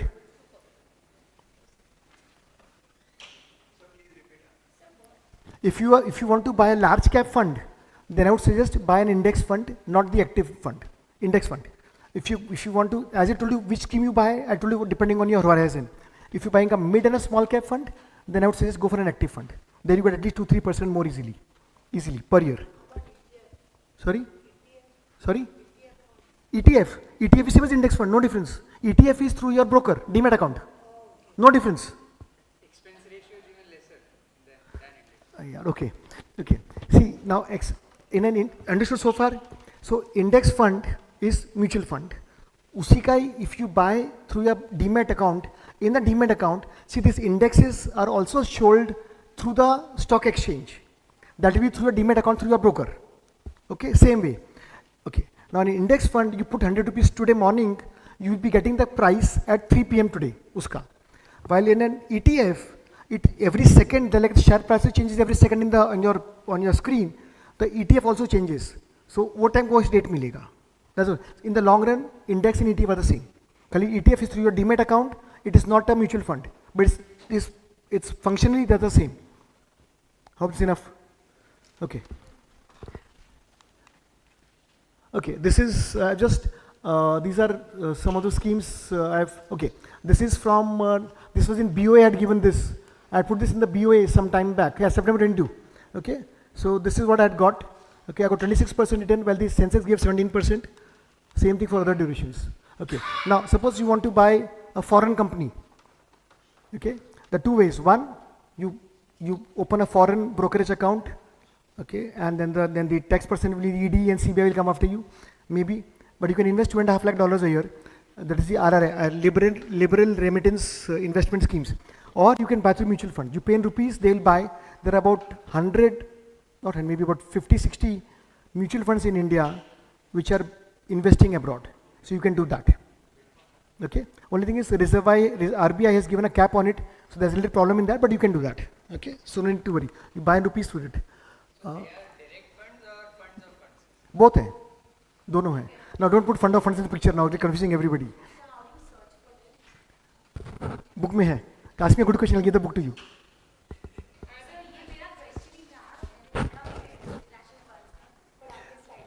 Ek minute. I'll just show you for if you want. Okay, now on the site also they have international funds. I'll just just open this.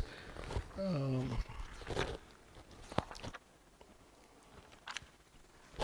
minute. Where is international? Okay. Now at the moment it is showing these are active funds. Then the separate section on ETFs and index funds is got 441 to 480. Yeah, this is listing about 40 international funds with all the data here. Okay, some are investing in Brazil, some in China, some in US, some are gold funds, some are mining funds, some are energy fund, different categories also in that. 40 active funds, and then there are index and ETF in beyond also. Okay, I have 0 international fund. Okay, Parag Parikh invest partly, so that's what I've done. Should nominate? Yes, you should. Taxation, I'll skip this. Okay, taxation is in the name of the first holder only when you sell. So you buy today, keep for 100 years, no tax for 100 years. So tax in the name of the first holder always, and when you sell, till then nothing. This is your Anand, your question. Okay, call it pass-through status. Tips. I did this. Okay, I'll tell you what happened. In COVID, just before COVID came, the Sensex was about 43, 44,000. COVID it became about, in the matter of few days, it came to about 24,000, a drop of 46%. So what I did when it dropped, I sold 80% of my mutual funds. When the market crashed, practically everything I sold. A big risk I took. I sold, and jaise paisa bank mein I kept on buying. Immediate. So what happened? 3 things happened. One, I sold at a loss. Okay, so I got long-term capital losses carried forward. Okay, and by doing this, I could also, some of the schemes were not doing well. जितनी 18 में दे दिया था long-term capital gains tax, but 20 में ही आया. So some not doing well, I switched to the scheme I wanted, and I balanced my portfolio. So I saved a huge amount of. Yeah. So suppose you went loss in say for 10 lakhs, you can use 1 lakh next year till 8 years you can carry it forward. Okay, tax harvesting, this is something which you can do. See, today long-term capital gains of up to 1.25 lakhs is tax-free. So what you can do is, you can sell your mutual funds for that much of capital gains and pay 0 tax, and then reinvest the same money. So your NAV increases, your cost purchase increases, you save tax in the long run. This is called as tax harvesting, and it should be done. Let me give you an example. Suppose you bought a mutual fund for say 1 lakh rupees, and it's become 3 lakhs tomorrow, after 2 years. Okay, so you sell 2.5 lakhs ka share, us mutual fund ka, or you say, let's say you sell it for 2.25 lakhs of ka. Okay, so 2.25 comes in bank account, 1 lakh is your cost, 1.25 is your capital gains, you pay 0 tax. So 225 aa gaya. Now you buy the same scheme if you want. So your cost has increased. So next time when you pay tax, you'll pay less tax on because your cost of purchase you are in the same scheme. So net you have the same, everything is the same, but your cost has gone up, so you save tax in the long run. Okay, this is tax harvesting. It is like that.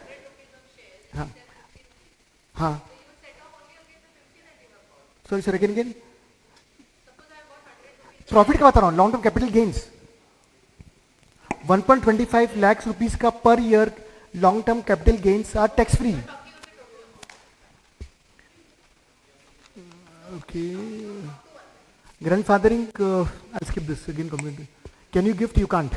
Transmission only on death. Pay tax? No. This is the site. Okay. Verisonline.com. Okay. So this is the site which you should go to. Okay. And read articles on the homepage. Whatever the funds mein jaake, you get everything. Okay. You can go to the magazine. I've got no financial interest. This is a genuine request. If you're interested in mutual funds, yeah.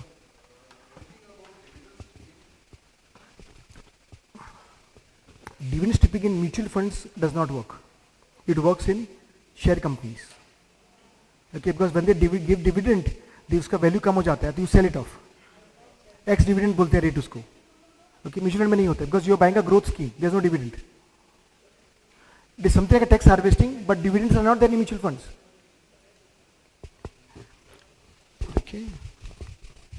Yeah, this is the site I go to. This is another site. Okay, this site is brilliant. This and this. Now I know of some people who have bought mutual funds some years back, 5-10 minutes. Okay, and they have forgotten about it. कोई record नहीं, paper नहीं, कुछ नहीं, पता ही नहीं था कि नहीं था.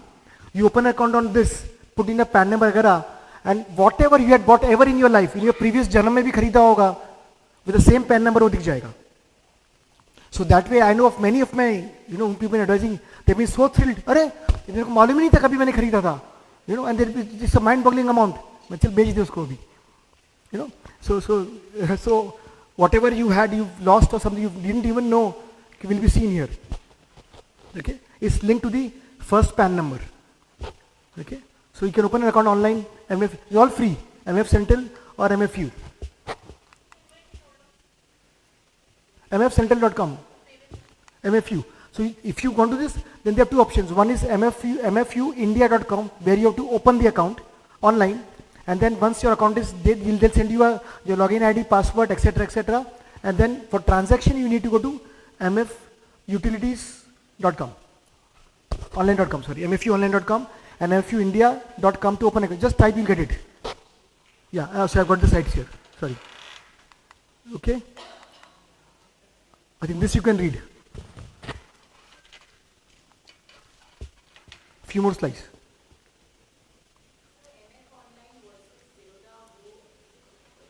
Yeah, see, Zerodha Grow, you can use that. As long if you want a direct plan, you can go to the sites and do it, no problem. But I don't have. See, I have a Demat account, but I have not got my mutual fund in a Demat account. I've kept them separately. There was a slide on which I skipped. There was a slide on that. Should you keep your mutual funds in a as a statement of account or in a Demat? Statement of account, non-Demat is generally preferable. But most of people say कि नहीं यार उसमें अच्छा है कि साथ में सब दिखता है, शेयर भी दिखता है, म्यूचुअल भी दिखता है. Your choice. Okay, so I'll go carry forward. Some just read them. I've told you all of them. So you can, if you need, you can then go faster.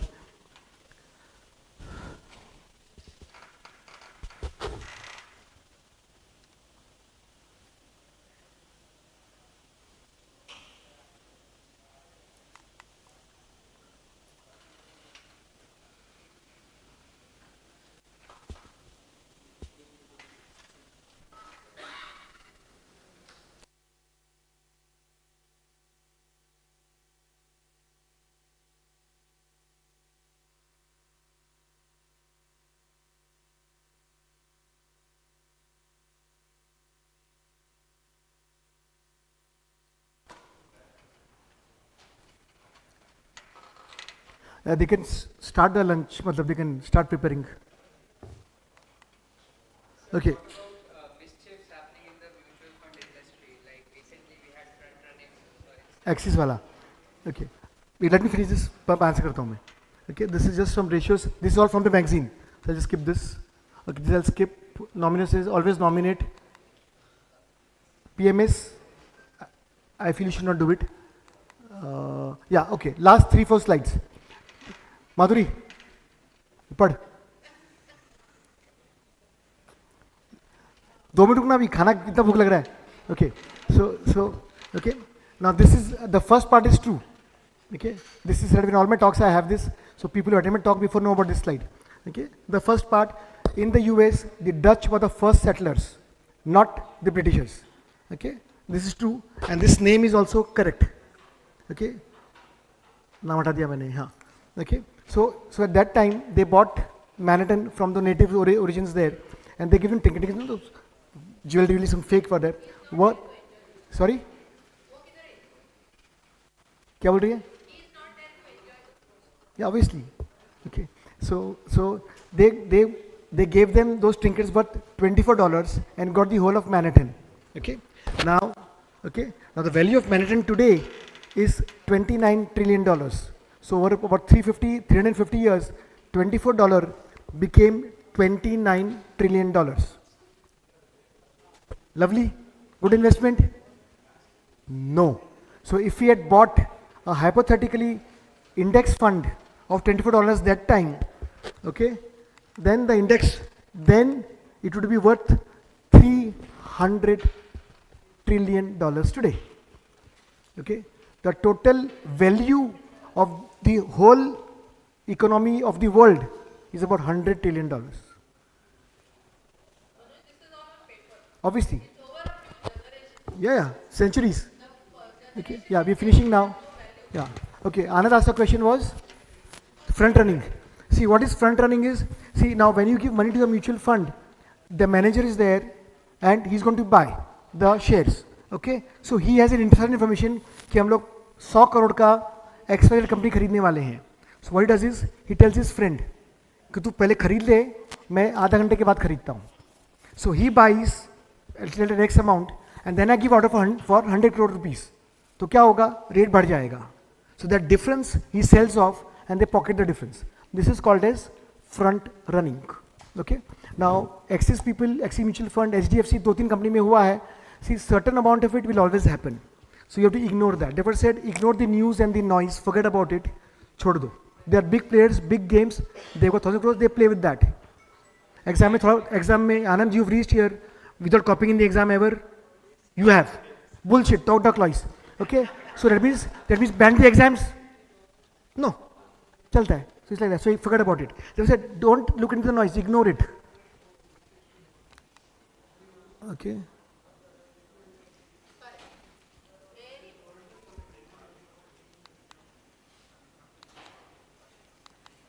Yeah, again, please don't use any foreign products, at least for drugs at least.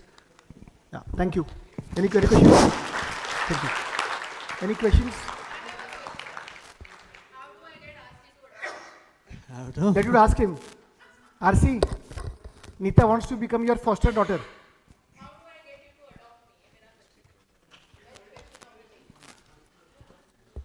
Anand, you can take this book. This is, and there's some magazines if you want. Yeah. Nita, you can take. Ouch. Nita, ये ले ले.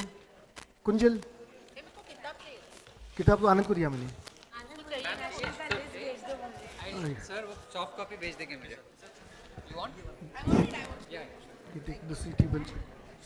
So it was a very interactive and amazing talk by Dr. Manoj Kumar sir. So I request all the speakers to please come here for photograph and mementos. Dr. Rajesh Kapoor, our former president, will hand over the mementos to the speakers. Also Dr. Neeta madam. RC sir किधर है? RC Shah sir. And Dr. Rohit Modi, Dr. Shraddha.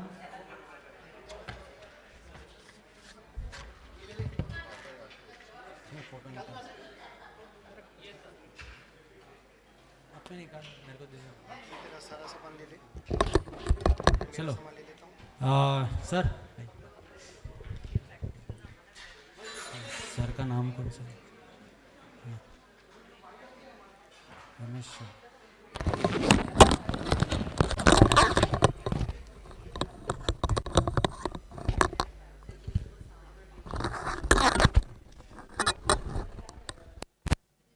Okay. हाँ photo निकाल उठा है. अच्छा okay sir. Dr. R.C. Shah sir ko we are handing over the memento. Big round of applause for Dr. R.C. Shah sir.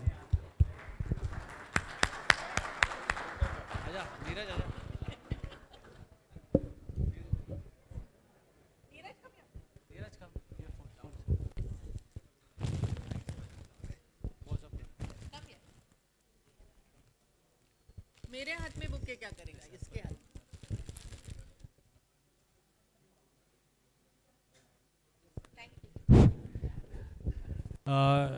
Dr. Manoj Kumar Agarwal, sir.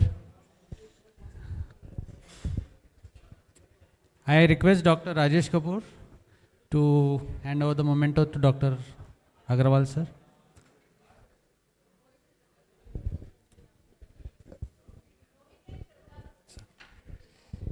Big round of applause for sir. Madam, आ जाओ. Yes, sir. One announcement from sir. No, this is a personal thing, not to this.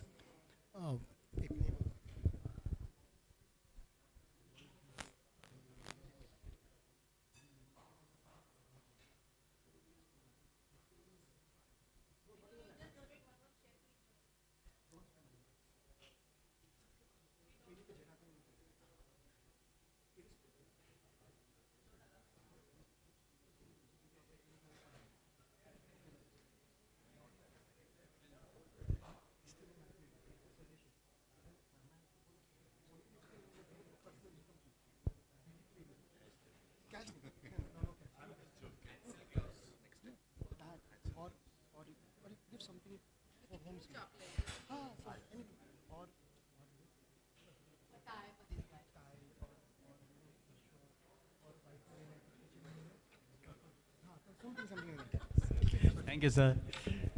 Dr. Rohit Modi, sorry. Dr. Rohit Modi, Dr. Rajesh Kapoor.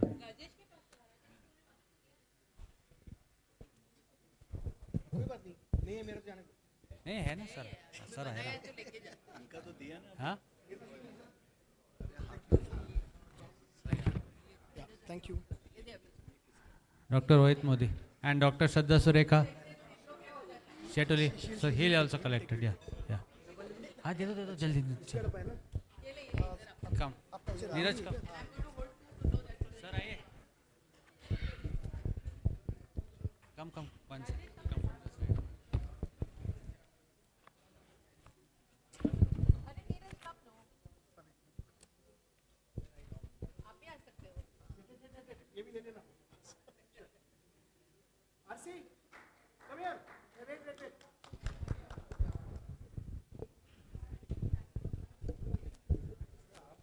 बीच में आओ. अरे ठीक है, कुछ नहीं सबका हो गया ना? नीता तू दो के लिए बैठी, तू तो स्पीकर भी नहीं. तो क्या हो गया? I was the mastermind behind all of it. दे ना, दे. नाम लिखता नहीं है. Thank you. Yeah. Thanks. Hey sir, क्यों? बुके. नहीं सर. नहीं सबके लिए लाया सर. और ये मोमेंटो भी लाना. क्या कर रहा है? मोमेंटो लेके. ठीक है कोई मार्कर से कर सकते हैं. अंदर डाल लेना. अंदर डाल. Packing. Doctor Mahesh Uparkar.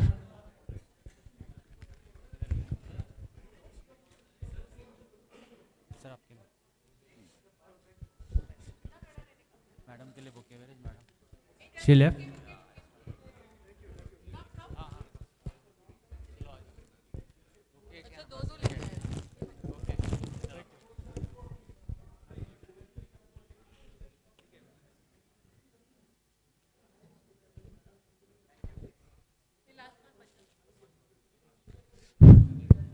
And ये किधर है? अपने पैनलिस्ट किधर है? डॉक्टर आनंद एंड मैडम का नाम क्या?